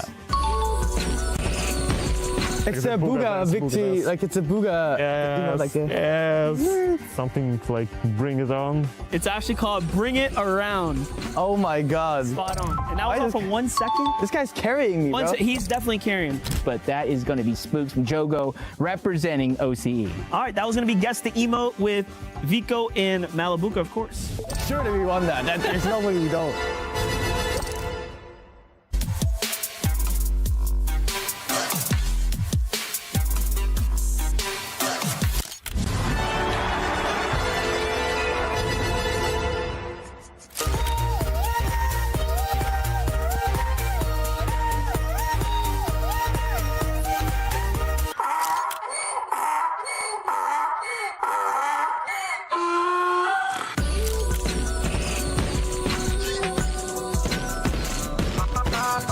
What's up, guys? Monster D-Face here, and today we're doing a fun segment with Peterbot and Pollo called How Well Do You Know Your Teammate? I'm gonna hand you guys each one of these, and what I'm gonna need from y'all after I ask you a question is to write down the answer, and when we reveal it, we'll see how well you know your teammates. Cool? Yeah. What is Pollo's favorite weapon currently in Fortnite competitive? So you could go ahead and write the answer down. You go ahead and write the answer down. Don't show it to each other. Try to think about it. Get a good answer going. What is Pollo's favorite weapon? Peterbot, what'd you go with? I went with the Lancehead pistol. Is that correct? I put the striker pump. Striker pump. Nah, bro. But bro, it's one pump. So what is Peterbot's favorite Fortnite competitive season of all time? I'm not even sure Peterbot knows what his favorite competitive season is. I put Chapter 5, Season 2, the Grim Gate season. The start of it all. Yeah, I also did. What is Pollo's favorite item currently inside of Fortnite competitive? Okay. Let's do it. All right. I went with the Shockwave. Okay. Yeah, I went the Overdrive Shockwave as well. What is Peterbot's best memory of you guys playing together? Okay, yeah. I think I have one. This is a big response here. We gotta see what you cooked up. Yeah, I think it was the OG remix season where we played Trio Cash Cups with Faxity. That was like You got really- it. Qualifying for the Asia Cash Cups with Faxity. Yo, Those that's are like greatest crazy. times, bro. What do you think Pollo's favorite outfit is inside of Fortnite? Okay. I went with the core. I went with the undercover core. It's the same thing. It's not the same thing. This one's for you, Pollo. If Peterbot wasn't your teammate, who would you pick instead? I would pick Agers. Dang. I thought he'd play with Rise. I'm not gonna lie. What is Pollo's favorite hobby when he's not playing Fortnite? It's pretty easy, bro. You know your answer. Don't lie. Let's start with what you think. I went with sleep. Sleep. What'd you go with? I mean, that counts, but I just went watching Faxity. Who do you think Peterbot's thoughts are about the most competitive duo you'll be going against at this event? I put Shark and Teeny. I put Sky and Scroll. Whoa. Reload. What is Peterbot's most used emote? I put the Lil Uzi one, like the I Just Want to Rock. I don't know what the emote's called. No, he's wrong. I put Take Yell. What is Peterbot's bedtime? We're gonna Recently, or I mean, you answer that one how you want to. around 10 a.m. 10 a.m. Oh my gosh. Okay, he might be right, but I went 6 a.m. Dang. All right, guys, so that was How Well Do You Know Your Teammate with Peterbot and Pollo. Shout out to you boys. That was pretty fun. And best of luck in the competition. Thank you. Ladies and gentlemen, and those of you who are just tuning in at home, as we approach the halfway mark of day 2 of the Fortnite Reload Championship, I think we should reset the stakes. We've got $1 million on the line. We've got the stunning Esports World Cup trophy, and of course the legacy that will forever be forged onto the Esports World Cup totem. Now, yesterday, 3 teams were sent home, and 3 more will have their keys crushed today ahead of the survival stage. Now, speaking of setting the stakes, yesterday, you may remember, on stage, I was advised by my co-host to say some French phrases to the crowd, and I didn't quite understand what was going on. Hi, Luty. Salut, Barney. Okay, so can you please inform me of what was said yesterday? What did I say that people didn't quite understand? Oh yeah, you say faites du bruit, everybody understands that. No. I said, j'ai plus de balles. What does that mean? It means something like, I hope you guys are ready. Oh, really? I don't know if that's quite what it means. I swear it is the truth. This is going to take a while. Casters, over to you. I swear about it. What does it mean? Thank you, Barney and Luty. No lies here from us on the desk. We've got a brand new map, which means a brand new casting duo here, Miniminer and Jacob, to take you through these final 5 games of Group B. Jacob, I just want to let everyone know at home, right? If I'm solo casting at any point here, if you don't hear Jacob, you can hazard a very good guess that he's probably doing some emotes off camera in the game. I'm gonna be hitting every emote on the stage, off the stage. Go ahead, buy the key crusher. While the keys are getting crushed, I'm gonna be flossing in the background. But I saw you post something yesterday about you and Monster, your first cast, your most recent cast. Well, guess what, Mini? My first Fortnite cast, my most recent cast was with Miniminer. Now comes full circle, and we get the Slurp Rush map to close out the day and see which 7 teams go directly to our finals. Well, yesterday we saw big changes on the leaderboard when it comes down to Slurp Rush. Remember, Peter Bopoyo didn't have the greatest start to the competition, and my eyes sort of look now towards Sky and Scroll, a team that did start the day pretty poorly, but are slowly rising up just outside of that top 7 right now. Lots to answer for, because I think a lot of people, I know yourself included, you said an absolute guarantee, literally not a prediction, but these guys will go through. You know what? I just had a feeling in the moment. I think everybody knows. I don't go and use logic. I just use my emotions, and my emotions were saying Sky and Scroll can pull off a big day. And so far, it hasn't been big, but it hasn't been small either. They're slowly and surely climbing back in, and these guys are not only trying to do it for themselves. That club championship, that means so much. AGAL in Fortnite, they can take this one. They can basically put themselves in the driver's seat of it all. Well, that's what makes this format so great. It's not just about you, it's not just about your duo, it's also about the wider org. You've got teams and players and fans from other games watching on, looking at you. Maybe they wouldn't have watched Fortnite before, but now they're cheering on their team. Huge games here for the final 5 for Sky and Scroll. Got to talk about Oatly and Spooks as well. What a performance from these guys. I sort of said it on the stage earlier. I wasn't expecting big things from them just because of that lack of LAN experience, but they proved me wrong. Yeah, and I was even talking to Vivid, you know, while Taco and Monster were casting, and at one point, Spooks had the 2nd most eliminations in this entire group so far. And honestly, I was talking to Oatly during the media day as well. I said, yo, I got you guys playing finals. I don't know how. I don't know if it's group survival stage. He said, nah. Don't do that. Don't put us in the spotlight. But look at what they're doing when they are in the spotlight.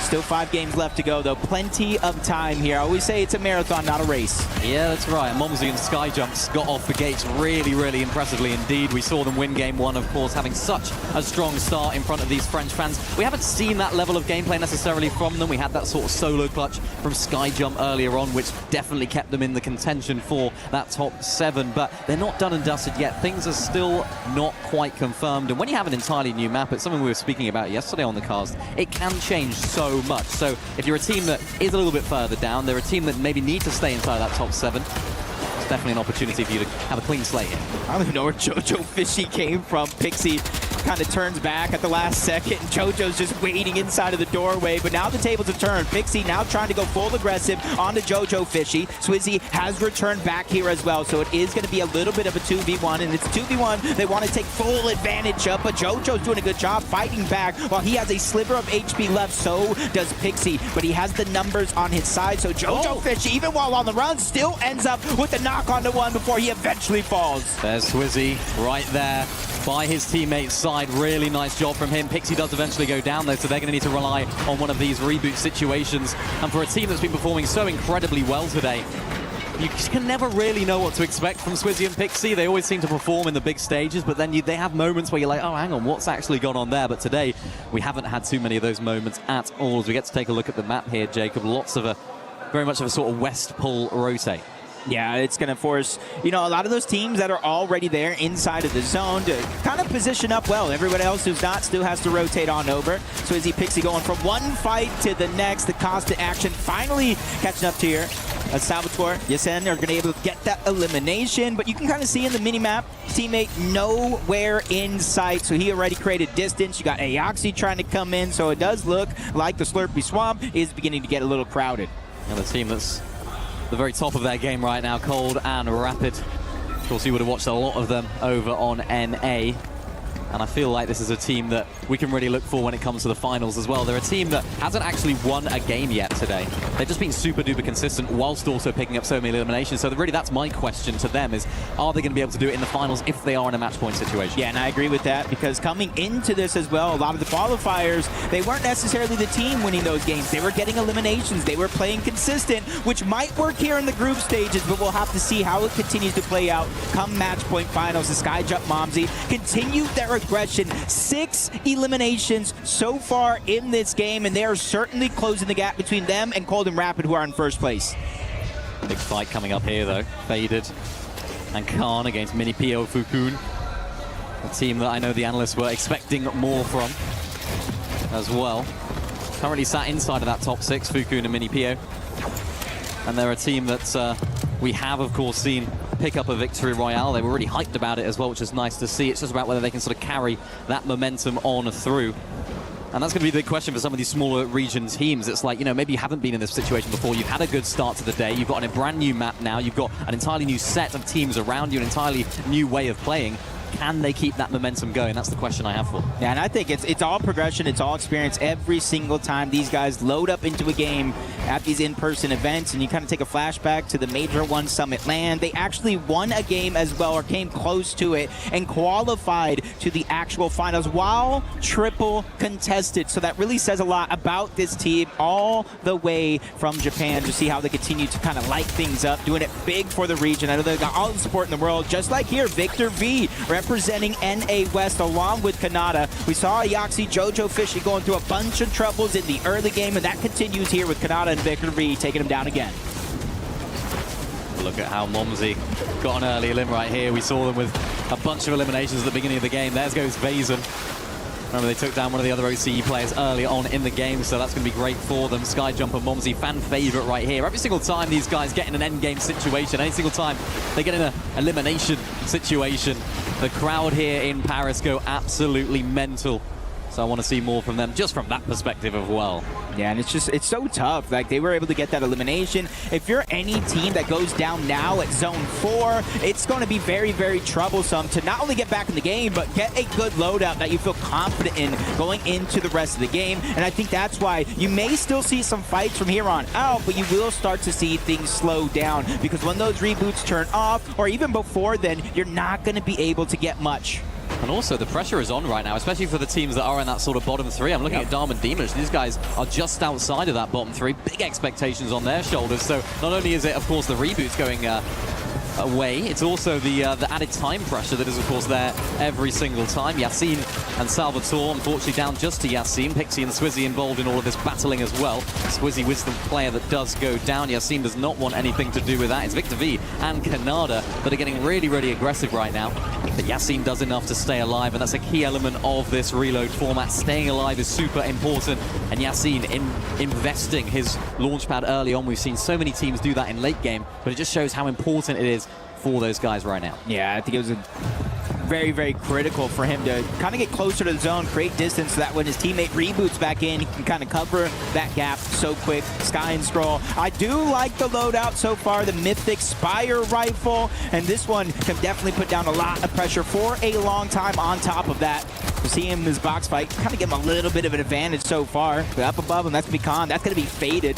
That's opposition that they played throughout the year, and they come out on top against, but a slow start to the day kind of had you scratching your head about what's next for them. Yeah, they've relied a lot on solo clutches, which was sort of synonymous with how they play typically.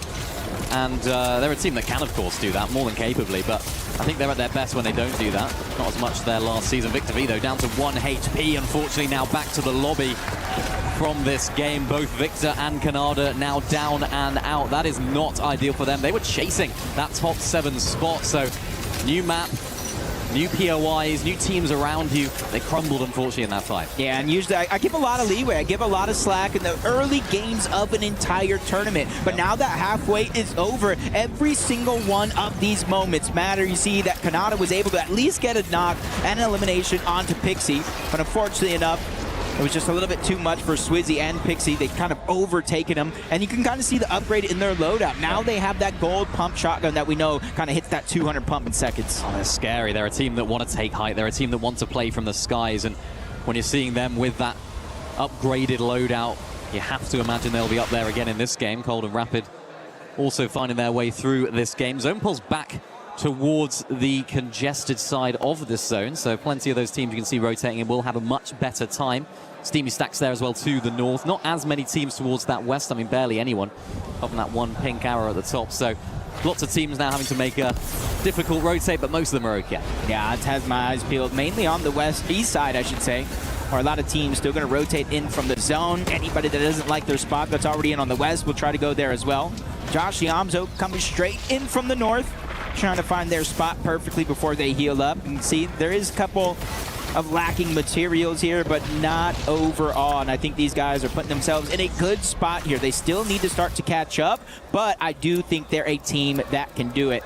Look at that Club Championship leaderboard as well. Only 100 points separates Team Falcons from AGAL. A really big lead between second there and third. But AGAL, you can see the duo right here, Sky and Scroll. High expectations. We heard from Scroll after that last game, and he was just saying, yeah, we're getting a feel for the lobby. We're trying to get that understanding of how everyone played. And maybe if someone else said that, I'd be like, yeah, all right, mate. Yeah, all right. It's an excuse. But realistically, these are the guys that can be so adaptable to the lobbies that they're in. Their gameplay is so good. The way they play those low ground layers, the way they can make sort of repeatable plays is second to none. So I fully expect them to break their way into that top 7. But as we just saw, it's not just them that are looking at Sky and Scroll. It's the entire org as well. Definitely going to be tough to see what everybody here is made of, including Oatly and Spooks.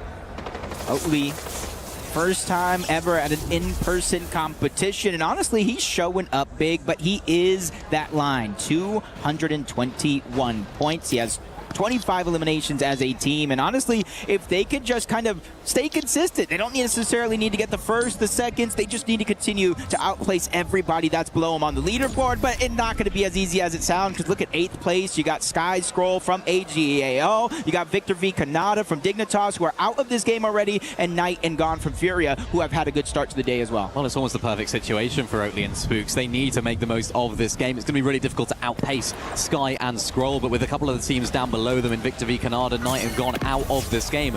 All of these points are just going to be absolute bonuses for them. Honestly, just quite surprised at the fact we haven't seen that victory royale yet ready from Sky and Scroll. But like they say, they grow into the tournament. We saw it with Peterbot and Poyo, I suppose, to a greater extent. They won Game 1 on Slurp Rush, and of course won the last Elite Stronghold game as well. Ixie, though, unfortunately down to a solo. They were looking so good leading up to this endgame there, Jacob. They had really solid loadouts. They were looking really strong in so many aspects, and now Pixie's got to do it alone. Yeah, and just one team needs to go down. Placement points will start to set in. At least half of them are around that top 8 marker, and so if Pixie can somehow, some way, find a way to solo his way to that spot, wouldn't necessarily be bad, but there's a lot of pressure being felt because you see kind of on his heels, Momsy Sky Jump, they're there as well. They are positioned with a little bit of elevation, not necessarily on the full high ground yet, but they're giving themselves options, which is huge. Yeah, it's important. Cold and Rapid as well. They always give themselves options in these end games. They're always putting themselves in really good positions just to stay super consistent. And all those eliminations are helping out as well. You can see Cold just holding on to those builds right there as Rapid tries to go on up. It's always a little bit dangerous because you do get looked at by so many of these different teams. So it was really important that they actually came out of there unscathed. Momsy and Sky Jump, 7 eliminations for them so far. They have come to tear up the lobby. And the pressure from the French fans, the home crowd, has not got to them whatsoever, it seems like. I think it's almost the opposite. They're fueling them this weekend. And honestly, you can see them peeking through the cone, grabbing crucial information. Probably seen Salvatore up above on the high ground. Yapko Panzer not too far off. And so they're just trying to check off boxes in terms of information before they make their rotation on over.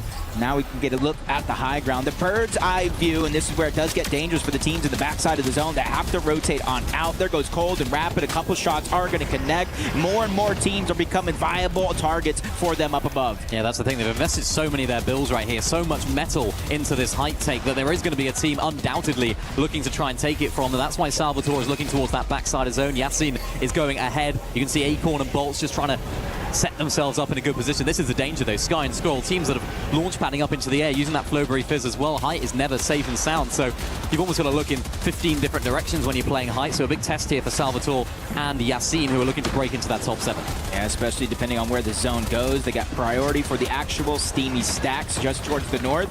But I just saw Oatley in the feed go down. Spook's going to be left by himself. No extra shields. He does have the med kit, but using it for 15 HP might not necessarily be the best play, especially since he might have to stagger himself in the backside of the zone. But top 15 teams remain here, which means placement points are starting to set in. But slow, that is for sure, and it feels probably like eons for these guys that are playing. It absolutely is. I think all the attention goes on to Oatley when you look at this duo. I was speaking to Mr. Savage early. He said Oatley and his teammate. Didn't even mention Spooks. Spooks, it is your time to shine. Prove why you deserve to be on this stage and quite literally qualify your team all the way through with a decent enough game here. It sets them up really nicely. I said it before though, Acorn and Bolt setting up really nicely for that high ground take. Salvatore and Yassine are not safe whatsoever. Bolt's Acorn very wounded though, going up for this height. Decent amount of materials, trying to piece control the front side of Yassine, but they do the smart play and drop on down. Bolts and Acorn right now no stranger to those high ground positions. They need to make it count here. Yeah, Acorn was actually able to pick up the elimination, but you can see they're not able to reap the reward other than the points. Jojo Fishy down below is going to be taken down by Inact. Acorn's elimination finally gets cleaned up, and you see the zone is cutting back in their favor. That's going to save them a ton of materials, which is needed because you see only 5 left in the inventory of Bolts. Spooks, what have you got? What are you made on? Let's test your metal. No eliminations for him so far. Fader getting into the box next door. He needs that elimination. Fader is so weak. He's not going to know that though. Down to 16 HP goes Spooks. Needs to hit a big damage shot. We're going to try and look for an opportunity to pop a mini at some point right here.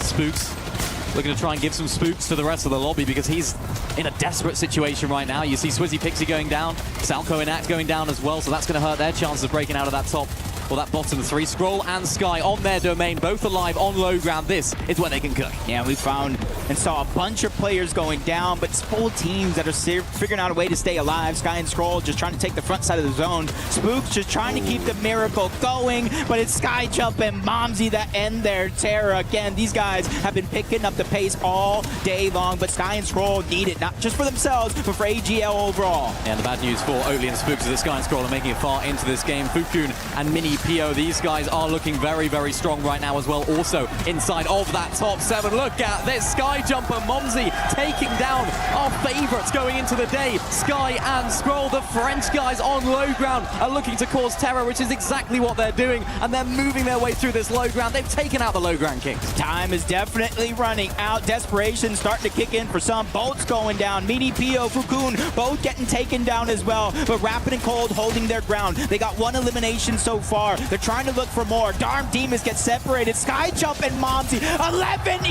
12 eliminations. These guys are on a roll. An unstoppable force right now on low ground. They're looking to win game 1 of Slurp Rush as they did game number 1 of Elite Stronghold. These guys just break into the lobby, burst onto the scene every single time, and they're looking to do it again. They don't just want to qualify here, they want to win the entire event, but look who it is. Panzer and Yapko, they need a bit of a clutch right now. Not the ideal day for them so far. This is huge. Yeah, there's one solo running around, and that could be the difference maker of where they choose to go. Yapko Panzer still up above, using shockwaves to close the distance safely to try to reach the ground, but Skyjump Momsy, they didn't really take any damage at all. On the flip side though, Yapko Panzer did. That's why they're trying to create distance, make it harder for them to take a full shot. Cold with the heal off inside of the zone, whether he's fragging out or healing off, he just wants those extra points. The French fans are heating up right now, as is Skyjump and Momsy. Big shot taken right there from Skyjump, but they do maintain this high ground. Unfortunately, they don't have the build. They got to tumble on down. Yapko down,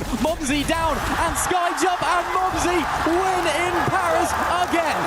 Another game when very few teams say they can win multiple games in person, but very few teams can say they did it in front of their hometown crowd. Cold staying alive long enough means maybe we don't see another first place team, but for Skyjump and Momsy, they're so close to guaranteeing their spot in finals.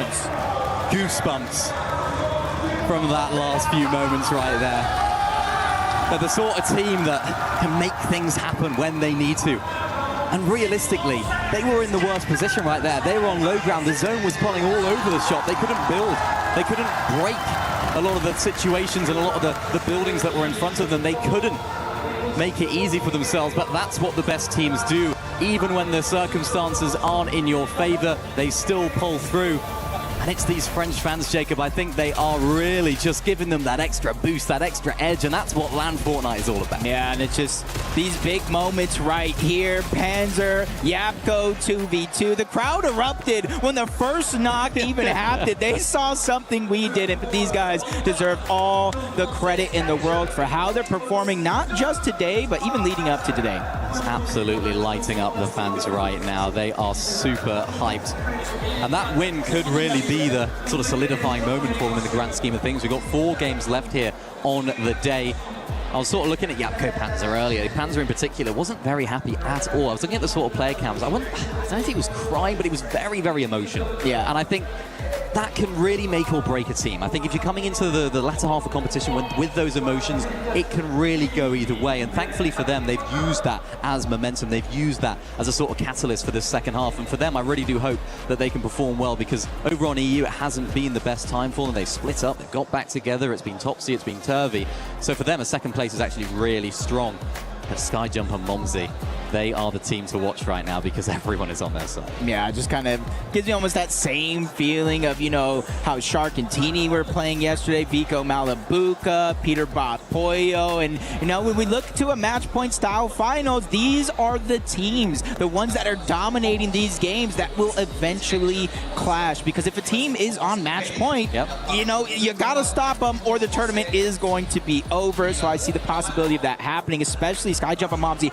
14 eliminations throughout the course of that game. I know I got crazy when 11 and 12 happened, but then they got 2 more with the game win. And they got active really early on, didn't they? They had so many of those eliminations. What was it? Maybe 6 eliminations earlier on. And I think they just stayed alive as a duo from the offset. And a lot of the teams that maybe had to catch up right there did lose one of their teammates earlier on. So the fact they could make their way into that end game as a duo from the offset was super important for them. Of course, Cold and Rapid, you know, Cold doing a great job of sort of using that medkit, using all that experience as well that he has on this position. He never seems phased by situations where maybe there's another player that might end up trying to go for the win, but he's quite happy to play the medkit. No, it definitely is, especially since, you know, he was deep in the storm, making it happen for a long time. Still ended up with 3rd, though, but that's going to be it for us on game number 6. We got plenty of action still to come, so don't go anywhere.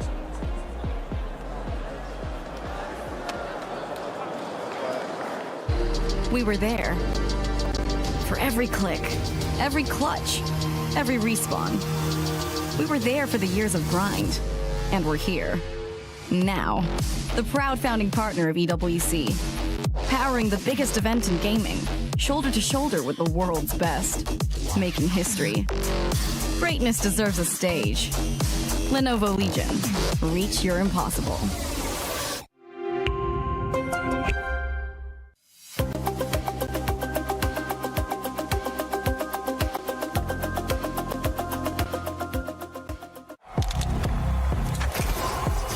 He can come in here and play my game.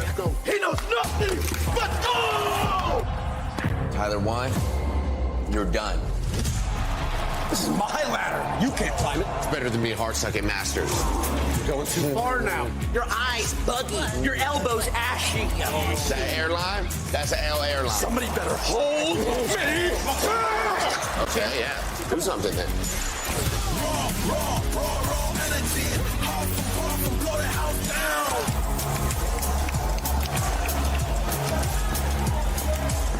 You look nervous. You look short. Everything's good? Mm-hmm. Fight.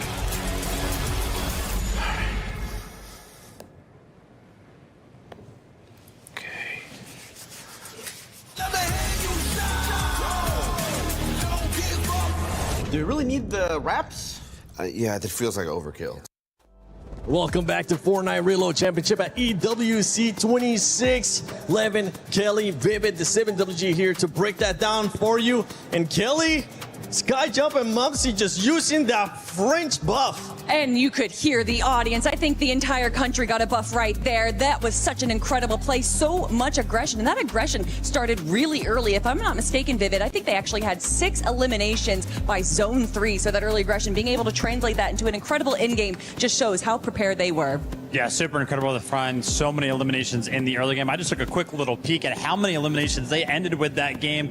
It's got to be the highest we have seen so far. They had a total of 14 eliminations and got the win on the back foot of that as well. So 102 points out of that game right there. You can see how big of a difference, how big of a jump that must, come into play when we take a look at the overall leaderboard.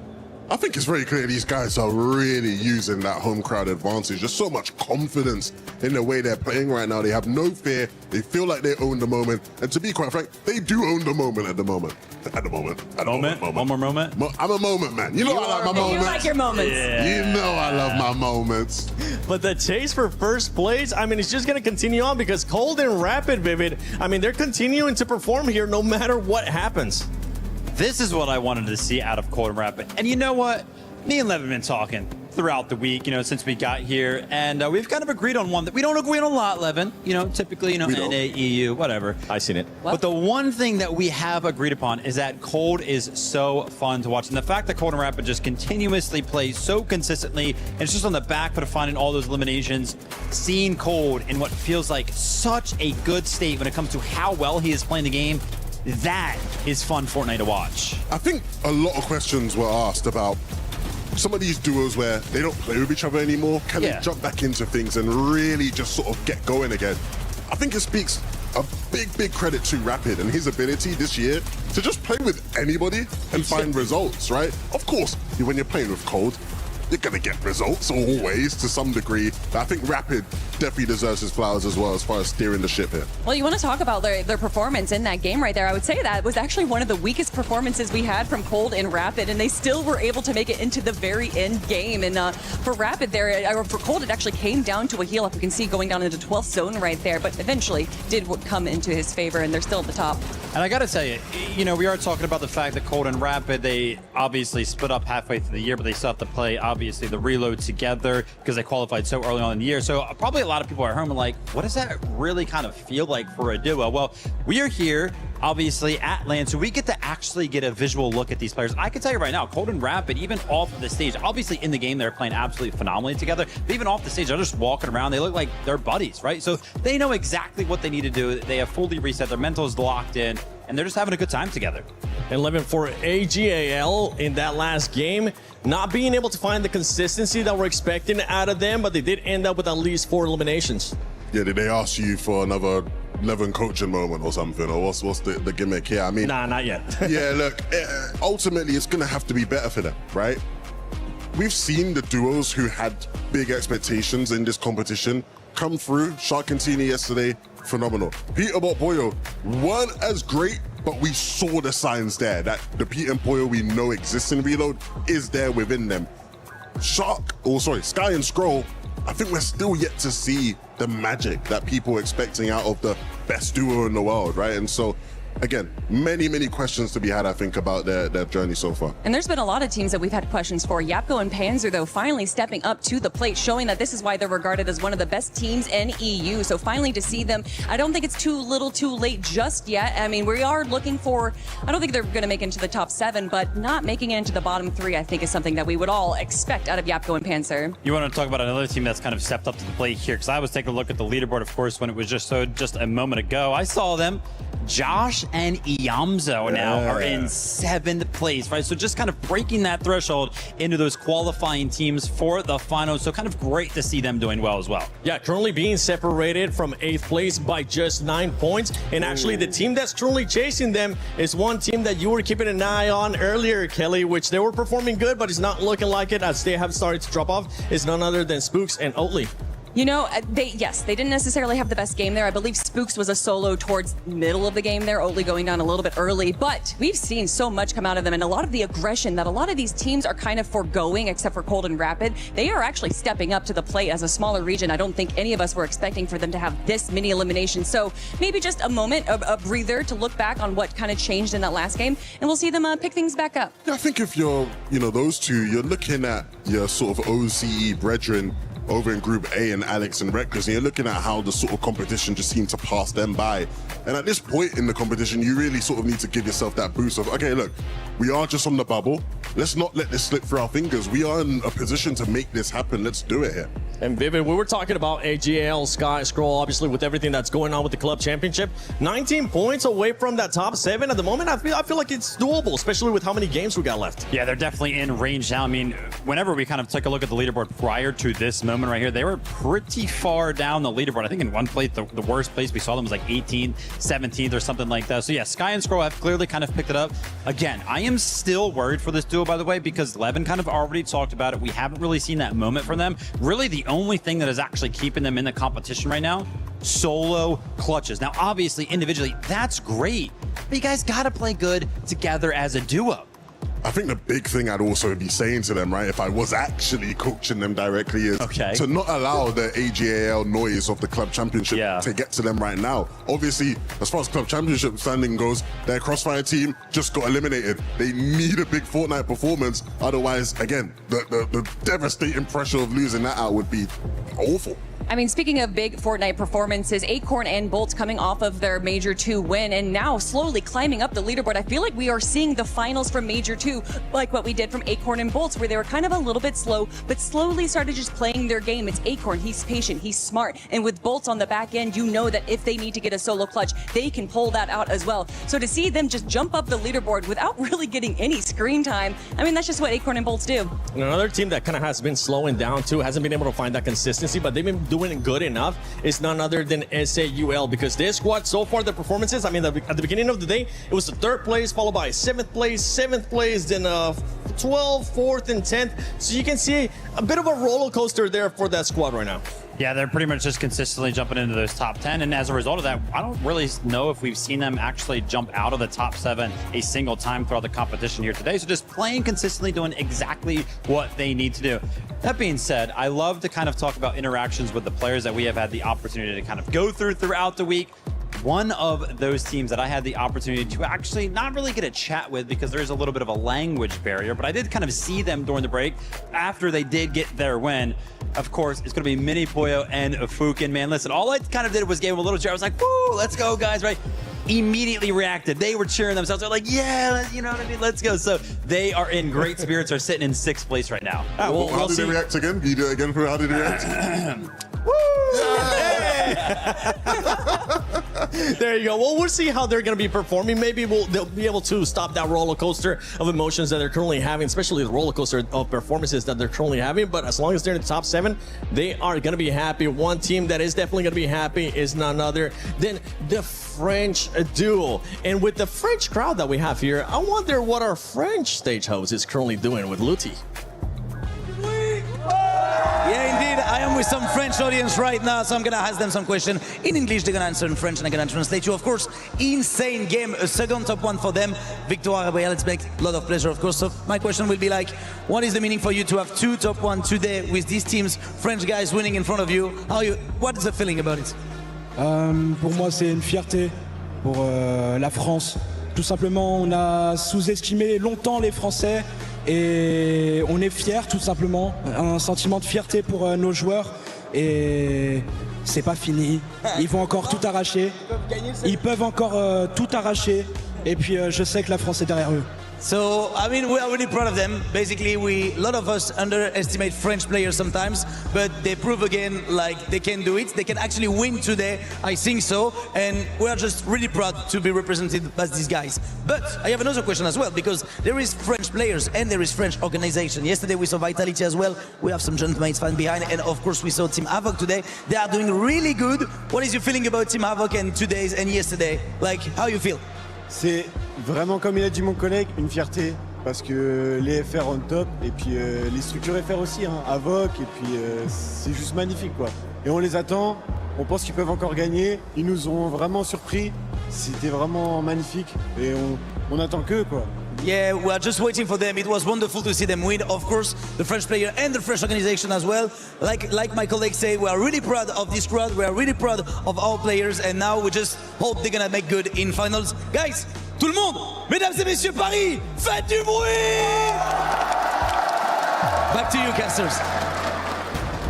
You know, Minnie, I might have to pick up an apartment, a house somewhere here in Paris, France, because the energy is insane. I just need more of it. It's so good. I absolutely love it. The French fans. It's always the French players that absolutely pop off as well in these moments. The French orgs really come out to play.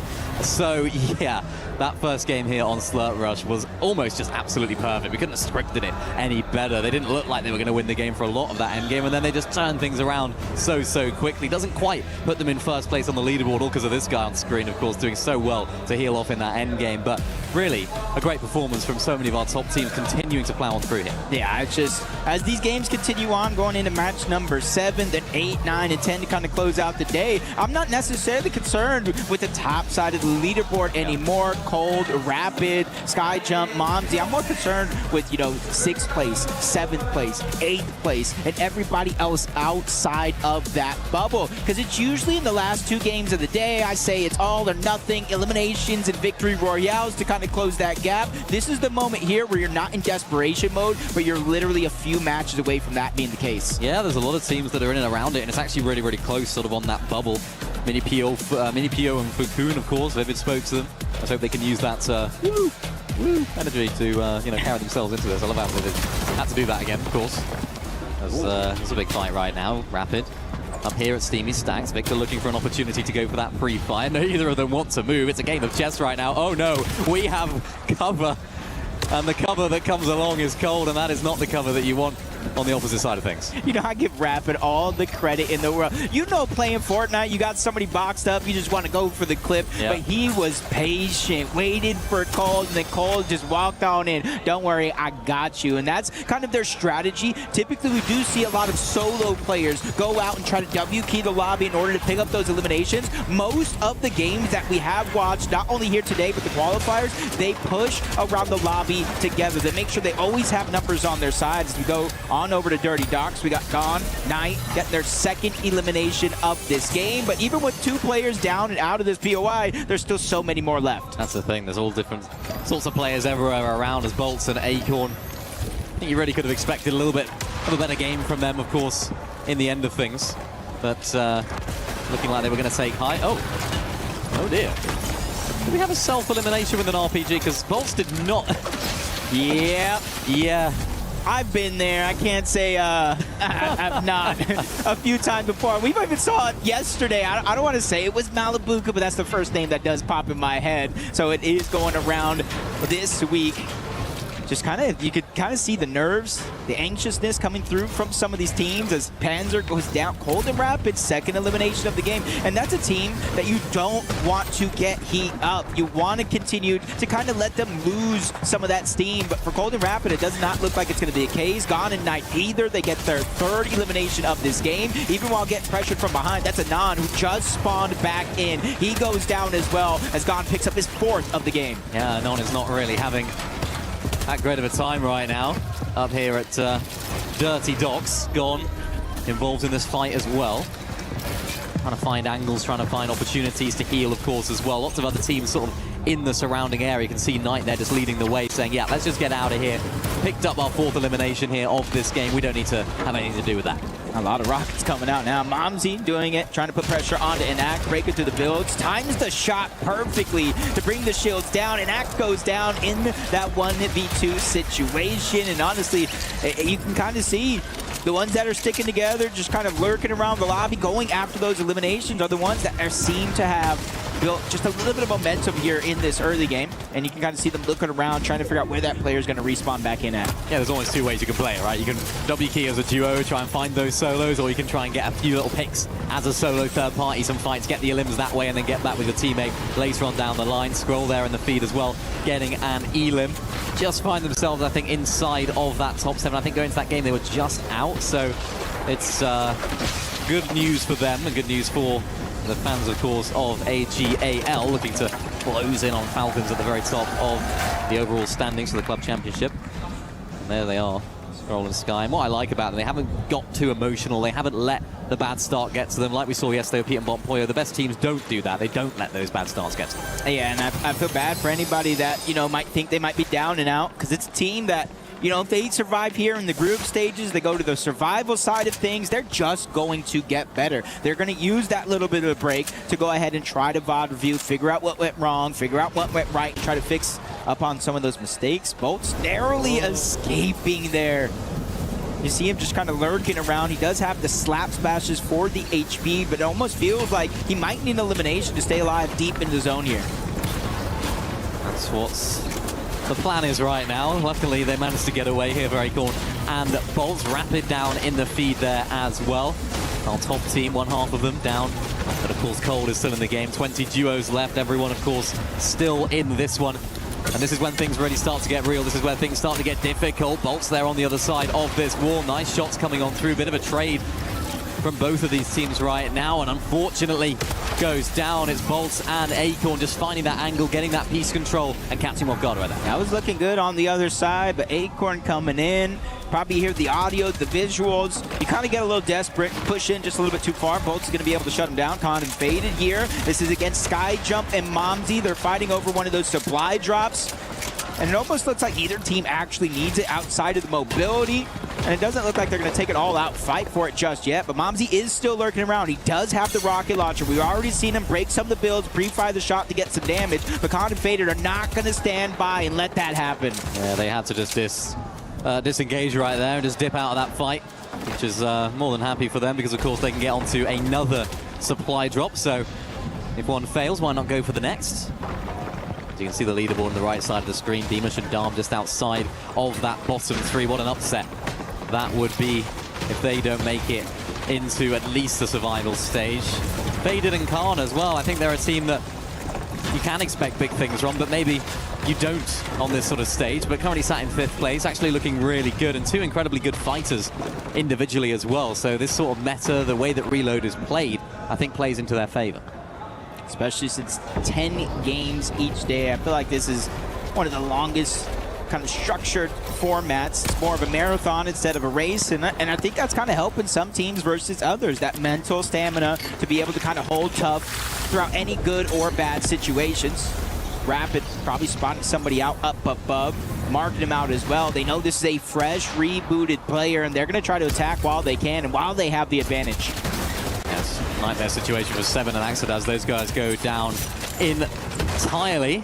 So for a team like Salvatore and Yassine, they need to make the most of this game as the team directly below them have now gone out. So the opportunity for them to really boost their way up in the standings. Fukun and Mini Pio really looking to try and just maintain their position inside of that top 6. Cold and Rapid, realistically, are quite happy with how this is playing out. They don't need to close things out really quickly right now. Fukun thinking the same as well, and they can heal up really easily by these big slurp barrels. Cold and Rapid still sort of trying to seek them out, looking for an angle. Rapid finds one. Not able to actually end up finding the player, though. Yeah, look at this. They don't know where they are here, Jacob. Yeah, they have an idea. They just don't have the clue just yet. But they are lurking around, playing it very, very safe. Trying to make sure to check every nook and cranny, but it does look like they might try to disengage out. Acorn Bolts find themselves in a 2v2 against Darm and Dinas. NA versus EU here for now.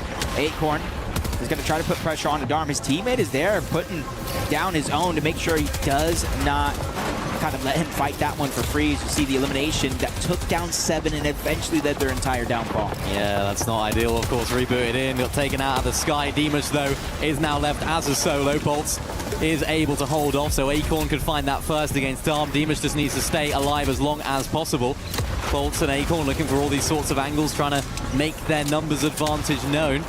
Acorn looking for some peace on the top of the bills, not able to find connections yet. Bolts looking from another angle as well. They've got to be careful here, though. Of course, they don't have those whites, as I say that. Bolts gets a nice little gift from his teammate Acorn, and they're not able to actually find this limb onto Dimash, so Darm must have been rebooted by now. This is only surely a matter of time for Dimash to go down.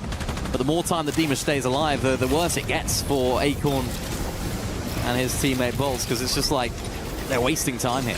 Yeah, and I agree with that 100% because he doesn't even have med kits, bandages, or anything either. They used their last one, and there's only one possible elimination down here, so somebody's going to be left without Siphon, and Bolts is going to get that elimination, so Acorn is going to have to go hunting.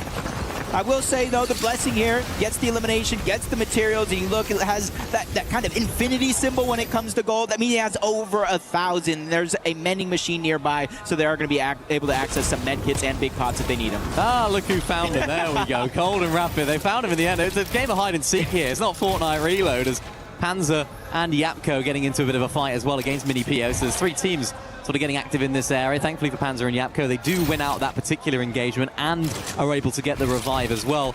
But for Canada and Victor V, we saw them sort of have an opportunity in that last game, I really think, to break into that top 7, and they just fell far too early. So I think they'll be looking to try and correct a lot of those mistakes there, Jay. Yeah, I know we were talking about kind of Cold and Rapid in a situation where after they qualified, they split up when it comes to the different BR mode or the traditional one. Yep. Canada Victor V, same thing, so they don't have all the same practice as some of our other teams in this game as Mini Pio gets found out yet again. Cold and Rapid initially took down his teammates, so both of them seem to be on the spin cycle for now. And it's interesting enough how aggressive they're actually playing, because we're in the 6th zone. Typically, this is where you would see things tend to slow down a little bit, knowing you only have 1 zone left, reboots turn off, and that's your last chance to kind of get back in the game. But Cold and Rapid are doing the exact opposite. They're not slowing down. They're making sure if you get rebooted in this game, you have little to nothing. Yeah, they actually get zone here as well. The zone actually pulls back towards the north of this sort of bigger zone. As you can see them there, the sort of pink arrows just to the left of Slurpee Swamp Text. That's where those guys find themselves. They're actually in a really nice position if they have those whites there to be able to heal themselves up. And that's a prime position. So not only do they have all those eliminations, not only do they have all that confidence, they also have a really nice position inside of this zone. Even teams all the way up there at Boom in base still finding themselves in there. There's a Yomzo and Josh as the team that are in there. And it's going to turn into a little bit of a more dangerous storm soon enough. So it's going to be interesting to see how they approach this. I'm sure they have plenty of whites to keep them going. Definitely gotta hope so, but they are definitely digging deep into their bag of tricks. In terms of the launch pads, typically you see 2 being brought into you late into the game. You use the Flowberry Fizz launch pad strategy. You kind of avoid all the chaos underneath, but they're using that early just to make sure they avoid the mid-game. They avoid going down to being put on that reboot cycle, so that way they can at least make it to this portion of the game relatively healthy. And you can kind of see them sitting there in 9th place so far on the overall leaderboard. They fell out throughout the course of this game. Yeah, this landing is going to be really, really important for them. Where do they choose? This is a skill gap in the game. Where do you land? Using a lot of that natural cover, a lot of those buildings, I think they're safe and sound. They do box up next to a team, but they're okay for now. Actually, zone pulls back towards them as well. So for teams like Mini PO, for teams like Fuku in this sort of southwest zone is going to be really nice for them.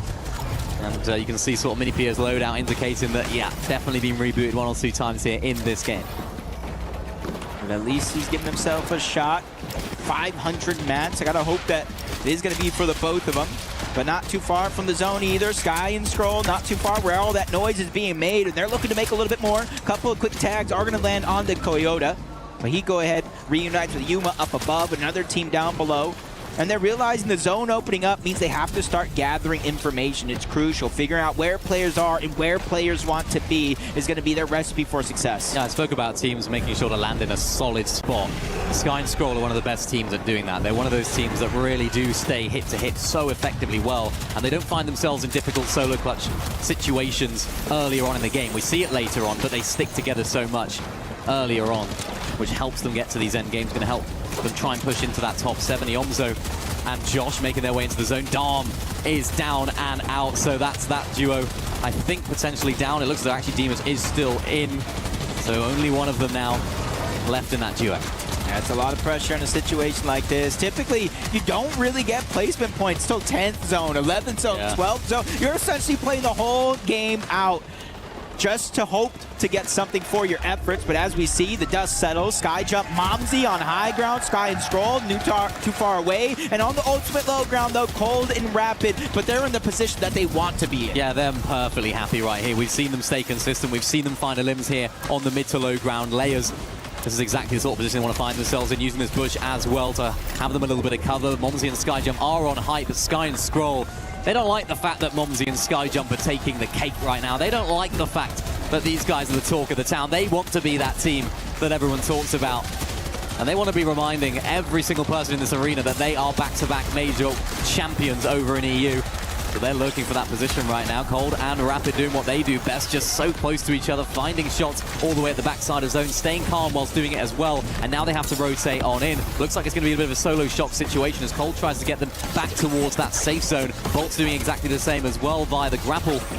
Getting onto that second height there as well, maybe even full high ground if he wants it, but decides against it. Yeah, definitely giving himself options about how he wants to play the rest of this end game. Same thing for Sky and Scroll, and they have another launch pad in their inventory. They are not pressed for time, and they have a ton of materials because they're dodging just this portion of the game where Swizzy, Pixie, they're trying to deal damage, but damage is still going their way, burning through some of their materials. You can even see down to just 2 bandages left, so this game has not been kind to them. But this is the sort of team that can clutch in these situations. This is the sort of team that can turn absolute disasters into wins. Momsy though, Sky Jump, staying together as well. There goes Spooks. Now it's up to Oatly to solo clutch instead. This time Yuna and Koyota go down as well. So this is going to be an opportunity for them now to go back into this next game and reconsider. Nobody's really playing height. The highest team here, it looks as though, are Sky and Scroll. Not a position that we've seen them in too often in how they play, but Sky Jump and Momsy, they want that position back. RPG comes through. Swizzy tries to go up as well, but Momsy slaps him away. He said, yo, you can have height just for a short moment as he fires the rock and even dropping down, continuing the fight here in this game. Victor V getting elimination, but Bolts and Acorn, they land perfectly in the front side of zone. This is a team that doesn't force those high ground situations. They force this fight just like this, and only going down opens up the window for Elite's team of Yamzo and Josh. This is huge for them. Sky Jump and Momsy up in the sky right now, getting tumbled on down as well by so much pressure from down below. Another team, it's Yapko and Panzer looking at their wall as well. This is the time for Sky Jump and Momsy to really show what they're all about, why they have so many of these fans on their side. Panzer and Yapko, second place in that last game as well. They need a comeback, and they're finding themselves in really nice positions in this endgame.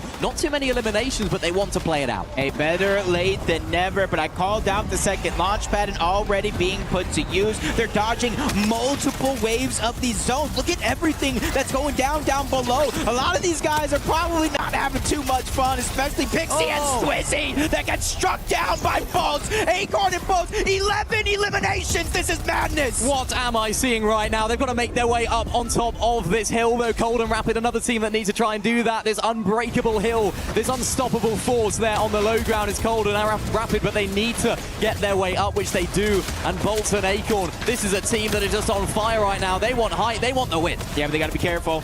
Bolts finally running out of that materials. Even though they do got the fizz, both of them using it, trying to get that shield up as fast as possible. They're still in the line of sight, but it's Cold and Rapid that are taking a lot of that focus on the front side. But Sky and Scroll come in next. They're the second height, but Salvatore gets dropped down. Him and Yasin, they have no builds to maintain their position. They just have to play sneaky here. Sky and Scroll right down below, all the way down on the bottom. It's Rapid and Cold found themselves down at the bottom of that hill, but now find themselves in a really nice position. Sky and Scroll, they want a height. We haven't seen them win. We don't usually see them win all the way up here, but if it's the way they need to do it, why not take it? Bolts finding his 7th elimination, of course, in this game as well. This is exactly what this team are about. 11 eliminations, continuing to push on through.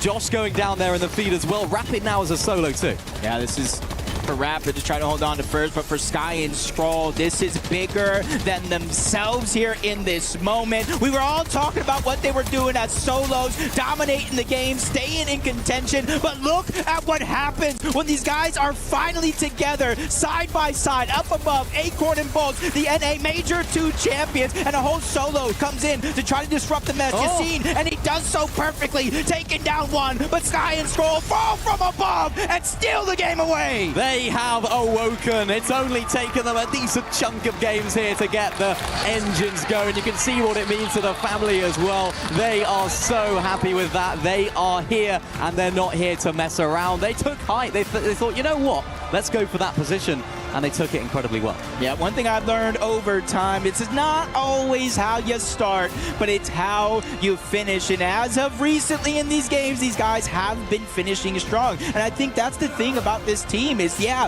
there's some phenomenal players individually. Their solo prowess is some of the best that we've seen in Fortnite, but when they finally get it together, they finally fix those mistakes and work together as a team, they are just as dangerous as the Sharkantini, Peterbot and Poyo, Vico, and Malibuca that we saw yesterday. Yeah, you just can't doubt them. They're the team that you cannot doubt. And you can see their family right in front of them, the celebrations.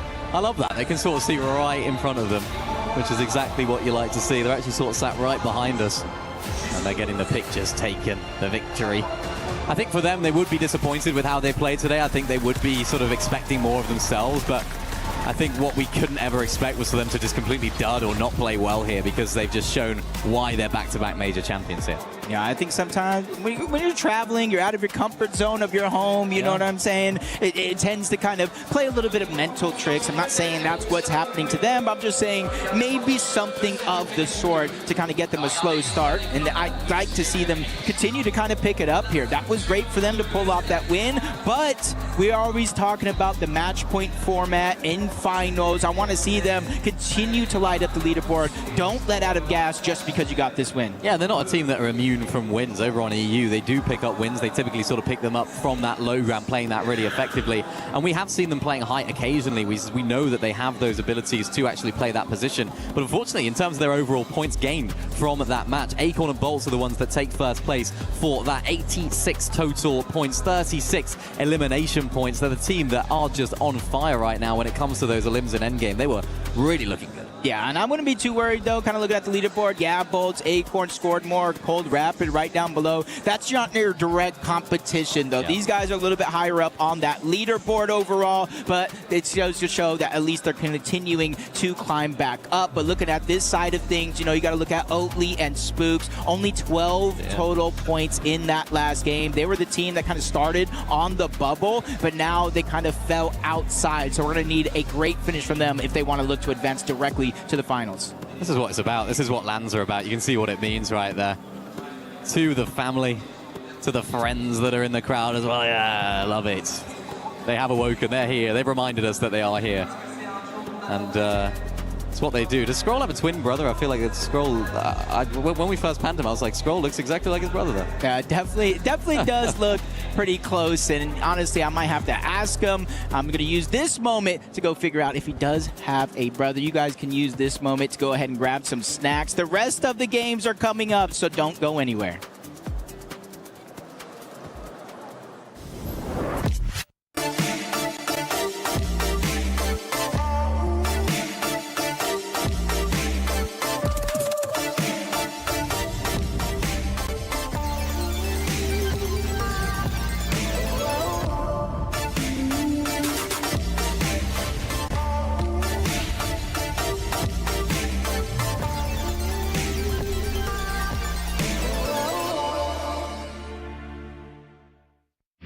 A lot of people are haunted by their past. I'm inspired by it.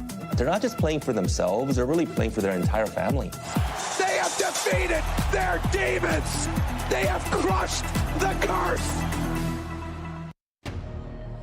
Woo! Sky and Scroll just got a massive victory royale, Taco. We are back! We are so back, and I know AGAL has got to be feeling some signs of relief because Sky and Scroll now elevating themselves into top 5 position, so they're safe for the time being, but they've definitely got to keep the momentum going. But man, what a performance out of these guys. They have really started to build after that gruesome start on the day. That's exactly what I was going to say, right? To have that super slow start. I mean, obviously this is Sky and Scroll, right? These are some high caliber players, so I'm not surprised to see them in this position, right? Especially toward the latter half of the games. Finally, though, to get that victory out, that's going to start pushing them in the forward. That momentum is, I feel like, all they needed. Yeah, it's one thing to manifest a couple of top 5 performances, but when you finally get that chip of managing the victory royale, it really does just remind yourself that yes, we have the potential. Yes, we are top tier major FNCS representatives for a reason with the back-to-backs, and now we're finally starting to see that consistency that everyone's been talking about. That's right. Now, you heard the crowd as well. Crowd, are we feeling Sky and Scroll? I mean, come on, make some noise right now for them. You guys got to wake up, make some noise. There we go. There we go. Obviously, we wanted to highlight as well Swizzy and Pixie. how can you not be fans of them having a moment here? We've got to make sure they make it in that top 7 because we want to see them go straight through to finals. But I mean, come on, how can we not cheer for a global champion? They've obviously had a very solid day throughout, though. I mean, Pixie, I can already tell he's absolutely in the zone alongside Swizzy. But you have to imagine still sitting inside of that 4th place position. So they are looking set for that top 7. But obviously, job's not done. Why not close it out in style? And that's the type of performance they've been putting on all day. And we know there's been a lot of love towards some of the French competition, but obviously Havoc also showing big time love to these two. Yeah, it's got me thinking, and I actually asked them earlier in the interview about finals, kind of curious of if they're starting to think about some of those things, some of those teams that might be coming in that suddenly have to find themselves facing off against. Do you feel like anyone could maybe get in their way in finals? With the way that they're throwing up numbers today, I don't think that's the case. I think right now, their only strategy is just focusing on the game plan that's been working so well for them. A lot of it has just been going for that height control, but I think more importantly still, it's just them understanding that they have a very solid dynamic of being able to kind of toggle the sort of primary factors, and that's, do we need to go for more eliminations, or do we just need to keep prioritizing our positioning, our rotations? But we know that they're capable of doing everything. They're just kind of firing off on all cylinders. I love that. Is there any other team out there you feel like is really, you've kind of got your eye on that has kind of like impressed you, especially in the context of EWC? Obviously, gotta give a big shout out towards the Asia side of things. Minipio and Fukun have been doing an excellent job at just giving a big shout towards that international scene. We saw tidbits of it even inside of Group A's competition yesterday, but here in Group B, it really does seem like there is so much of that wildcard presence. Yeah, I think for me, it's been Oatly, right? Absolutely going crazy. We saw him inside the top 4 at one point. Now just outside of that kind of bubble, the top 7. I am so excited to see more of them compete, but I know what you want. It's more games. It's action time. Let's kick it on over to the casters. It is indeed action time. We are back here for game number 8. We've had an electric start really here for Slurp Rush the first couple of games, but things now, Jacob, they really start to get real. The pressure starts to ramp up for the teams that are on this bubble that are trying to qualify on through to that final from today. There's definitely still so much to be played for right here. Mini Pio and Fukun, as Taka was saying, only 18 points away from that 7th place right now. Yeah, and that's kind of the biggest thing to note is not only how well they're actually doing, and they deserve a ton of credit. You know, they did it in LAN before, and they're doing it here again, but look at that gap between them and the next best team. It's small right now, 21 and then 23 points, but if that continues to kind of open up, it's going to be like an 8-team race for 7 spots, so I need everybody else outside of that bubble to really put themselves on notice. It's now or never. Well, maybe not never because you got the survival states tomorrow, but you want to qualify here. You want to give yourself that break. Otherwise, it's even less spots tomorrow with only being 6. Yeah, hopefully not never. You see Yapko Panzer there as well in that first page. They've really moved themselves up here when it comes to Slurp Rush, but unfortunately, we have to show this page. The complete flip side of the conversation. We saw 7 Axedas going down very early on in that game, and it's one of those teams that we don't necessarily expect huge things from here on LAN, but they need to just try and stay alive here outside of that top, that bottom 3. Yeah, we've already kind of seen, especially with Cold and Rapid, that sometimes consistency and eliminations beats overall victory royales. But that's one thing I do want to see out of that team of Cold and Rapid is finally get that win. Because they're already over 350 points, which does not matter today. But in my head, it's like prove that you can actually do it, which kind of makes it easier for you to actually do it on Saturday. Of course, the competition is going to be tougher with the group players from Group A joining in obviously tomorrow's survival stage. But it just goes to show that this reload is just more than just mechanics. It's more than just strategy. You have to deal with so much that is unknown at any point in time. Yeah, I feel like it's sort of, you know, an opportunity really just to skip that survival stage entirely. You know, you really don't want to put yourself in that position tomorrow because then that pressure is just even more on. So we've got 3 more games of competition here for today. And really depending on how the teams are sort of positioned on the leaderboard, I guess sort of dictates how you end up playing. I feel like our top 3 is really far in advance right now. They're looking like they can definitely find themselves qualifying pretty straightforwardly. But if you are one of those teams that are maybe on that bubble just outside of that bottom 3, how do you now approach this? Do you keep doing more of the same? You try and switch things up? If you're Mini Pio and Fukun, you probably just do a lot of the same. Don't want to switch things up majorly. If you're anybody else, you need to at least start getting consistent into the games deeper. And if that's not something you can do, yes, you do need those eliminations to close the gap and then kind of take a break, to avoid the survival stage or to come back for match point finals. But as you said, it just really goes to show where you're at on the leaderboard. Almost gets to decide how you get to play the rest of this one out. Yeah, and it's sometimes now or never, you know, hopefully not never for these teams. We can guarantee that 3 of them will be going out completely after today's competition. Victor V starting things off really strongly, taking down Jojo Fishy. 7 there, down as well. But look at this, already going down early. 7 Axel. That's an absolute disaster for them because they were finding themselves in that sort of bottom 3 of the leaderboard, all in contention for it. And now it's an absolute disaster start here to the third last game. And now it almost even looks like with Anon in the distance. You see Oakley doubling back. He realized he didn't pick up the shockwave. This is OCE on OCE right now with Spook taking down Anon. They have 3 straight eliminations right out of the gate. Luckily for Anon, Bazin is able to create a little bit of distance, so it shouldn't go down early unless he gets hunted by the 3rd team that's at Dirty Docks. Yeah, they're making their way over. Luckily, it looks as though they are able to actually get that reboot, but there is, of course, Gon and Knight in the area, lurking like sharks in the water. They find Vazen. There's the first for Gon and Knight. It's a gift for them, really, coming on over into that area of the POI. And for Gon and Knight, this is a team that do need to have a bit of a resurgence, you have to say. They started the day really strongly, and you sort of expect them to have these big moments. Just unfortunately, like you mentioned, that consistency across the course of 10 games just becomes so much more important. Yeah, just kind of looking at almost an 80-point gap, a little bit less, but for simple math's sakes, that's what they need to come back from. Oatley and Spooks, their 4th elimination here. They're already driving their way up the leaderboard. At this point in time, they're only 5 points away from that top 7 with the eliminations here in this game.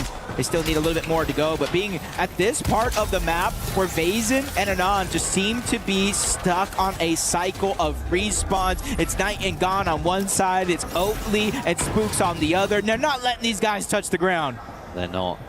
That's the difficulty here for Anon, because they're a team that they're not absolutely in danger as of right now, but you know, things can really just start to pick up in terms of momentum the wrong way.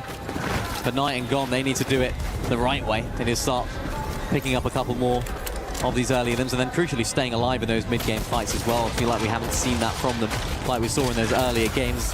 Anon, another one, unfortunately down, and it's just been a disastrous Dirty Docks. You know, every time I watch a reload tournament like this and I just see somebody just get picked off over and over and over, I just think Ali A is just somewhere at home saying, look at him! Finally somebody else feels my pain. But it's just the nature of the beast that is reload. Swizzy, Pixie underneath, 1 elimination here. You got plenty of players still in around Slurpee Swamp, both individuals and full teams. As you see Aoxy and Jojo Fishy in the distance. Never would have thought Ali A's catching strays here at the Fortnite Reload Championship EWC. It's the opposite. He's having fun watching well, this. I suppose, yeah.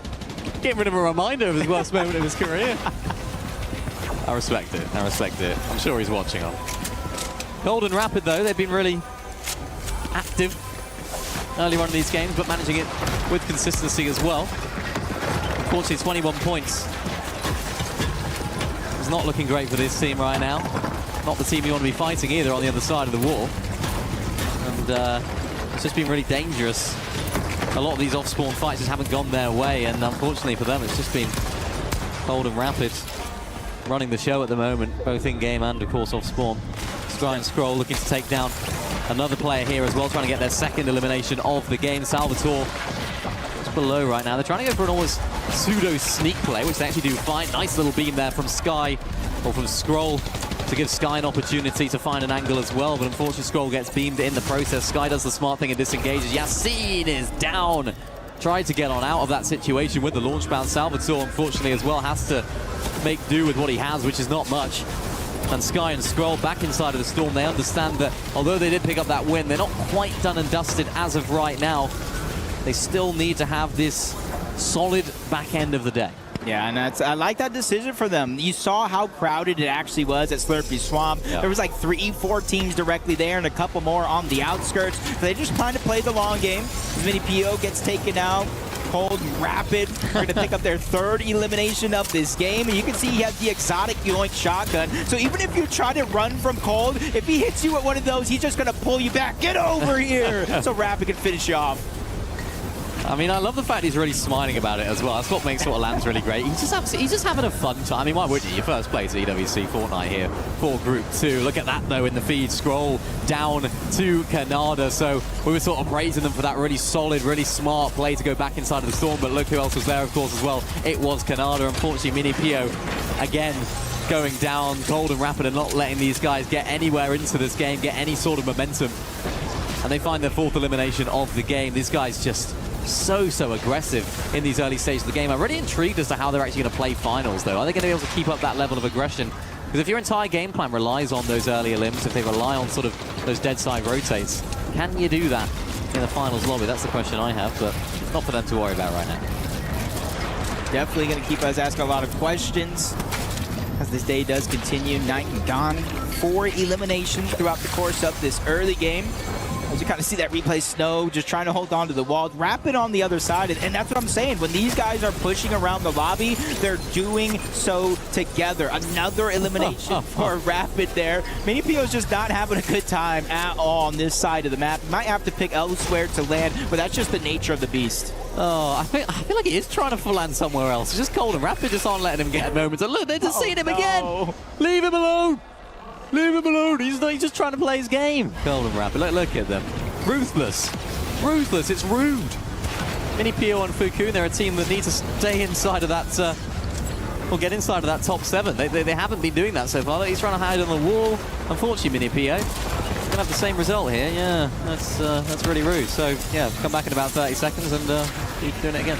It's just very, very unfortunate because Mini Pio is just stuck in a position to where, yes, he kind of gets that pseudo loadout, but it's not a full loadout. So you need to land somewhere for loot. You think outside of the zone is the great play, but Cold and Rapid are there all day. Sky and Scroll trying to come back. We saw Scroll go down to Canada in the feed. Fresh off the reboot. We had a decent loadout, so fight after fight. Scry has to go ahead and buy a couple more seconds here for them to stay alive, and a whole nother team looking to crash this party. Darm Demas, or at least one of them, trying to get their hands full, and right now that's their, I believe, 10th elimination of this game. Talk about trying to close the gap. As of now, they're in 14th place, but as they started this game, they were much further down that leaderboard. Yeah, they're moving up, and that's exactly what we expect from these guys. Really shaky start as well from sort of some of our EU teams that we really expect more from, kind of reflective of how they've been playing a lot recently as well. Skyjump and Momsy looking to disengage from this battle on the dead side of this zone, find themselves inside of that zone as well. And of course, they've just been super consistent today as well. Skyjump and Momsy finding themselves sort of third place on the standings. Had some really nice end games, 2 wins, of course, as well. Their worst placement here today was the 13th. Of course, in Reload is a lot worse than Battle Royale, but still placement points, keeping themselves in contention, which over 10 games is really important. Yeah, I think it's more of a confidence thing, right? If you get 13th, it might not be many points at all, but if you have a little bit of eliminations, at least you're not looking at a goose egg when it comes to that leaderboard. That's not something you can fry up, but definitely don't taste tasty. So you got to be able to kind of come back from that, and they have done so pretty well so far. You can see them moving up into 4th place on this leaderboard, and this is huge, man, because we all kind of looked at Peterbot yesterday along with Poyo. Where's the confidence? Where are they at? Sky and Scroll as well. But the biggest thing that we saw is at least they're keeping it close with their solo clutches. So now at the second half of the day, they're playing very well together. We might even see them continue to move up. Well, something we spoke about yesterday on the cast as well, about how important those solo clutches are. For a team like Epic Well and Pump, who actually got eliminated yesterday, they put themselves in solo clutch situations early on and didn't take advantage. Luckily for Sky and Scroll, they were able to do that, sort of keep themselves in contention, and it never really looked like they were completely out of it. Yassine, unfortunately, there for him going down to Dimash, just maintaining the way that they're playing right now, which is very well. A Mini Pio, right. Can we see him stay alive for a good amount of time right here? I sort of wanted to I would love to have known their comms as Mini PO kept going down there. It's like, oh, I'm back. No, I'm down again. I'm back. Yep, no, I'm down again. So hopefully they can actually have a bit more time now to stay in the game.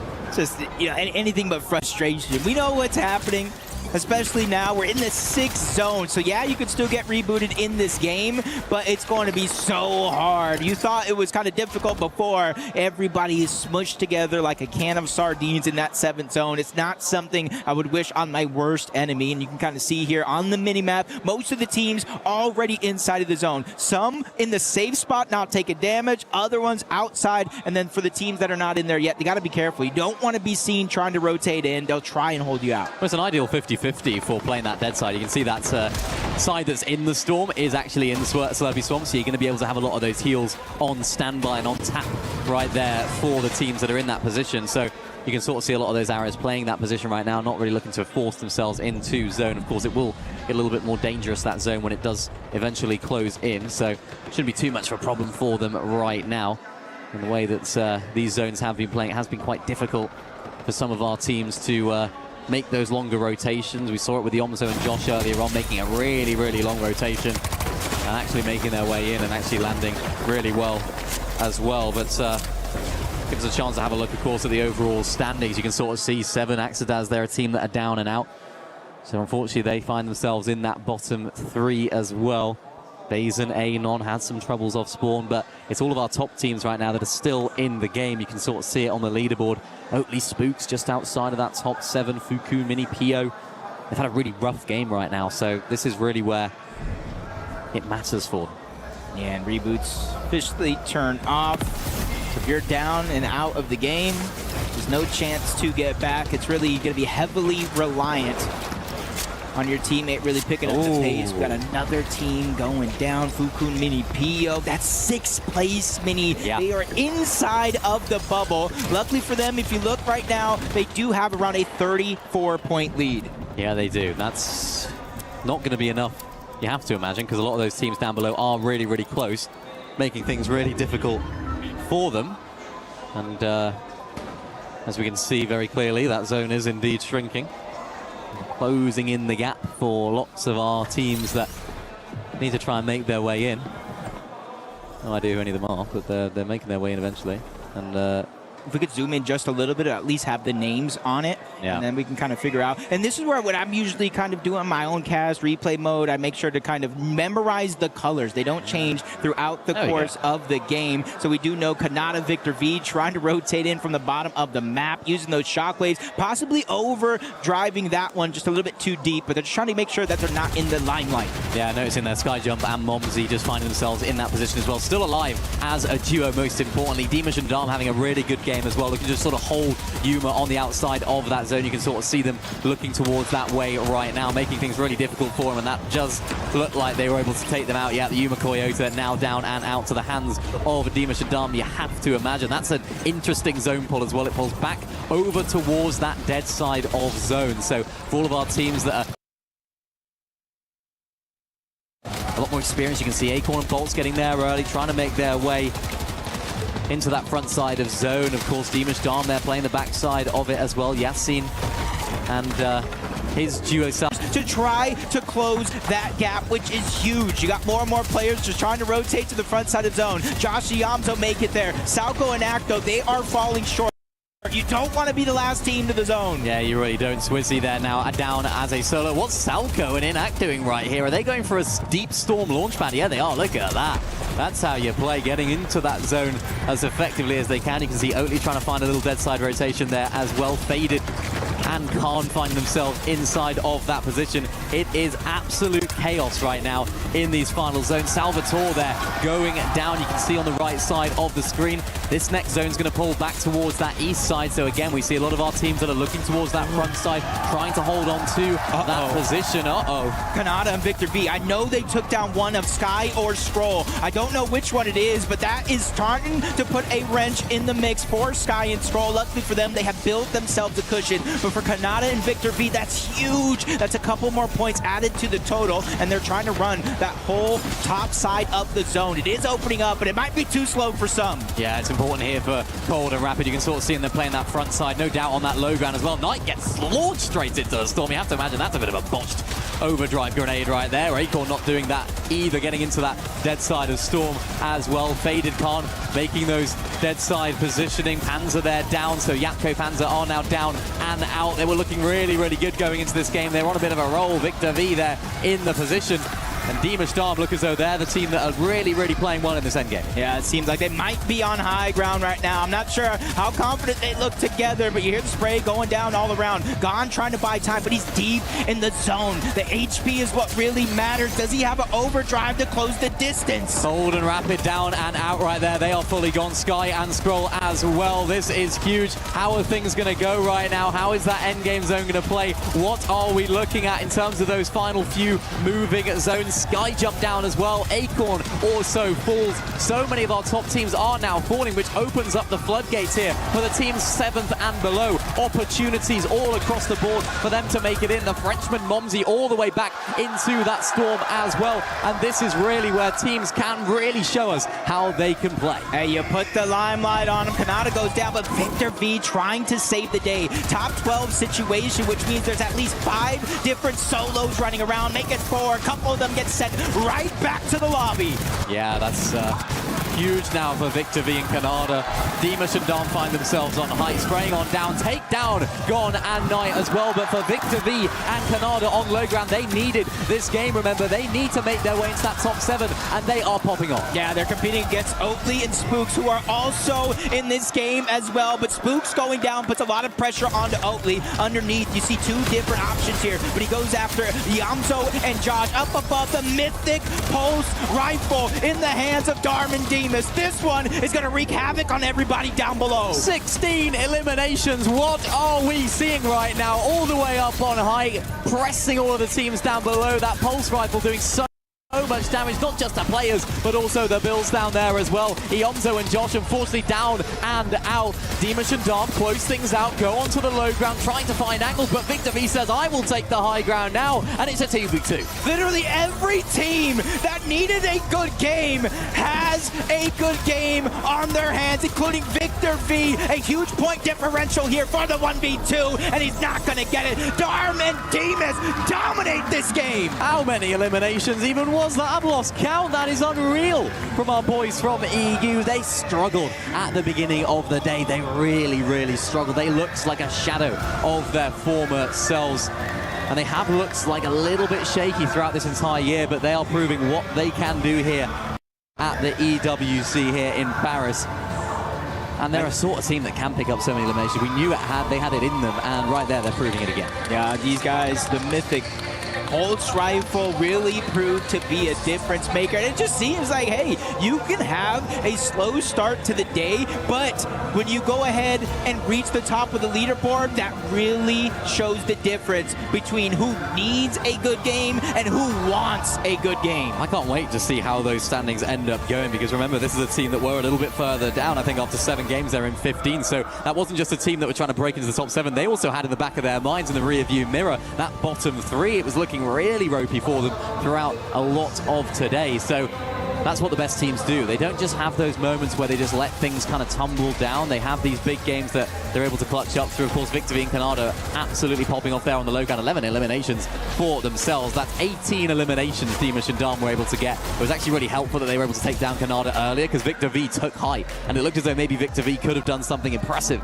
right there for us at the end, but unfortunately wasn't to be for them. But a good game, because they need to move up as well. I'm trying to do quick math. That's around, like, I want to say 54 points on elimination, 60 for the win. Is that our highest scoring game so far in the entire tournament? Not just this group stage. Darman Demas, man, when you put their backs up against the wall, they have proved that their bite is much more dangerous than their bark. And that's the thing. We've sort of talked so much about consistency throughout today when it comes to that. So it's going to be interesting to see how things end up shaping up for them. But I want to hear from Darman Demas right now. They're standing by with Zeke. Here they are, EWC. Make some noise for Darman Demas. A massive victory royale. Guys, how does it feel in this moment to not only get a victory royale, to hear that crowd roar and celebrate with you? I mean, after those games, then it just feels great to be back in the game again for the call. How are you feeling about that? Yeah, well, we needed that so bad, and we made it, so I'm pretty happy, I'm not gonna lie. How does it feel finally to kind of get that big shining moment, right? So to get the Victory Royale, have a handful of games left. Job's not done. We need to keep pushing. What's the game plan? I mean, can we say it? No. We can't leak the game plan, really, to be honest. Would you say it's just keep going? Yeah, of course. I mean, we're gonna push it for another Victory Royale, you know? I love that. Would you agree? It's, you know, obviously don't tell me the strats, but you're saying, hey, maybe we should just play for another VR? Is that the plan? Of course, we're gonna try. I love that. Obviously, you've got all these fans who erupted with you guys. What would you say to them? Because they're with you. They're standing behind you. I'm sorry, can you repeat the question? What would you say to your fans? Oh, no, I love them. I love every single one of them. What would you say to your fans? I can only thank them for being here. I love that. Now, one last question for you guys. Obviously, if we make it straight to finals, competition is going to be that much crazier, right? Is there a duo out there you're thinking, man, last day of EWC, I really want to fight them just one good time? I think there's only like Peter, because we can't fight them on EU, you know? So it's just great to fight them always, you know? That's a good team. That's a good team. What about you? Do you feel like there's one duo? Is it Peter Bonapollo? Is it someone else? It's no one. We're better. You're just the best. You're going to win all of EWC. Yeah. I love that. Well, guys, shout outs to you again. Congratulations on the victory. One more time, EWC, make some noise! Take it on over to you guys. Welcome back to your favorite Fortnite Reload Championship duo, 7-11. And today, ladies and gentlemen, we're going to be exploring everything that's going on here at EWC, and we're going to be testing out, Levin, our reaction time. You're always quick with the jokes, so you better be quick with the reactions, brother. I might not be, but you know what? No, I'm going to put you on the spot. You're going to go first. Oh, of course I go first. I'll set the standard. Yeah, you got this. 4 hours of sleep, it don't matter. I'm ready. I think you'll be able to clutch it up. All right. He is pretty much taller than the actual thing. 5, 4, 3, 2, 1. I'm about to get punched if I stay too close. Oh, he's quick with it. That one, you can never get that one, honestly. If I'm being... Ooh, okay, you got one so far. Oh, 2. Okay, 11. You got this. You already got me beat. 3. Why not? Make it 4. Okay, that one's hard. That one's so hard, too. Hey, yo, hold on. That's kind of cheating right there. I lost count already of how many you have. Uh-oh. Okay, all right. Here we go. Here you can little warm up. You can have your warm up. A bit of pressure on you now, though. A bit of pressure. I'll be honest. I think I got what? How many did I get? Did I get 4, 5? 1 for every hour of sleep I'm on right now. Reaction still on point, crisp. No pressure though, 7. No pressure. As the name goes, I'm expecting 7, to be honest with you. As the name goes, it's in the name. You gotta get 7, brother. Sir, hear me out. I'll be happy if I even just get 2, okay? Oh, 2, I've been here for 7 weeks, and the most I've gotten standard. was 2. I'm setting my standard at 2. That was the first time I've ever done one of those. You've been here for 7 weeks. You've probably been trying this every single week. You better get more than 2, man. Come on, you believe in yourself. You know what? Coach talk. Give me a coach talk I believe in you. You can do better than 2. I got this. You got this. Watch this. Come on, lock in. Lock in. It's time. I won't let you down. Ready hands, ready hands. Stay active. Stay active. Don't worry, that don't matter, it don't matter. Keep going, reset. Don't worry, it don't matter, it don't matter. Keep going. Beautiful. It's fine. It don't worry. Just reset, come on. All right, that's 1. Let's go. And again, light work. Oh, light work. Beautiful. Don't get too cocky now, don't get too cocky, it's all right. All right, nice and slow, nice and easy. Can't mess this up, surely, right? Can't mess this up. Walk in the park, beautiful, beautiful. And he was talking about getting 2. Come on, man. I got more than 2. Yeah. Did I make you proud? You actually made me really proud. That was very impressive. That's what I'm talking about. Your favorite Fortnite Reload Championship at EWC 26 Duo 7-11. Back to more.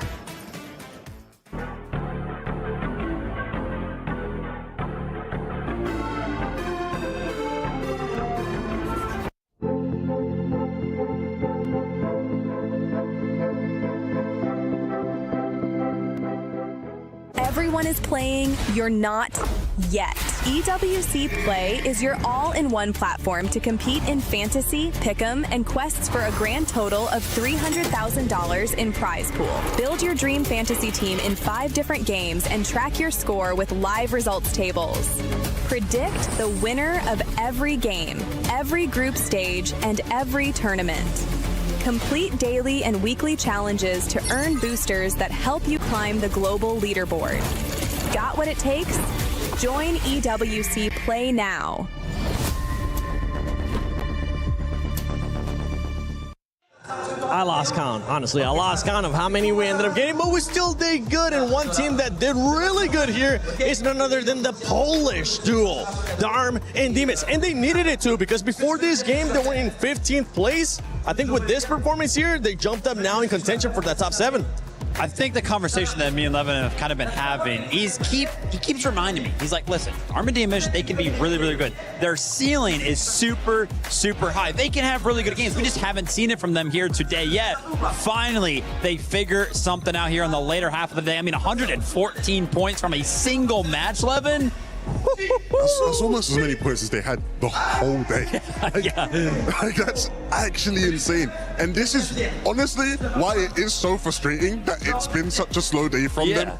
You know, Dom acknowledged it there. He was like, our games have kind of been, let's not talk about it, right? But again, they rip up the game plan. Kelly, we have seen them do this in EU so many times over the past year that they've really popped off in the scene where they'll have a terrible tournament, but then they just start W-keying everyone and they just look unstoppable. I thought today was going to be the story of Sky and Scroll repeating what Peterbot and Poyo did yesterday, but honestly, it's more of Darm and Demish that are proving that. By Zone 5 having 10 eliminations and then not slowing down, being able to carry that aggression into the end game and then pull out a victory royale. Hopefully they are in the top 7 right now, but obviously we do still have a little bit more to go. Speaking of teams that I know are so close in that top 7, Victor V and Canada. I mean, you know that they have been stepping up time and time again, but if we're talking about stepping up, it is Victor V that has really been stepping up, Vivid. Yeah, I can't wait for us to actually get an opportunity to take a look at the leaderboard, because if anybody at home hasn't had an opportunity to do so yet, it is very, very close. And I want everybody to keep kind of 3 teams in the back of their mind. We were just taking a look at that match rankings. The team that walked away in game number 8 with the most amount of points, of course, was Darm and Demish. The team that walked away with the second most amount of points was Canada and Victor V. And then Oatly and Spooks also walked away with the 3 most amount of match points in that one.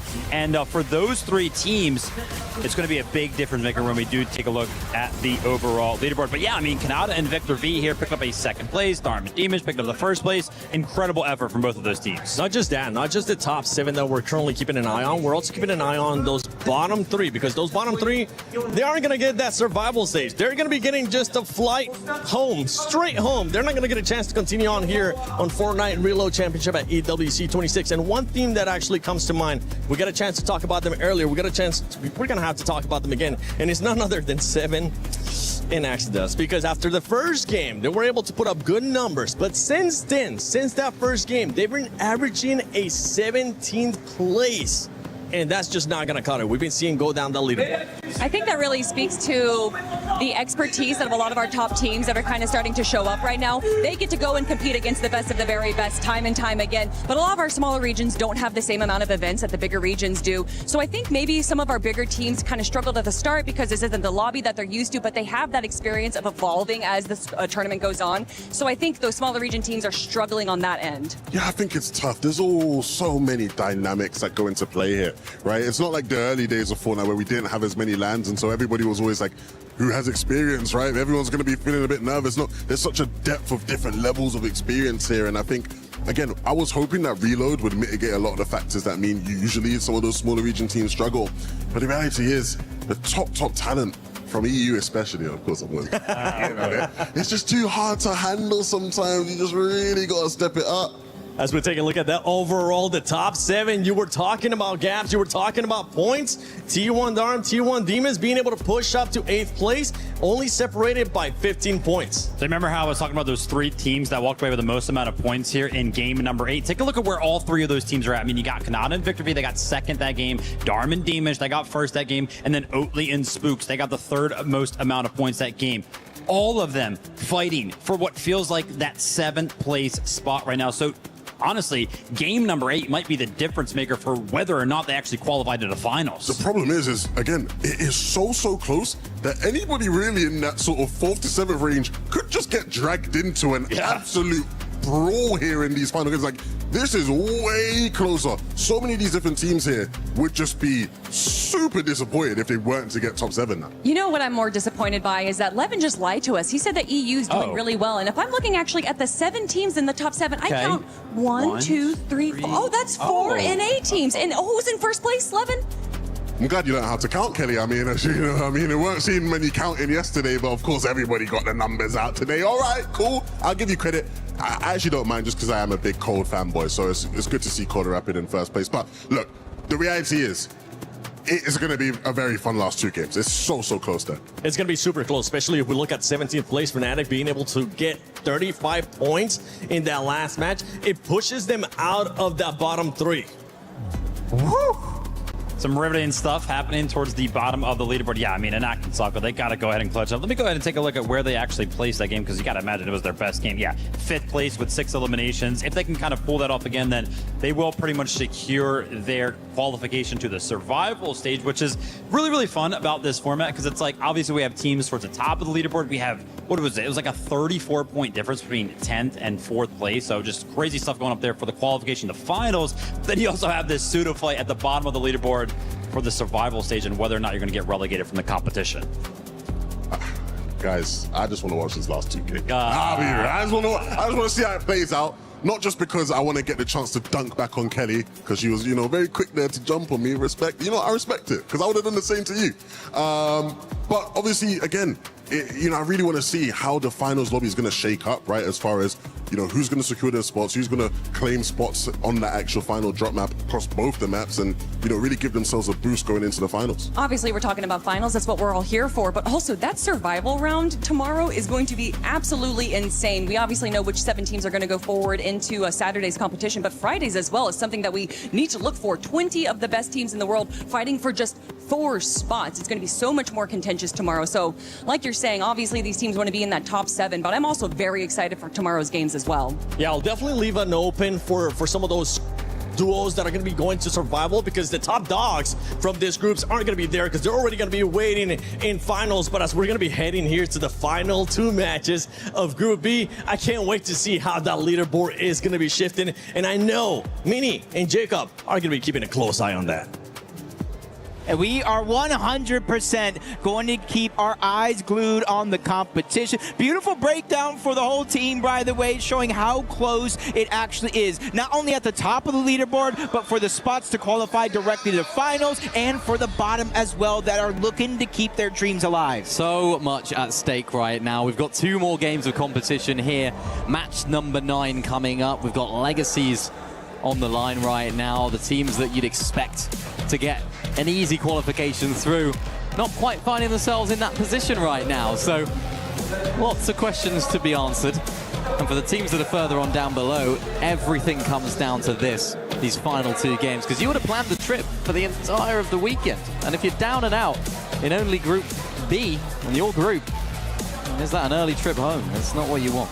I mean, maybe an early trip to the Eiffel Tower. Do some sightseeing before you actually go home. But one thing that we have to talk about and continue to mention is AGAL Sky and Scroll in 10th place. So with 2 games left, their back is up against the wall, and they're only down 25 points though. Axodaz and 7 already eliminated? Maybe not. Snow and his duo fully eliminated right now. So yeah, Axodaz and 7 are able to get back into it right here. Lots of action at Steamy Stacks, lots of action at Dirty Dogs as well. Lots of these early fights being dominated by Cold and Rapid from Twisted Minds. They're a team that we've just seen the best of today. I think we have high expectations of them. And like the analysts were sort of breaking down earlier on, it's always a little bit interesting to sort of see how the teams that maybe haven't played together in a while actually do come out here for the reload competition. As Bolts look as though he went down there in the feed, so difficult start for him and Acorn. But I think this is where we're going to start to see a little bit less craziness off spawn, particularly for some of our teams like Oatley and Spooks, who do need a solid last couple of games here, because they just find themselves outside of that top 7 by around 18 points. Yeah, just kind of playing a little bit more methodical, a little bit more careful. It's going to have to be the name of the game.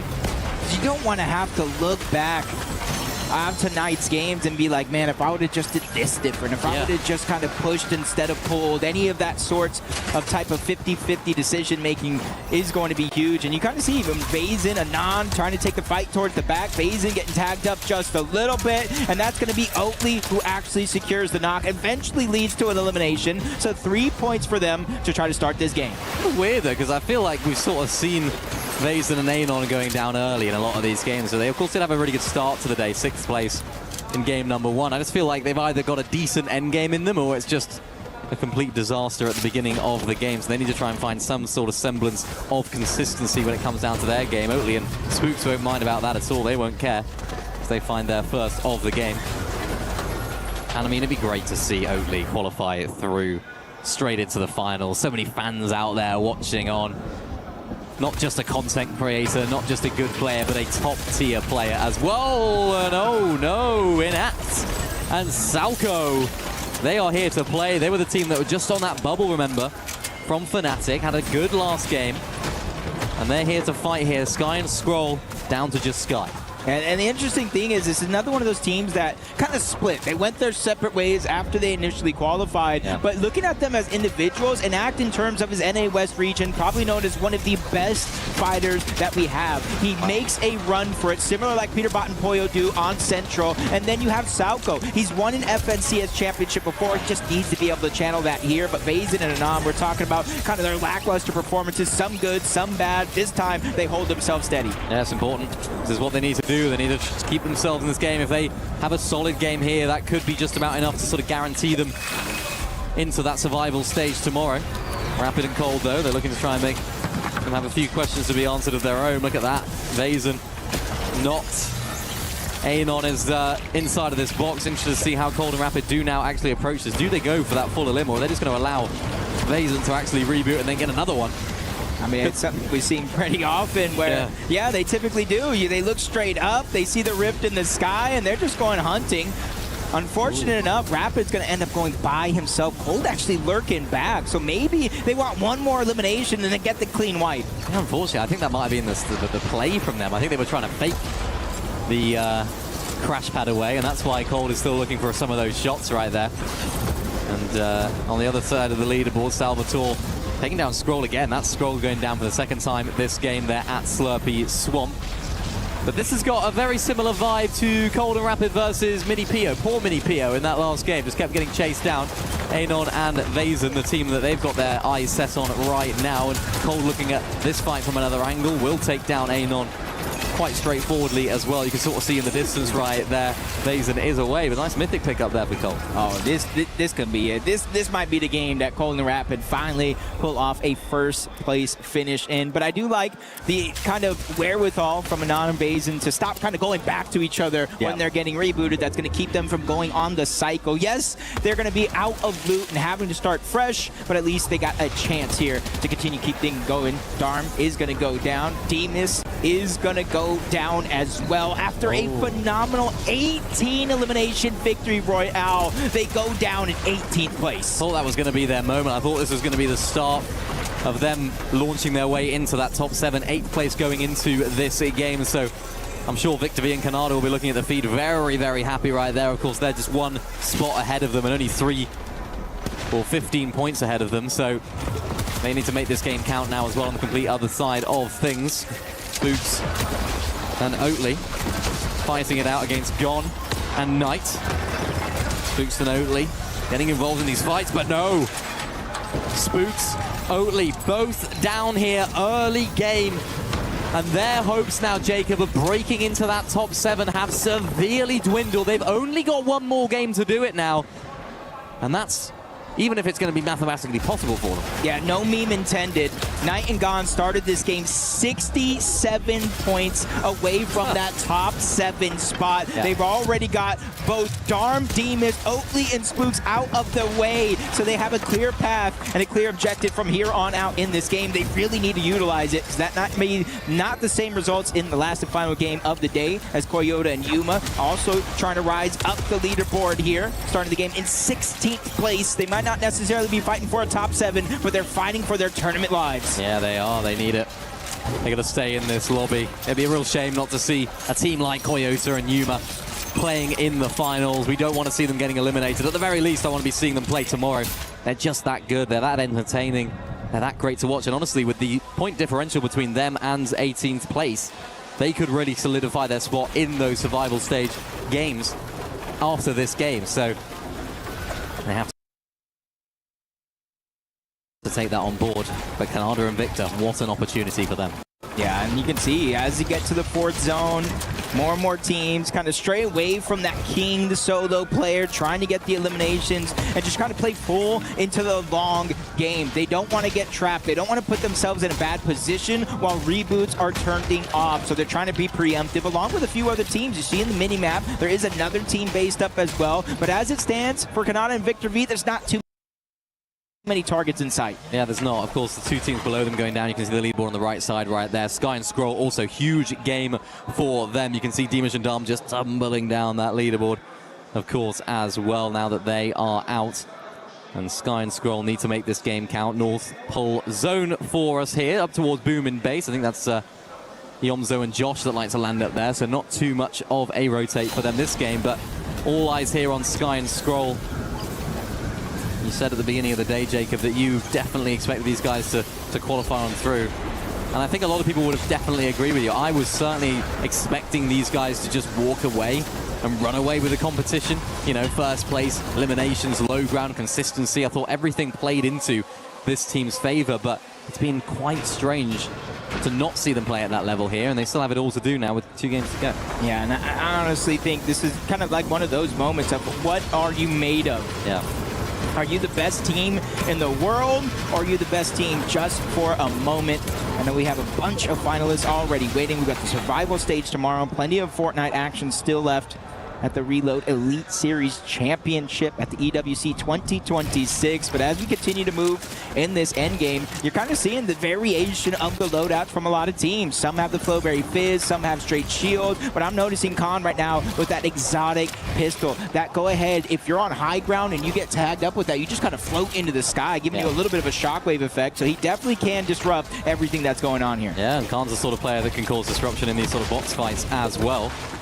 One of those sort of players on EU that we see as a very, very strong fighter, but we haven't seen that level from him quite as much. So maybe this is the sort of mode that he can really perform in. Of course, they do find themselves inside of that top 7, but it's really, really close. But again, teams like Oatly and Spooks and Dharma and Dimash going down will be really good for them. So another great opportunity for them to make it through and solidify their spot in that top 7.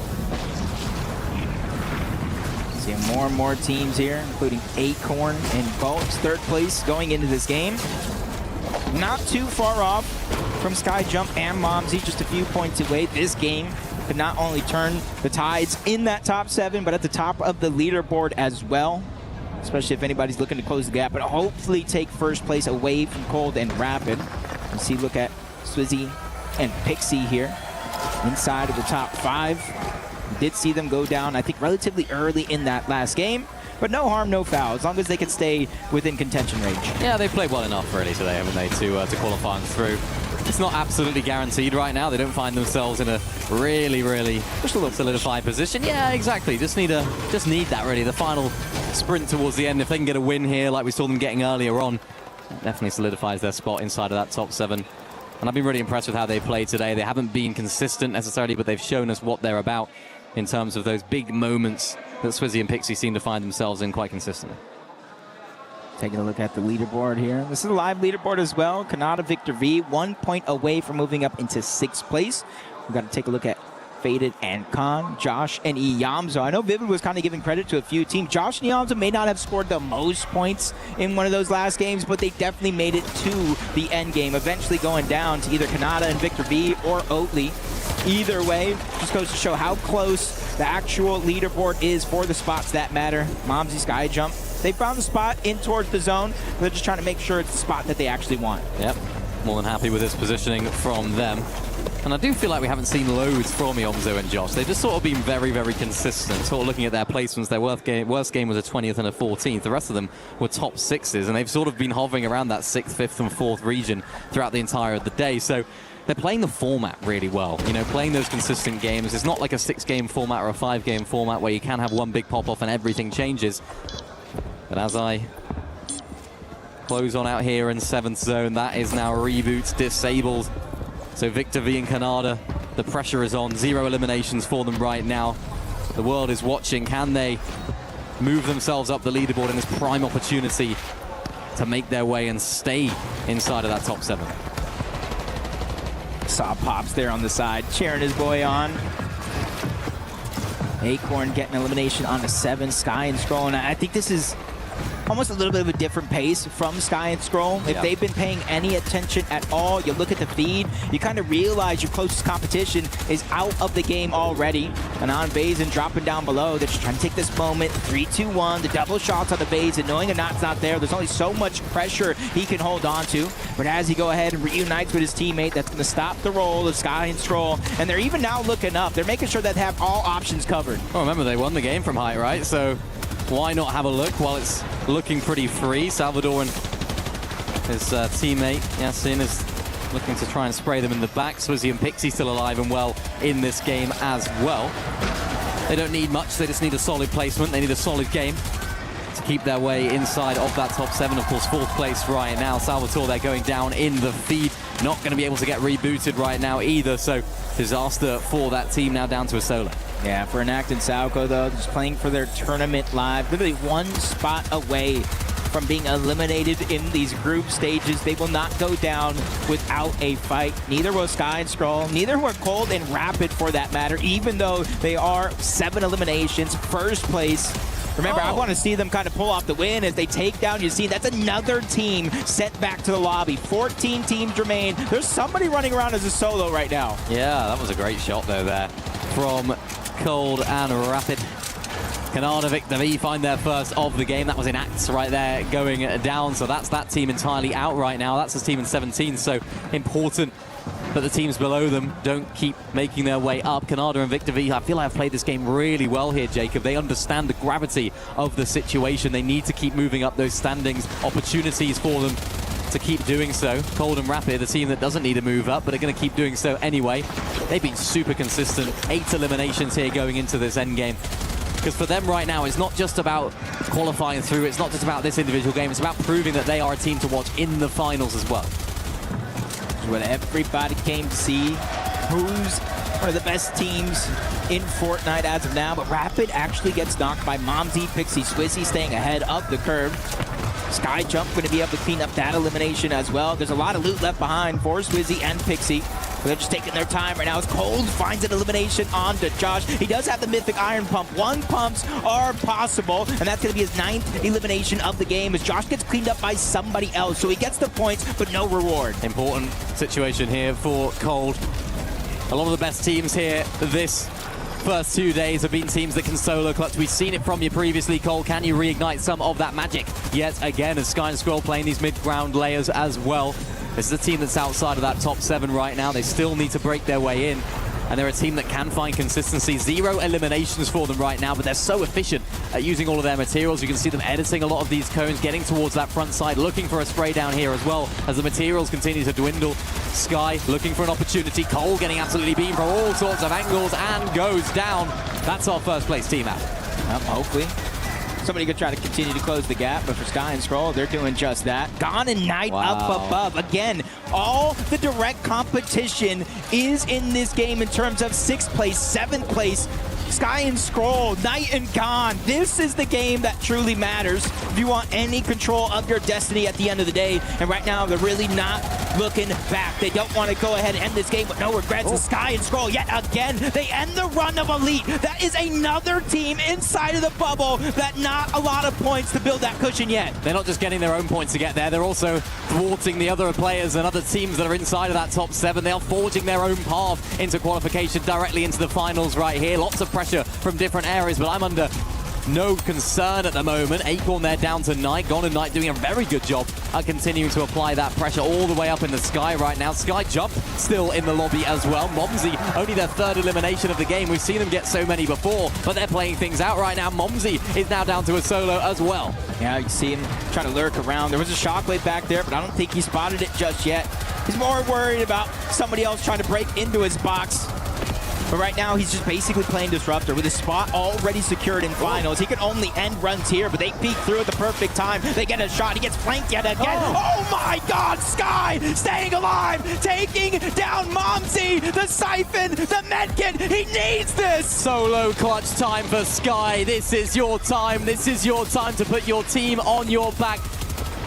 How can he do this? AGAL are watching. He goes down, but squeezes out so many extra placement points for his team right there. Definitely closing the gap, but we still got Kanata in this game, taking down Mini Pio. Swizzy and Pixie underneath. They're putting a lot of pressure onto Acorn and Bolts, forcing him outside of the zone, tick by tick. The zone is there. He finds the Slurp Truck outside of the box, thinking for Bolts. I think he hit a zip line as well, but he finally goes down. Swizzy and Pixie, they may have got surprised, but it wasn't too big of one. Swizzy and Pixie are back. We've seen them have big games. Now let's have another one from them here on the low ground. Khan, a team that do find themselves just inside of that top 7 right now. Solo clutch opportunity for one of those fraggers in the lobby that you expect big things from, but Fukun shuts him down in this endgame. Swizzy and Pixie trying to find their positioning on the low ground. Gone trying to solo clutch here as well as Swizzy finds Knight. Fukun on the other side of the wall chucks a big shot to Swizzy, and they're the only duo left in this, but maybe it's down to a solo. If Swizzy can't get out of this position, it's awkward, it's tough. Swizzy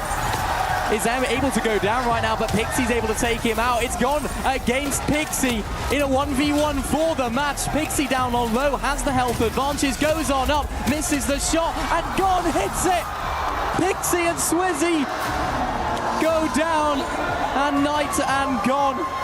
A game that was so needed for them, Jacob. They didn't just have a good game, they had a great game. Starting this one in 12th place. They needed it just like you said, and they delivered. I knew there was something about him teaching me a couple of those emotes that would definitely work out in the end of the day. I found a new friend, and friends celebrate friends. That's what it's about, and that's what they needed right now. It's going to shake up the standings so much. It's going to keep things interesting, as it has been throughout the entire day, going into our 10th and final game here of Group B. So many storylines to break down going into this final game. Will we see some of our bigger teams not make it into that top 7? Who will end up getting their keys crushed at the end of the day?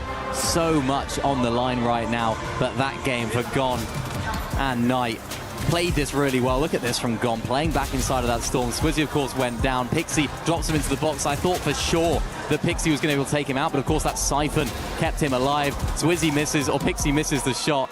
And of course he can close it on out with a nice hit of his own, and that's just what you need to do. It's those ice in the veins moments in those final standings of the game.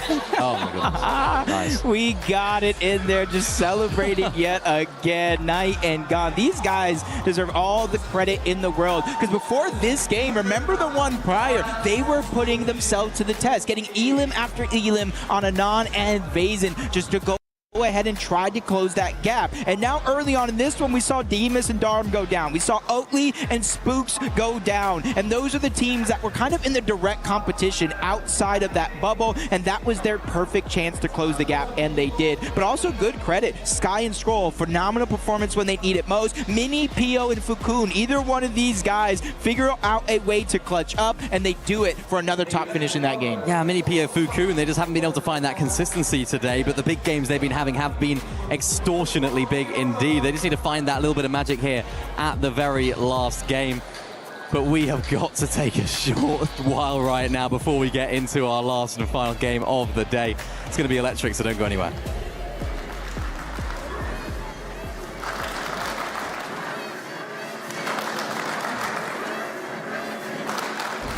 Play is in our DNA.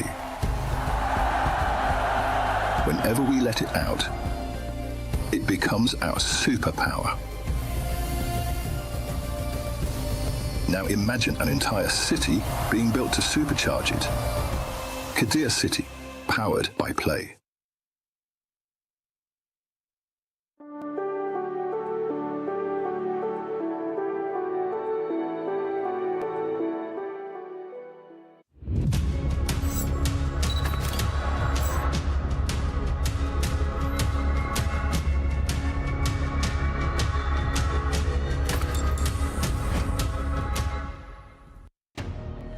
I mean, that last game, Monster, these players are delivering on the hype. What an incredible game. AGAL once again stepping up. You saw Sky really pushing the limits there, but the tournament overall here has been neck and neck, and I'm sure anyone watching here and at home are feeling it. Well, yeah, let's talk about AGAL for a second, because that game means so much for them. Of course, the expectations for Sky and Scroll today was to come through and dominate. It hasn't quite been that, but the day's not over. They can still secure a space, and that space is so important, especially after the Crossfire mishap today. Knocked out of that game. The club championship means so much to that team. They're relying on the Fortnite duo to make it happen. And I gotta say, talk about the runway opening up, competition 6 and 7 falling, and then other players jumping on over. So as we lead into the last game, I'm anticipating about 4 spots might be available. And you know, after 10 games of Fortnite, if you're up in the top 7, you deserve it. That's how I feel. I mean, I'm with you, man. We've had enough Fortnite be played. I feel like that game was just a game for the bubble teams, man. Yeah. Sky and Scroll, one of them, did a lot there. But you look at the Asians, Mini Pollo and Fukun, they had a phenomenal game right there to push themselves up. Gone at night, I mean, they could have had a better game, winning that one from outside of the top 7. Again, all of these teams, we were already bigging up how close it was, how tight it was on that leaderboard. These guys are making it even tighter.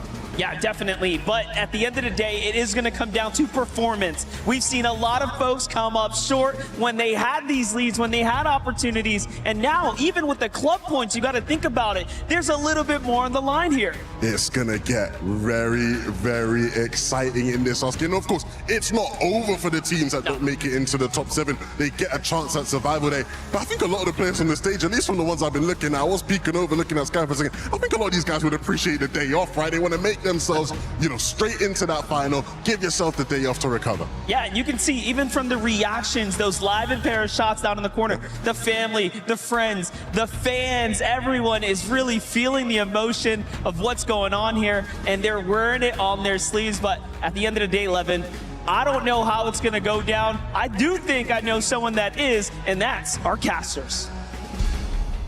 That's right. But here we go, Jacob.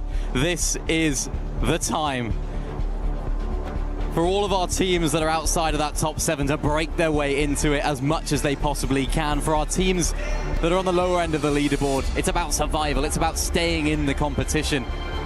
And even for the teams at the very top, Cold and Rapid, it's about proving why they deserve to be in that position. Yeah, 479 points, 207 points off elims. That is almost double everyone else in the game. Wow. It's just their placement, unable to get a win. That worries me, but at least they made it to the finals. But when you look down, 7th place, Yamzo and Josh representing Elite Esports, 318 points. That's only a 19-point lead. That's what scares me a little bit. You could throw Victor V and Kanata in that as well, because how well everybody, honestly, that bottom 5 have been playing to close out the day. Yeah, they've really just taken the final few games here and really just grasped them, because they need to at this point.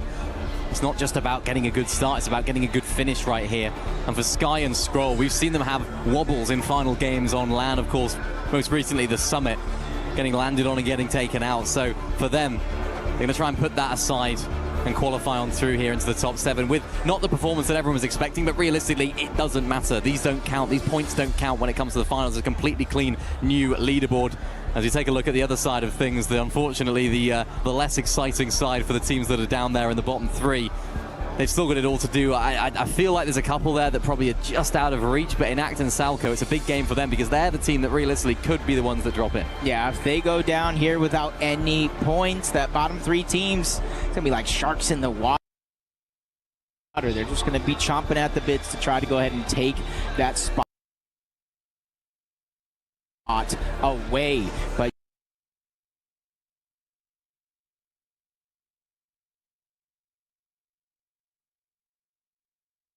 you can kind of see down that leaderboard, you got Oatley, you got Spooks, you got Darm, Demas. Both of these guys have already proved that they can put up big points in big games when it matters. But they not only need to put up those points, they might need to start thinking about taking out their nearest competition towards that bubble. Yeah, that's something to think about as well. Will teams now start to try and push the teams that are above them just to try and get them out of the lobby? Because of course, yes, you do have reboots, but if you take out the duo entirely, they are out, and that is them gone in that game. So going to be excited to see how things play out in that side of things as well. Shout out to Victor V and Canada as well. What a performance from them in that last game, making it into that end game. With Spinks sort of pops earlier on as well.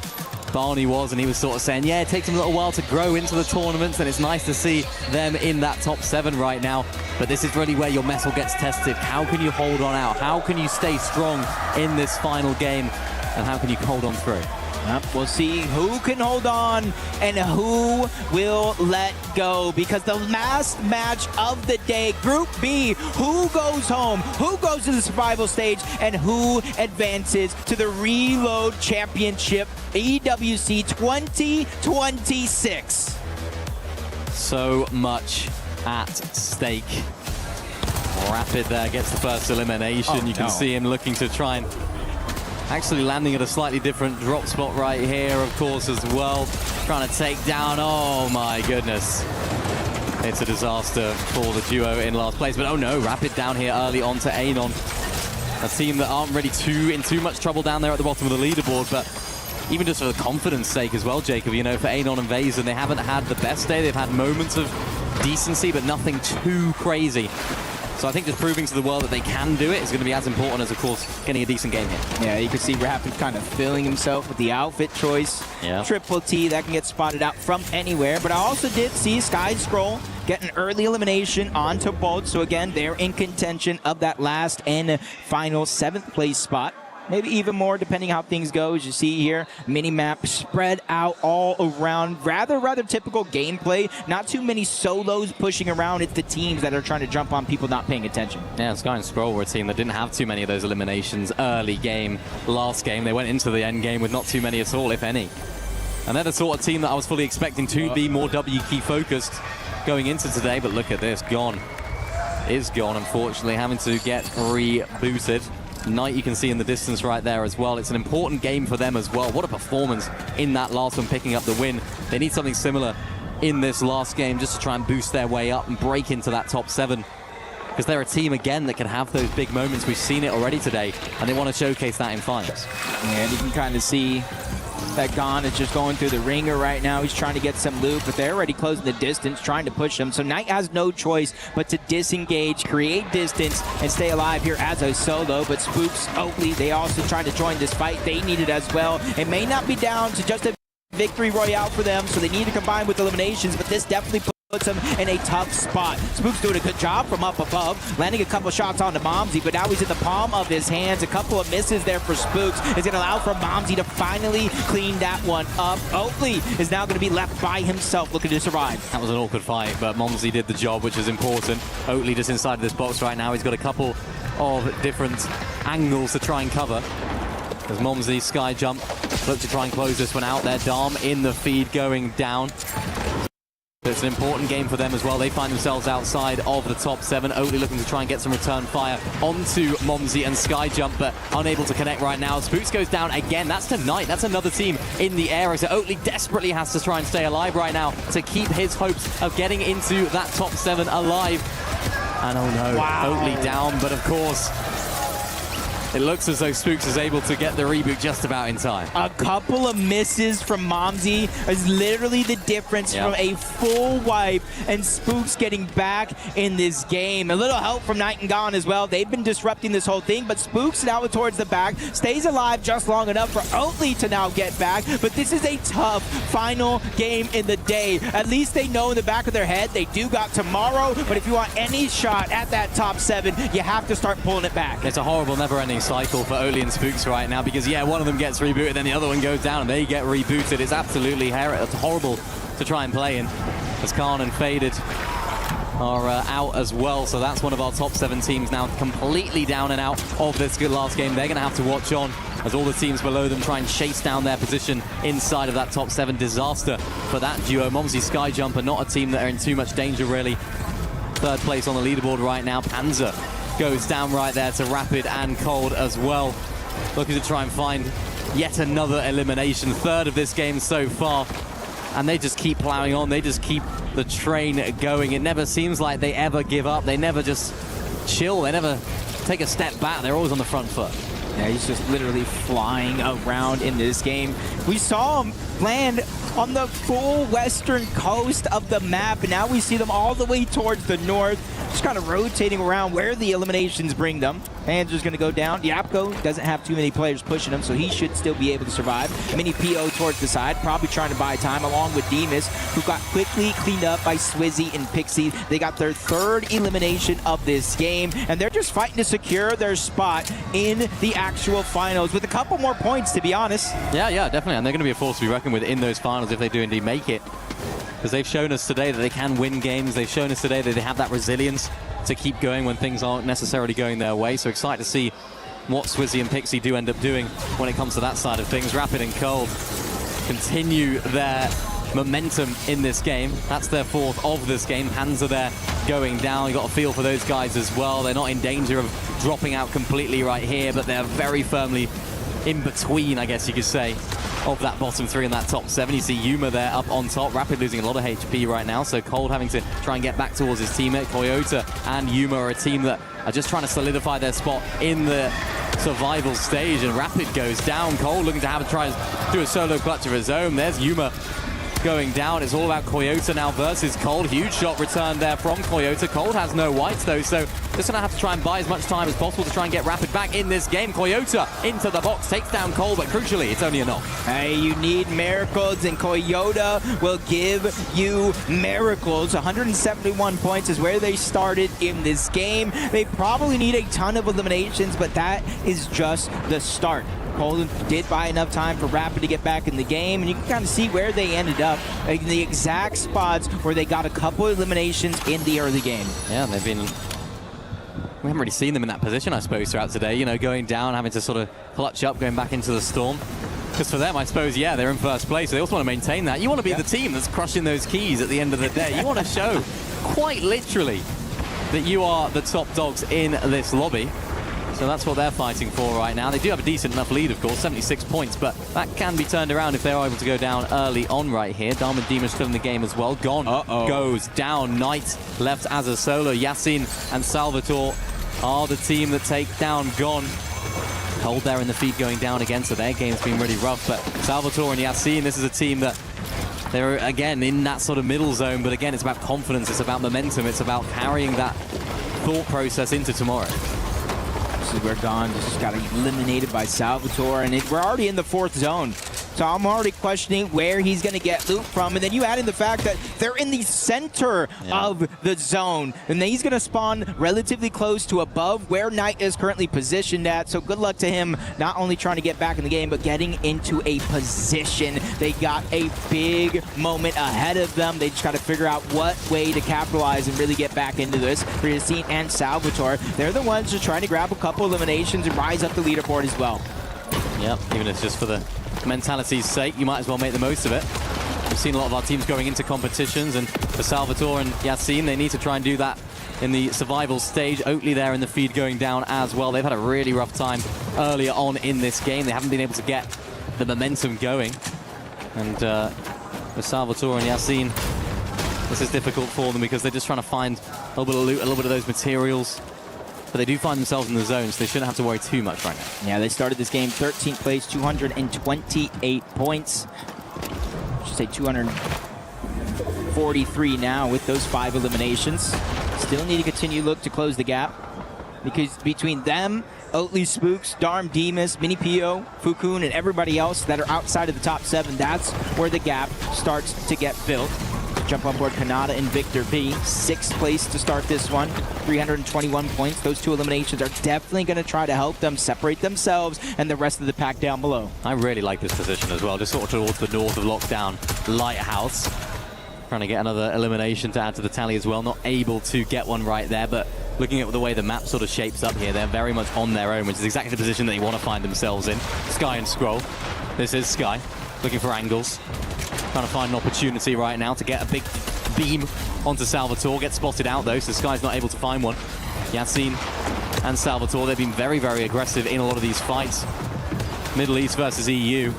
Who's going to come out on top? Sky and Scroll haven't been at their best when it comes to these mid-game fights as of right now. Sky very, very weak on the left side of the screen. Scroll looks as though he's just going to use this opportunity to disengage. Yassine and Salvatore are going to try and get on the wall of the 2-time back-to-back FNCS major champion.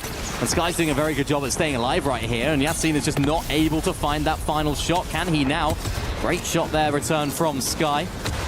Holding out and holding on to this position and to his spot in the game right now. And for Yassine and Salvatore, they're wasting time right now, really. You know, they need to take down Sky as soon as possible. Opportunity was forming right there, but couldn't quite get the shotgun out in time. Yeah, I think they're realizing this is taking a lot longer than they would hope. We're now in the 6th zone, so I think Scroll made the right decision to abandon ship, but Sky needs to start to figure it out. He's on the clock here to try to figure out a way towards the zone, but they already have one disengaging. Yassine is going to get knocked. You talked about one being out of the HP. Well, he is as well. Sky looking over the top. He gets the elimination for the siphon, but now he's in the line of sight of Salvatore. He goes back to the scene of the crime, trying to finish off that elimination, but Scroll is here as well. They realize we have a strength in numbers. We need to figure out a way out. We have about a minute to go. Scroll just puts it in reverse right there. Initially, he was like, yeah, I'm just going to get out. You can reboot. Scroll says, actually, you stayed alive. They're smiling about it. They're happy that they can still stay in this game as a duo, which could be so, so crucial for them, because remember, this is a team that do need to break into that top 7, which sounds crazy to say here for a team like Sky and Scroll, but that fight right there could have been absolutely vital in them actually qualifying on through here if they end up doing it. And a lot of questions about these guys here. Yep. We did see Gon go down in the 4th zone, I do believe it was. And Knight was doing a good job, was able to bring him back in the game, and now look at him. You almost would never guess outside of the materials.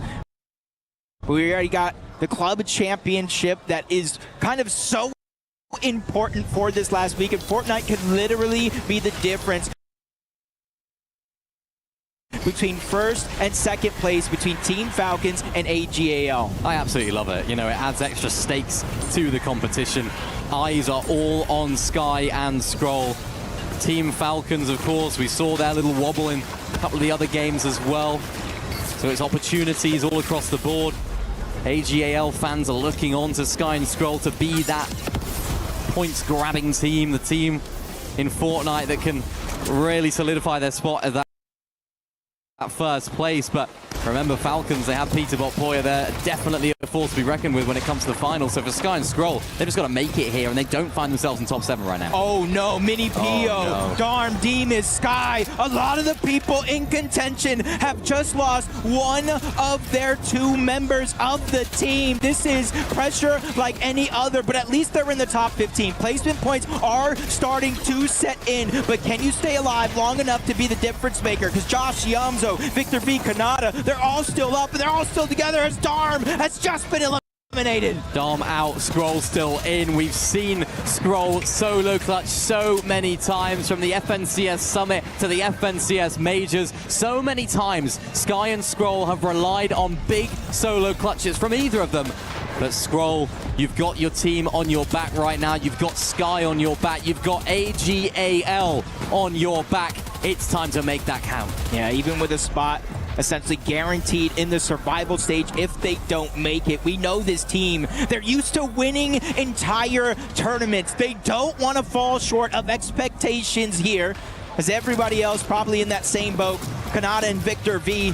They're in 6th place, 333 points and counting. And this is a team that's trying to play a sound game. Kanata looking on the other side of the wall, and he finds the elimination, the siphon, everything they need to make themselves stronger. Really great patience right there from Victor V. You can see the nerves are not getting to him right now, and how crucial could that be in terms of their success in this endgame. Huge amount of materials refreshed from that position right there as well. Bolts and Acorn, team that we haven't really seen too much in the last few games. They've been showing up right now in this endgame. 2 eliminations to their name. The RPG in hand as well. They're looking to cause absolute havoc. They're the team that definitely inside of that top 7 already, so they can have some fun right here. And Salvatore and Yassine find themselves up on high. They're not here to ensure that they don't just get eliminated. They're here to try and break into that top 7 if it is even mathematically possible. Hey, they just need a couple of eliminations. It is definitely possible. It's just probability might be a whole nother question. Got everybody lurking underneath, trying to follow underneath the radar so they don't go down. See Yapko in the distance. Replay here of Skyjump and Momsy just taking them out of the lobby entirely. Nice positioning here from Scroll, getting towards that front side every single time, but no, Kanada is down, gone, and Knight takes him out. But Victor V is still alive. He has to do it all as a solo. This is your time. Hops was hyping you up earlier.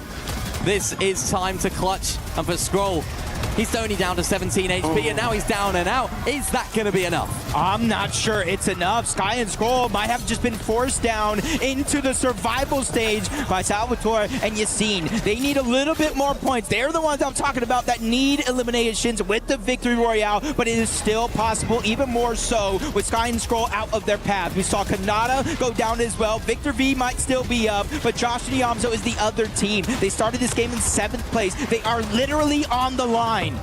This is their time. Josh and Iomzo, they've been under the radar for a lot of today, but they've been very, very consistent.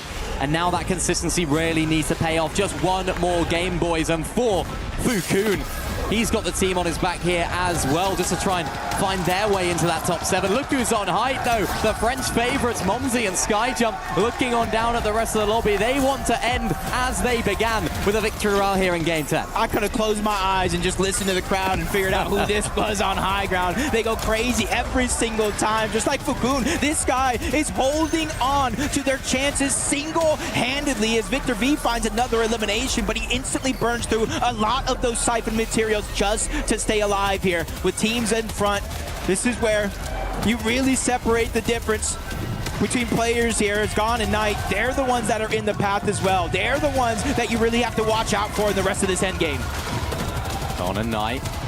They need to try and break into it. This is a good game for them. They've had a big one just recently as well. Can they have another 5 eliminations for them? They're trying to get into the box. Salco does a decent amount of damage, but he does escape. Gone, unfortunately, going down to the storm. Knight has to try and make his way in. Goes for height here as well, but only one build. Has to settle for low ground, and so weak in the process. Iomzo losing Josh here as well. This is an awkward situation for him now. There are way more than enough points on the board for them to try to catch up until now. Gone and Knight have just been eliminated as well. I'm not even sure who's still in contention here, but for Yamzo, he just wants to end on top. Victor V wants to make sure that there's no regrets left after today's games, but it's Fukun here. This is the story. 320 points. He has the entire support of an entire region on his back right now. Can he do it? Looking at that height, but decides to go back down towards the low ground. He's got a few builds to work with as well. Zone pulling over towards that west, gets ahead of everyone else as well, but he's got to be careful. A couple of teams there down on the low ground, and this is awkward here for Fukun, trying to play sneaky in between all these builds. Only 2 builds on his own. There goes Iomzo as well. That sky jump, the crowd go crazy right there. Victor V goes down right there as well to another solo in Fukun. He's going crazy right now in amongst all the chaos. That's literally their next competition. That is a team inside of the bubble that's out. Fukun with everything on the line here. A solo towards the bottom. He takes down Skyjump. He is trying to qualify directly to the finals. We are witnessing history in the making. What a shot there from Fukun to keep him in the game. Pixie's weak. He has to retreat. Fukun down on low, still trying to keep himself in the game. 1 HP, needs to find the shot. Aoxy on the wall, and Jojo and Aoxy will find themselves the victory royale. Is that going to be enough to launch them out of that bottom 3?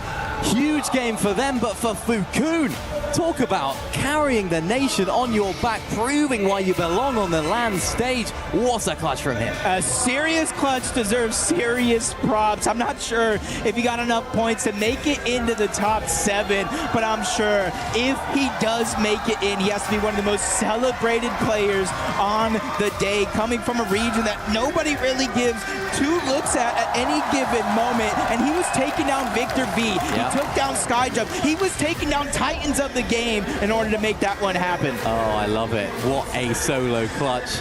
You can see what it means to them there as well. I mean, what a performance from Ewc and JoJo as well, a team that were down on that lower section of the leaderboard throughout a lot of today, and we saw it yesterday. Winning that last game has proved so important, and has it proved important again for this team right here? Yeah, Ewc and JoJo Fishy, I believe to start that game, we're either in the bottom 3 or around the bottom 3. And if you guys don't know, top 7 go to finals, the middle 10 go to the survival stage, and the bottom 3 go home. And for JoJo Fishy and Ewc, a 6 elimination victory royale. You gotta be crossing your fingers and hope that's enough to keep your dreams alive at EWC. It's all about that leaderboard, of course. Who would have made their way into that top 7? Was that solo clutch from Fukun enough to put them in those finals straight away? For a team like Sky and Scroll, a day to forget. They've now got to dust themselves off and come back tomorrow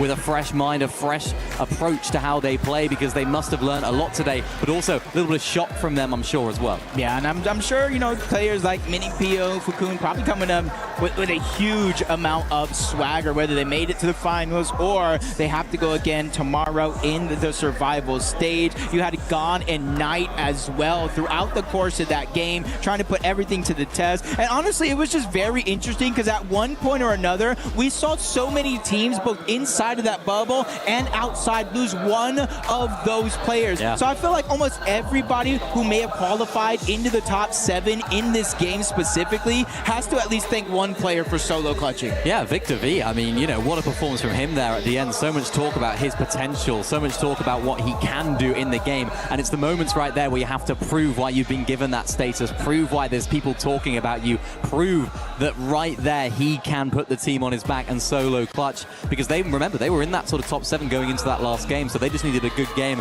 and the way that they played that entire game was super strong. Even Spooks and Oatly defied expectations, I think you have to say, from especially, of course, Oatly's first land, quite famously his first land. They don't look too pleased, but let's have a look at this leaderboard. He's done it! What? Fukun and Mini Poyo, they make their way into the top 7 via a huge solo clutch from Fukun. He deserves all the credit in the world. He may not have won that game, but tonight he is definitely going to feel like a winner. We also have Elite Esports Josh Diamzo. We got Dignitas, his Victor V and Kanata, and again, Victor V with a solo clutch. Huge moments for Victor V right now. I know Pops is in the background, absolutely vibing. He's loving it right there. Cold and Rapid, though, what a performance from them overall on the day. They're the team that we were looking at as one of the better teams in the lobby, and they delivered right there with a huge performance, even with a little bit of a wobble in that last game, going down a lot earlier. It didn't matter. Got to see AGAL, Sky and Scroll in 10th place. We will see them tomorrow in the survival stage, along with Darm and Demas again. One of them going down, forcing the other one to play as a solo. They were the team that got the 18 elimination victory royale, but by then they were already kind of down, but at least they're not out. And look at that for Ewc and JoJo. They did it! They did it. That win actually propelled them out of that bottom 3. So for teams like Enact and Salco, they drop on down. 7 and Enact, as we saw those guys going down a lot earlier in those latter games. So it wasn't the day to remember for those guys either. Those guys will be going home. So it's really, really difficult for them. But what a performance from some of our top teams here. Yeah, definitely was a performance to remember for some, and a moment to forget for others. But a moment we will not forget here is Barney has our leaders of today's games on stage. One thing that we look for here in the Gadia City grid above all else is consistency, and these guys have it in spades. Cold, Rapid, congratulations for securing the top spot in Group B and securing your spot as well into the finals the day after tomorrow. Quickly, let's have a chat. 5 top 5 finishes. Like I said, that consistency you proved throughout the entire day. Has that kind of set the tone for you now going into the finals? Has that given you a little bit more confidence? Oh, 100%. I mean, we knew we were going to do this good, and we showed it here, so we're just planning on doing that in finals too. Definitely did. I mean, even in the games where you didn't secure those, higher placement points, you're still just getting eliminations. You're just providing that extra consistency on 3 different occasions, double-digit eliminations, which is amazing to see. Tell us a little bit about the dynamic between you guys, right? So you've got, I'm guessing, Rapid, your IGL. So you just kind of let Cole do his thing, secure as many eliminations as you can, and run back. What about you? Tell us a little bit from your perspective, the dynamic. It's honestly just a great game plan from Rapid. He sets me up for all the kills that I get, and thanks to this guy right here. Thanks to that guy right there, repping Twisted Minds as well, so congratulations. Now, let's get to the fun bit, right? We're here to crush some keys, aren't we? The eliminator teams. Have a safe flight home. Have a safe flight home. I love that. Okay, buddy. Pull on that handle in 3, 2, 1. And just like that, 3 teams have been eliminated from the Fortnite Reload Championship. That means 6 teams in total, leaving 34 still in the race. Tomorrow in the survival stage, 20 will duke it out for those 6 remaining spots in the final. It's going to be absolutely incredible. Once again, congratulations to Cole and Cold and Rapid from Twisted Minds. And for now, let's head back to the studio to round out day 2 of the group stage. Thank you, Barney. And yes, that key was eager to just get absolutely crushed.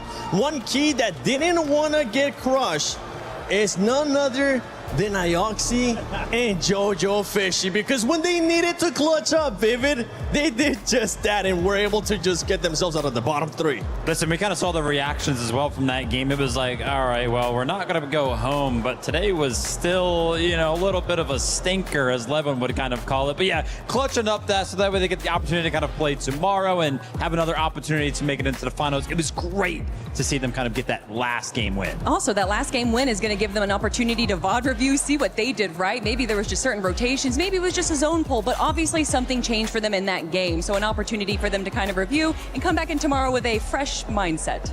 Yeah, they're going to need that, man. They're going to need that. I mean, as far as those last couple of games go, man, I don't know how much there is really to review out of them. They sort of spiraled into just utter chaos. You had so many teams, I think, realizing almost that you actually just had to just fight your way into a qualification spot, right? And so regardless of today, clean slate, tomorrow, you're running it back again. That's the beauty about it, right? Especially when we go to survival stage, it is going to be a clean slate.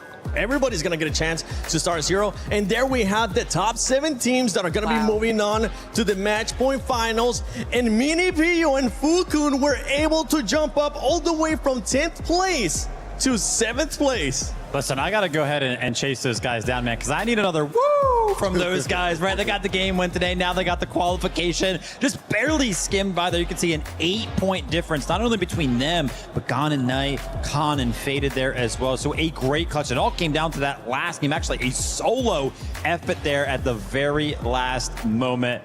Great to see one of these smaller region teams kind of make it in out of Group B. And they've been pretty consistent throughout the entire day, and we've actually seen a lot of smaller regions really step up. Gone and Night just barely missing out in that moment, and you actually could see the moment that they were eliminated and they knew that they might not be in contention. But same reaction from Mini Pio and Fukun, where they went down, but you could tell that they were cheering. We thought for a second that they thought they won, but then we realized, oh wait, no, they qualified into 7th place. Yeah, I mean, both of them, right? It was Fukun in that last game, but Mini Pio himself had plenty of clutch moments where, again, you're just doing enough to keep your team in the competition, and sometimes that's what it's all about. And I'm looking, Levin, at that 8th place for Gone and Night for Furia. Even though they had 2 victory royales today, it just wasn't good enough. That consistency wasn't there. I mean, these games have been brutal, right? When you look at some of the teams here on the second page, the likes of a Dharma and Deemish, the likes of an Oatly and Spooks, these guys are some of those duos that are gonna sponge up a lot of points. Going into tomorrow, is there any duo, Vivid, that you think is gonna be taking over that role of sponging up points? Gosh, listen, I got to go ahead and call one of the teams that we saw have an incredible game today. I mean, Dharma Dimish, I would really, really love to see them do well. Just that single game performance. Again, Levin's kind of talked about it, that ceiling performance. If they can do that consistently, then yeah, I feel like they could be a team that kind of soaks up all those points. Listen, I'm going to say the team that probably a lot of us were surprised to see not automatically qualify through, and that is Sky and Scroll. And for me, it wasn't necessarily that they misplayed. It was more so that we got that Levin guarantee. We got the Levin coach, and I thought that would have been enough. But Levin,